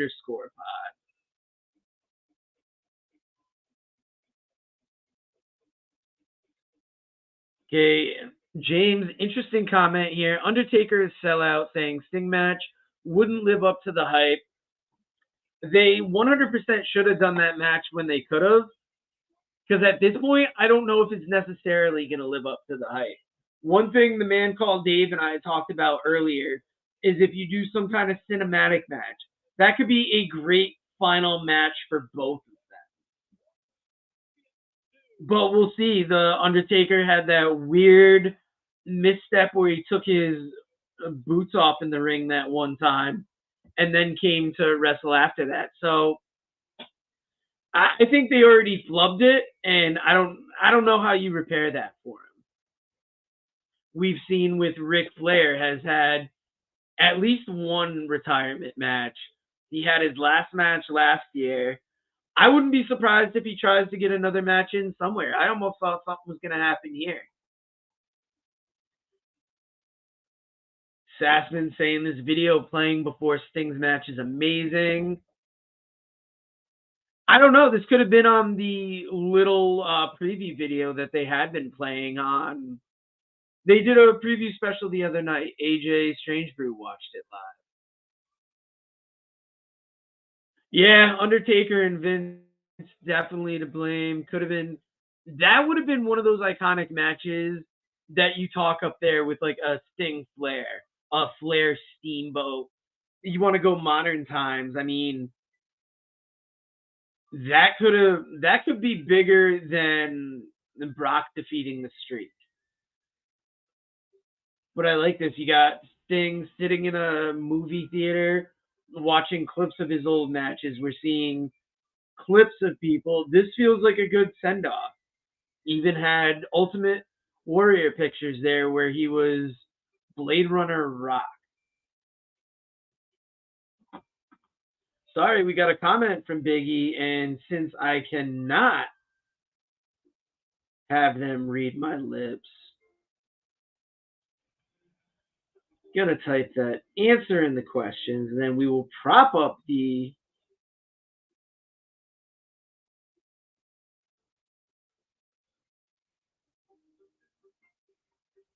chat Charger again. You guys are being awesome staying with us for this. What is pushing everybody to watch, if I can add? Are you here for the Sting match? Are you here just because you're a fan of AEW? Or are you just a wrestling fan in general? Yeah, this video is great. All right, let me see. Are we done on Instagram? Instagram might have cut us off. Oh, no, I think I just clicked on Instagram. Whoops.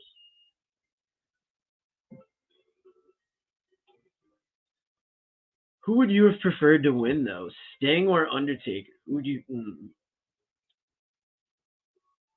That's tough because both... When I was growing up, I liked WWF. Undertaker was one of my guys. WCW, it was Sting. If it had happened, say, in the 90s, back when he was still Surfer Sting, 100% I would have liked to have seen Sting win, and I would have cheered for Sting. If you want to go a little later, where Sting's still active, adopted the crow paint, at that time, it would have been a great... No, I want to say gothic match, but it's going to be two dark characters going against each other. So I would take Undertaker over Crow Sting.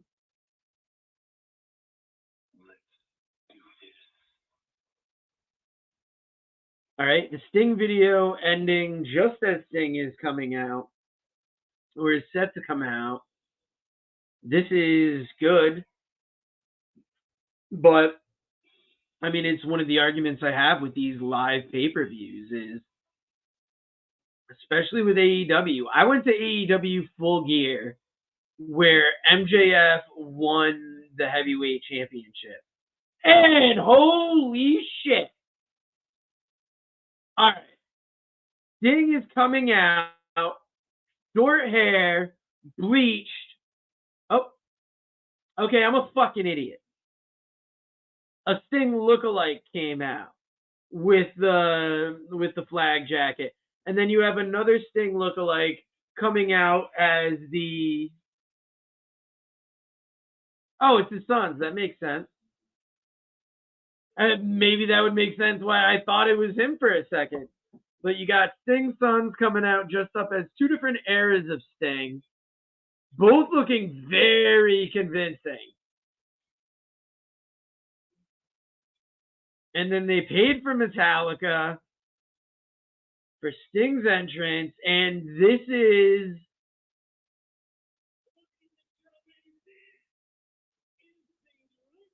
Sassman thought it was Sting too, so thankfully I wasn't the only one. This is a...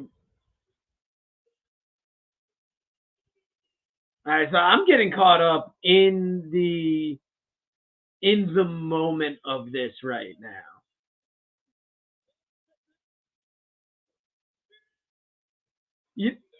Oh, Tony Schiavone giving that familiar "It's Sting" call. It's always great to hear. I mean, Sting's been one of my biggest favorites for years. And, you know, when I sit here thinking about who my favorite wrestlers were, I didn't put Sting on the Mount Rushmore. But, I mean, when I think about it, I used to buy the WCW comic book because of Sting. I would watch religiously, and Darby Orty diving on both of the Bucks on the outside. And a tornado tag, so we knew we weren't going to... we knew it wasn't going to be traditional tags going in. But... And Russell Bros podcast.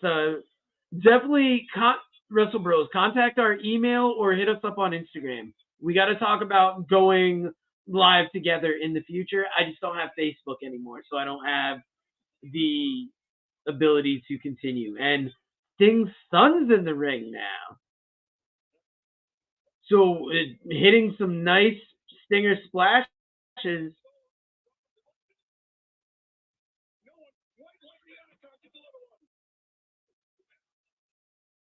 I'm sorry, guys. I think I'm going to be.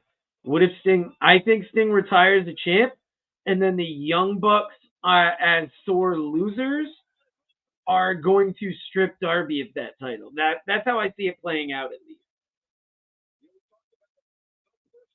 Where would you rank Sting in the pound for pound list?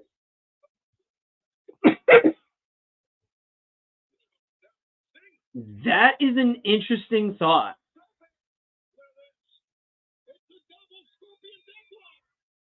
Pound for pound wrestlers, that's tough. He's going to be top 15, top 20, because Sting's good in the ring. But, I mean, if you look at people like Ric Flair, Ricky Steamboat, Bryan Danielson, a little more technical if you go to like Bret Hart.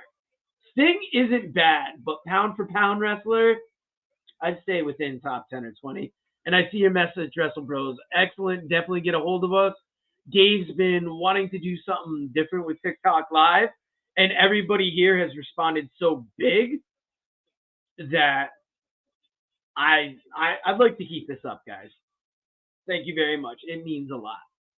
I thought I'd be going on here and just talking to our regular group on, Instagram and YouTube, which I've got no problem with. Sass, Randy, everybody watching on YouTube, thank you very much. But I'm blown away by TikTok tonight.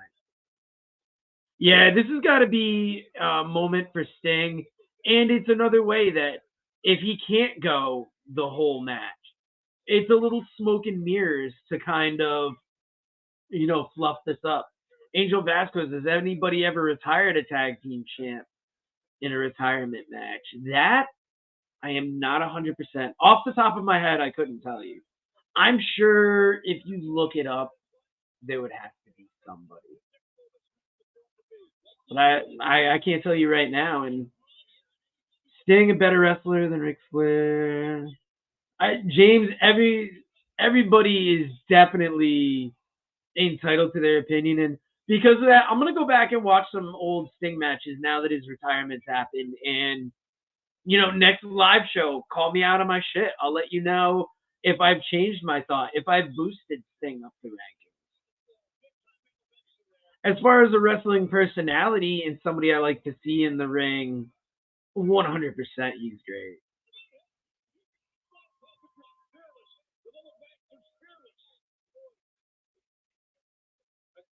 But it's funny, like a lot of the times with wrestling opinions, and this is one thing I like about wrestling opinions, is they can change as things go on.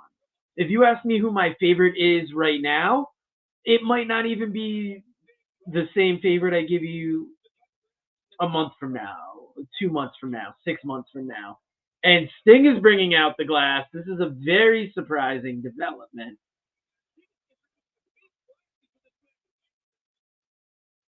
So I lost what I was saying because I saw Sting with his glass, and I'm wondering what is going on. Sassman, it's great to see this for Sting. This is such a good moment, and it's a way for you to get the different eras of Sting. You've got the old Surfer Sting look. Hulk Hogan's an even tougher one. Hulk Hogan was one of my first favorite wrestlers. As a wrestling personality, he's up there on the list. He's top 5. As a pound-for-pound wrestler, I'm going to say not great. I don't own any Sting action figures, surprisingly. Yeah, we got enough battery power. I'm gonna take you over here. This is my little wrestling figure setup. You can see I got Dusty Rhodes, Terry Funk, Vader, Roman Reigns, Jey Uso, MJF. I got The Fiend. We've got Finn Balor in back, Ric Flair in back, and also 2 Bobby Digital figures. So that's the little setup in my studio here. So as you're watching me, this is where we record every week. The action figure setup you saw next to me is what I have to my left. And, you know, to my right, I've got some championship belts behind us here.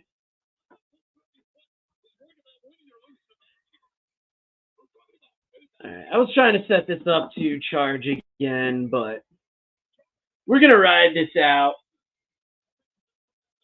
Thanks, James. Yeah, I'm not a huge wrestling figure collector, but there was somebody selling a Fiend figure. I had to get it.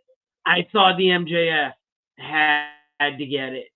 The Terry Funk. I saw they released a certain Wrestling Bros podcast. Unfortunately, I'm not coming down there for Mania Week. I do have a buddy that is popping up to a couple of the GCW events, but I didn't get the new job, so I'm stuck on second shift, and especially at the job that I'm at, very limited time off, so I couldn't make it happen.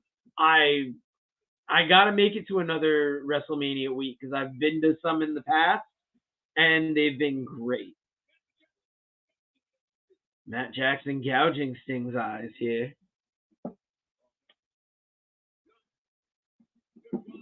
All right, now we're going to see Sting, going through a table on the outside.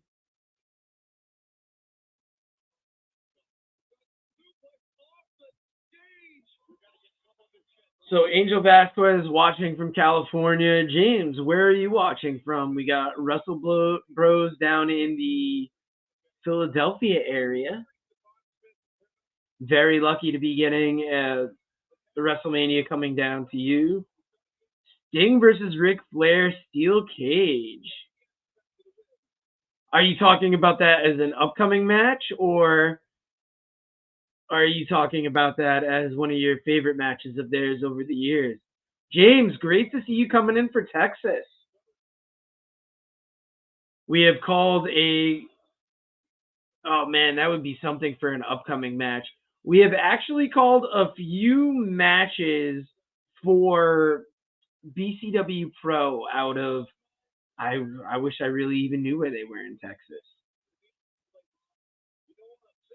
I mean, a regular post-commentary wrestling gig is for New Heights Wrestling out of Florida.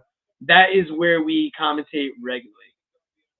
Now, Cloudy on YouTube, absolute banger of a pay-per-view all the way through. So, Cloudy, you haven't had any down matches. You've been into everyone so far. There's been a couple that I could say maybe didn't hit the mark, but love the enthusiasm this late in the night.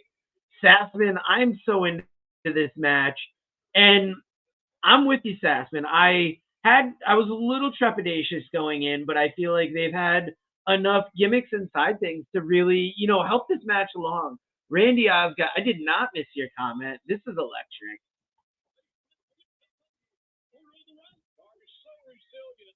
I'm sure Ric Flair would like to have one match. I feel like he's disappointed in that retirement, that newest retirement match that he had. And AEW done a good job last month with his shows, Wrestling Bros staying on it. I have been here and there for Dynamite. The way a couple Wednesday nights of work, I've had to catch up on them late. But I've really liked the inclusion of CMLL talent. I'm big into Lucha Libre. James, it is great seeing. That was something I was asking earlier. The Sting is still in the process of his last match, Z8SK. But I was wondering, I'm like, you got to have Jim Ross come out and commentate this final match, right?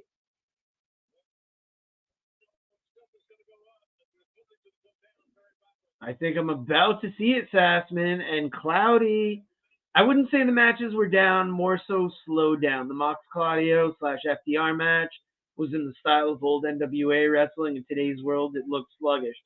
I agree with you, but what do you think about that opening match with Christian Cage and Daniel Garcia? For me, that was like a little bit too slow moving of a match, I thought. Yeah, Wrestle Bros podcast brings up an interesting point. BCC versus CMLL in a few weeks at Azteca in Mexico. Seeing BCC go down there is going to be great. Holy shit! I finally saw Darby Allin go through that pane of glass. I was so upset WWE used him, especially how Triple H made a mockery of Sting. Yeah, that's tough. As much as they wanted to bring Sting in, Triple H had that rivalry and probably not that inherent respect. So Triple H was going to do what he was going to do, and his point got across, but fans of Sting wouldn't have enjoyed that as much. And you can see we're still here talking about it years later.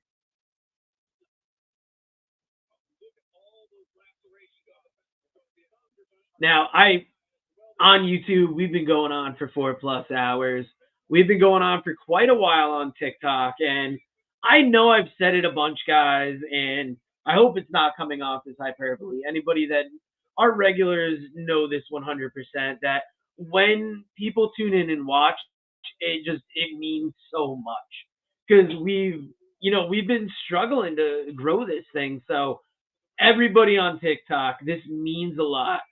Please, so a lot of you have subscribed already, so you'll be here ready for the next one. Even you don't have to subscribe. At the very least, like it.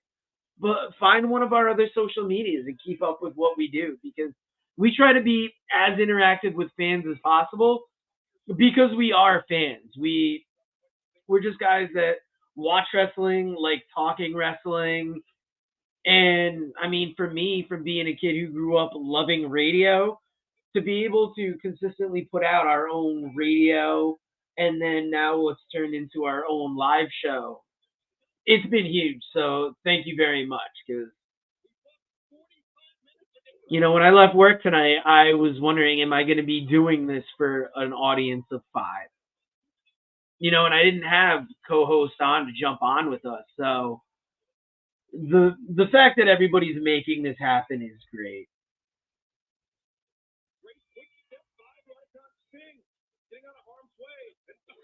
Sassman reacting to something else going on, and Cloudy here with a good point, saying it was at a slow, did seem if it was at a slow pace. I feel it should have gone second. Cloudy, 100%. Kingston and Danielson was such a good match that, I could have taken the slowness of that other match. And I'm seeing Sting climb this giant ladder. Story of Christian and Garcia was a great quick build-up, so I figured the match would be the same. I should have thought about that, Cloudy. Been a busy work week. Didn't get as much into wrestling as I had. Cloudy, thank you very much for the comments. If you haven't already subscribed, if you could, at the very least, hit the like button for us. We appreciate the comments nonetheless. But if you could subscribe, you're making our night here. Sting getting back up. There's another pane of glass in the thing there. Kingston Danielson promo in the back after the match. I don't know if I saw it, Wrestling Bros. Just, wow, now Sting going through the glass. Jeez. Cloudy, thank you very much. We hate to be these, creators that are out here like, hey, can you like and subscribe? Can you like and subscribe? But honestly, for 3 years, we did it talking into the void, hoping that somebody would find us interesting. And now that we've built whatever audience we have, we're happy to see everybody come in. So, Cloudy, thank you very much. Sorry I had to beg for that. Sorry I had to ask for the subscribe. We don't beg here. We try and cultivate a community. We do our best to, at least. In TikTok, the man called Dave is going to hear more about this. We are definitely going to work on more collaborations with Wrestle Bros. James, let me not miss your comment. I'm surprised Undertaker never got disrespected coming from WCW and transitioning to WWE. Interesting. The reason why I think that is most interesting, Ricky Steamboat getting involved here. This is great to see. But I think the reason that the Undertaker didn't get disrespected was because they had a role to fill. This person is coming in that they saw as filling that role, and I think that's the only thing that saved him. All right, Ric Flair trying to cover up Sting's body. Do we get an "I'm sorry, I love you" moment from the Bucks? And they just crunched Flair over the head here. That might make my night, honestly. Like, I'm such a huge Ric Flair fan for, like, everything he's done in the past. The last few years of Flair has been I'm going to say embarrassing, but it's not embarrassing for me. It should be embarrassing for Flair, honestly. But it's been hard to see him in this accelerated age. And I'm always talking about wrestling books on here. And I'm trying to see. There is a Ric Flair book. Sorry, I'm trying to look to see if I'm using the book to prop everything up. It's by Tim Hornbaker. Oh, there it is. The Last Real World Champion. This is not a sponsored book. This was a book that we had heard about it. Tim Hornbaker, great author. And when I read this book, even though I disliked a lot of this later Flair run, if you read about Flair over the years and you hear his whole story, then you can see why he might be holding on after the fact. I mean, no wrestler ever really wants to leave the business.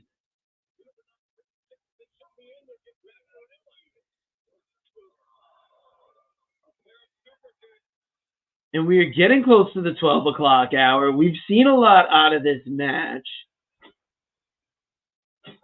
Yeah, you got to wonder if Darby's okay. You got to wonder if Diesel's okay. We got the dog coughing over here. Diesel, you okay, bud? Come on. Come on, bud. Come on. You can give me some love?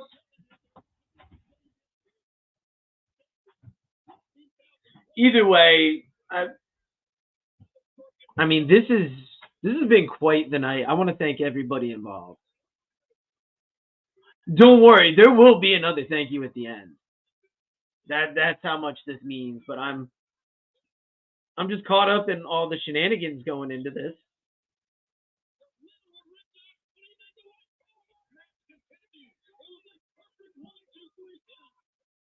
We start our day off with athletic greens over here. Throughout the day and at the end of the day, we hit the sleepy greens. We got the game up hard hydration.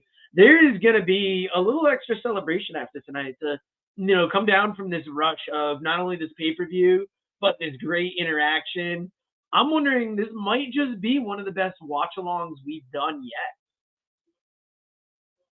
Cloudy, I gotta ask, since you've been joining us, where are you watching from? I know Sassman and Randy Osgood from beautiful Sassman. I'm going to give you credit for Jewett City, Connecticut.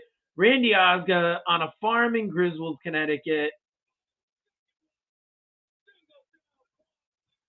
Curious, who is your GOAT fave wrestler of all time? After all that shit I talked on Ric Flair, it's classic Ric Flair up to a point. Like, I've got 2 40-disc Horseman sets. I've got 2 20-disc Flair sets. Classic Flair is the best. Anything after that, anything after, let's say TNA. TNA was rough, but it got worse from there. So I got to give it to Flair. Randy Osgood, thank you. These are our regulars here, and I mean, they come back for every watch along. It's tough for me to put it over because I'm the creator, so of course I'm going to say, yeah, it's a fun time. You should come back next time. But Sassman comes back on a regular basis. Randy Osgood comes back on a regular basis. And honestly, we hope you come back on a regular basis, especially James. Biggie was another one in there. Angel Vasquez. We've had so much good interaction. I think I've seen some likes pop up there on the TikTok at least. We've been seeing them on the YouTube.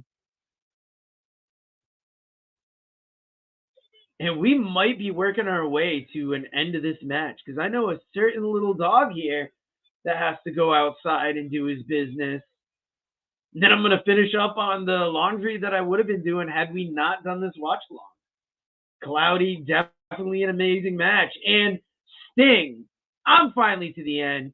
Sting has beat the Young Bucks with the Scorpion Deathlock. This match was better than I could have expected. They gave so much more than I could have thought. And I'm gonna be honest, for at least for a couple seconds, I'm gonna take in the end of this. Cloudy, are you another Connecticut guy? If you're up in the New England area, if anybody watching is in the New England area, Game Up Hard Hydration it's like a sports drink seltzer company that's kicking off. They're getting big up here. Cloudy, another one from California, so I gotta think. I'm not gonna assume, but I assume you also have the Sleepy Time greens out there. You guys pioneered in legalizing them. We finally came around here in Connecticut.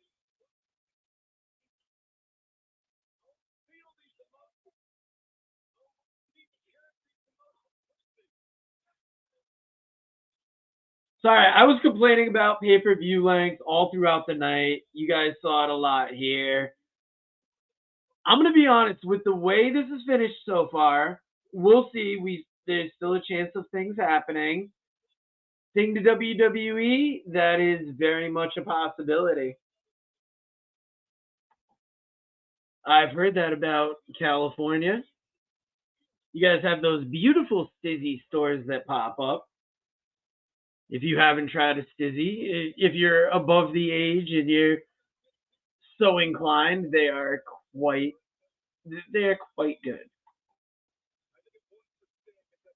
Cloudy figured the Young Bucks were going to win, but damn, I wonder where we go if it's Sting's last match. Young Bucks got to be taking those titles off of Darby, right? Making him give up. I don't know. We saw Sting's sons out there, but could this be their entrance in the business? Do they have any wrestling interest? But I think the Young Bucks play the EVPs, and they take those titles back. We definitely should have demanded the match when we could have.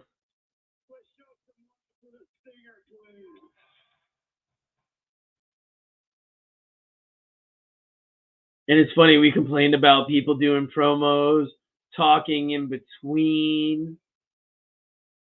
It's not a bad idea, James. Maybe get that hashtag going. I'm sure there's going to be rumors started about that. Who knows? There could already be like back channel talks. I don't know. You see a retirement like this, though. What does Sting have to say here?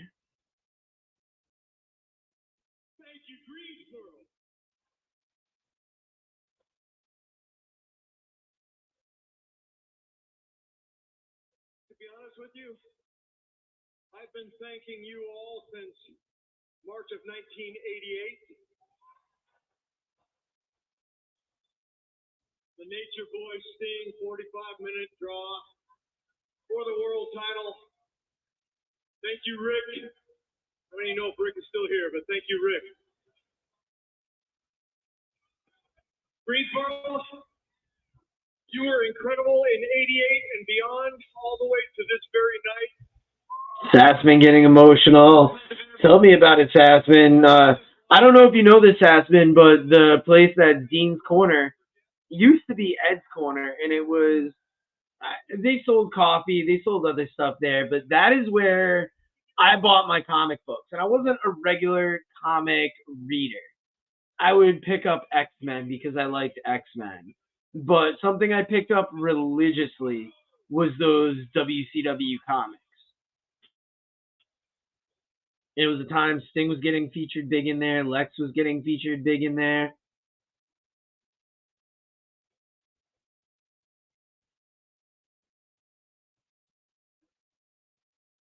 Now you got the whole Greensboro Coliseum just chanting, "Thank you, Sting." This is definitely to give thanks for sure. Thank you to the greatest tag team partner I've ever had, Darby Allin.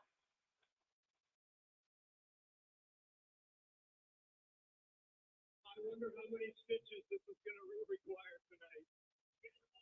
I said I would die in the last match, but I'm still breathing. Yep, I knew it from the Sorry, yeah, the broadcast has gotten quiet because taker. I was a risk taker in my young days. hearing what Sting has to say, like,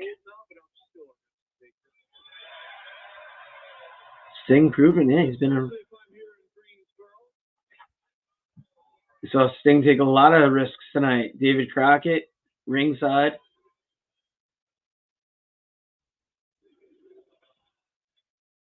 Hearing the "You Still Got It" chants.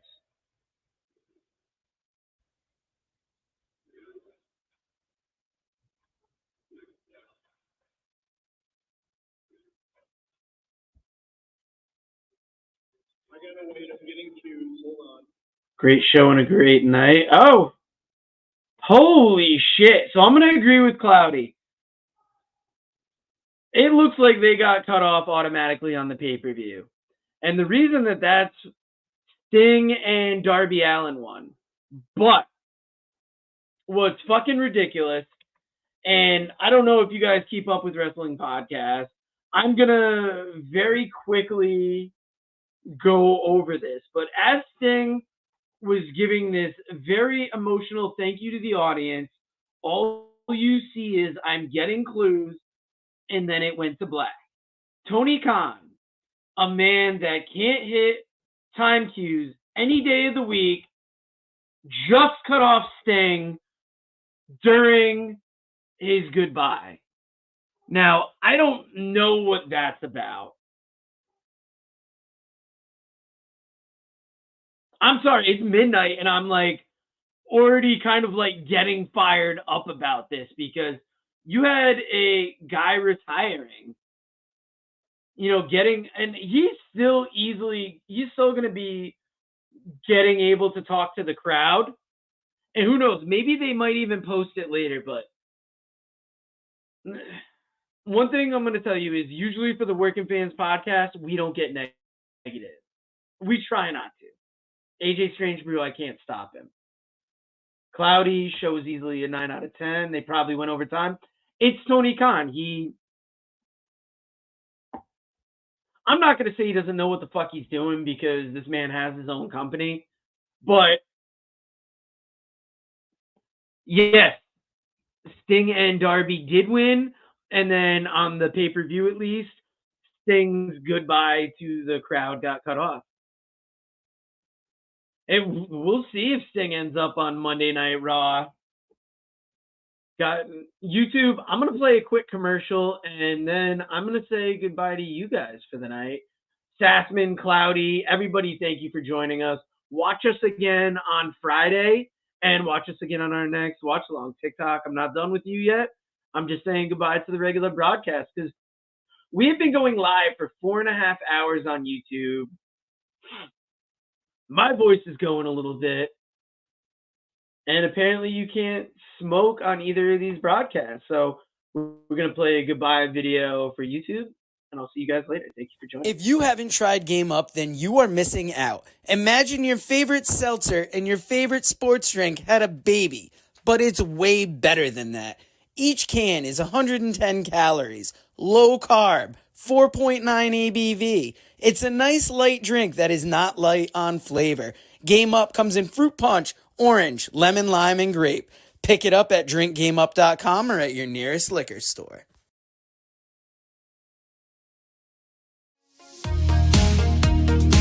Read about the Northern Wrestling Federation in the book presented by Russellville.com, The Pro Wrestling Vault, Volume 2. Hear the story of Roger Ruffin, the man who trained Carl Anderson, the Monster Abyss, Jordan Clearwater, Chris Harris, and Jillian Hall. Plus 45 other short stories including Jazz, Bobby Eaton, Kamala, Thunder Rosa, Mario Mancini, Scott Casey, PJ Black, Kerry Morton, Sal Renaro, Jeremiah Plunkett, Colby Carino, Bam Bam Malone, and many others. Get your book today at Russellville.com.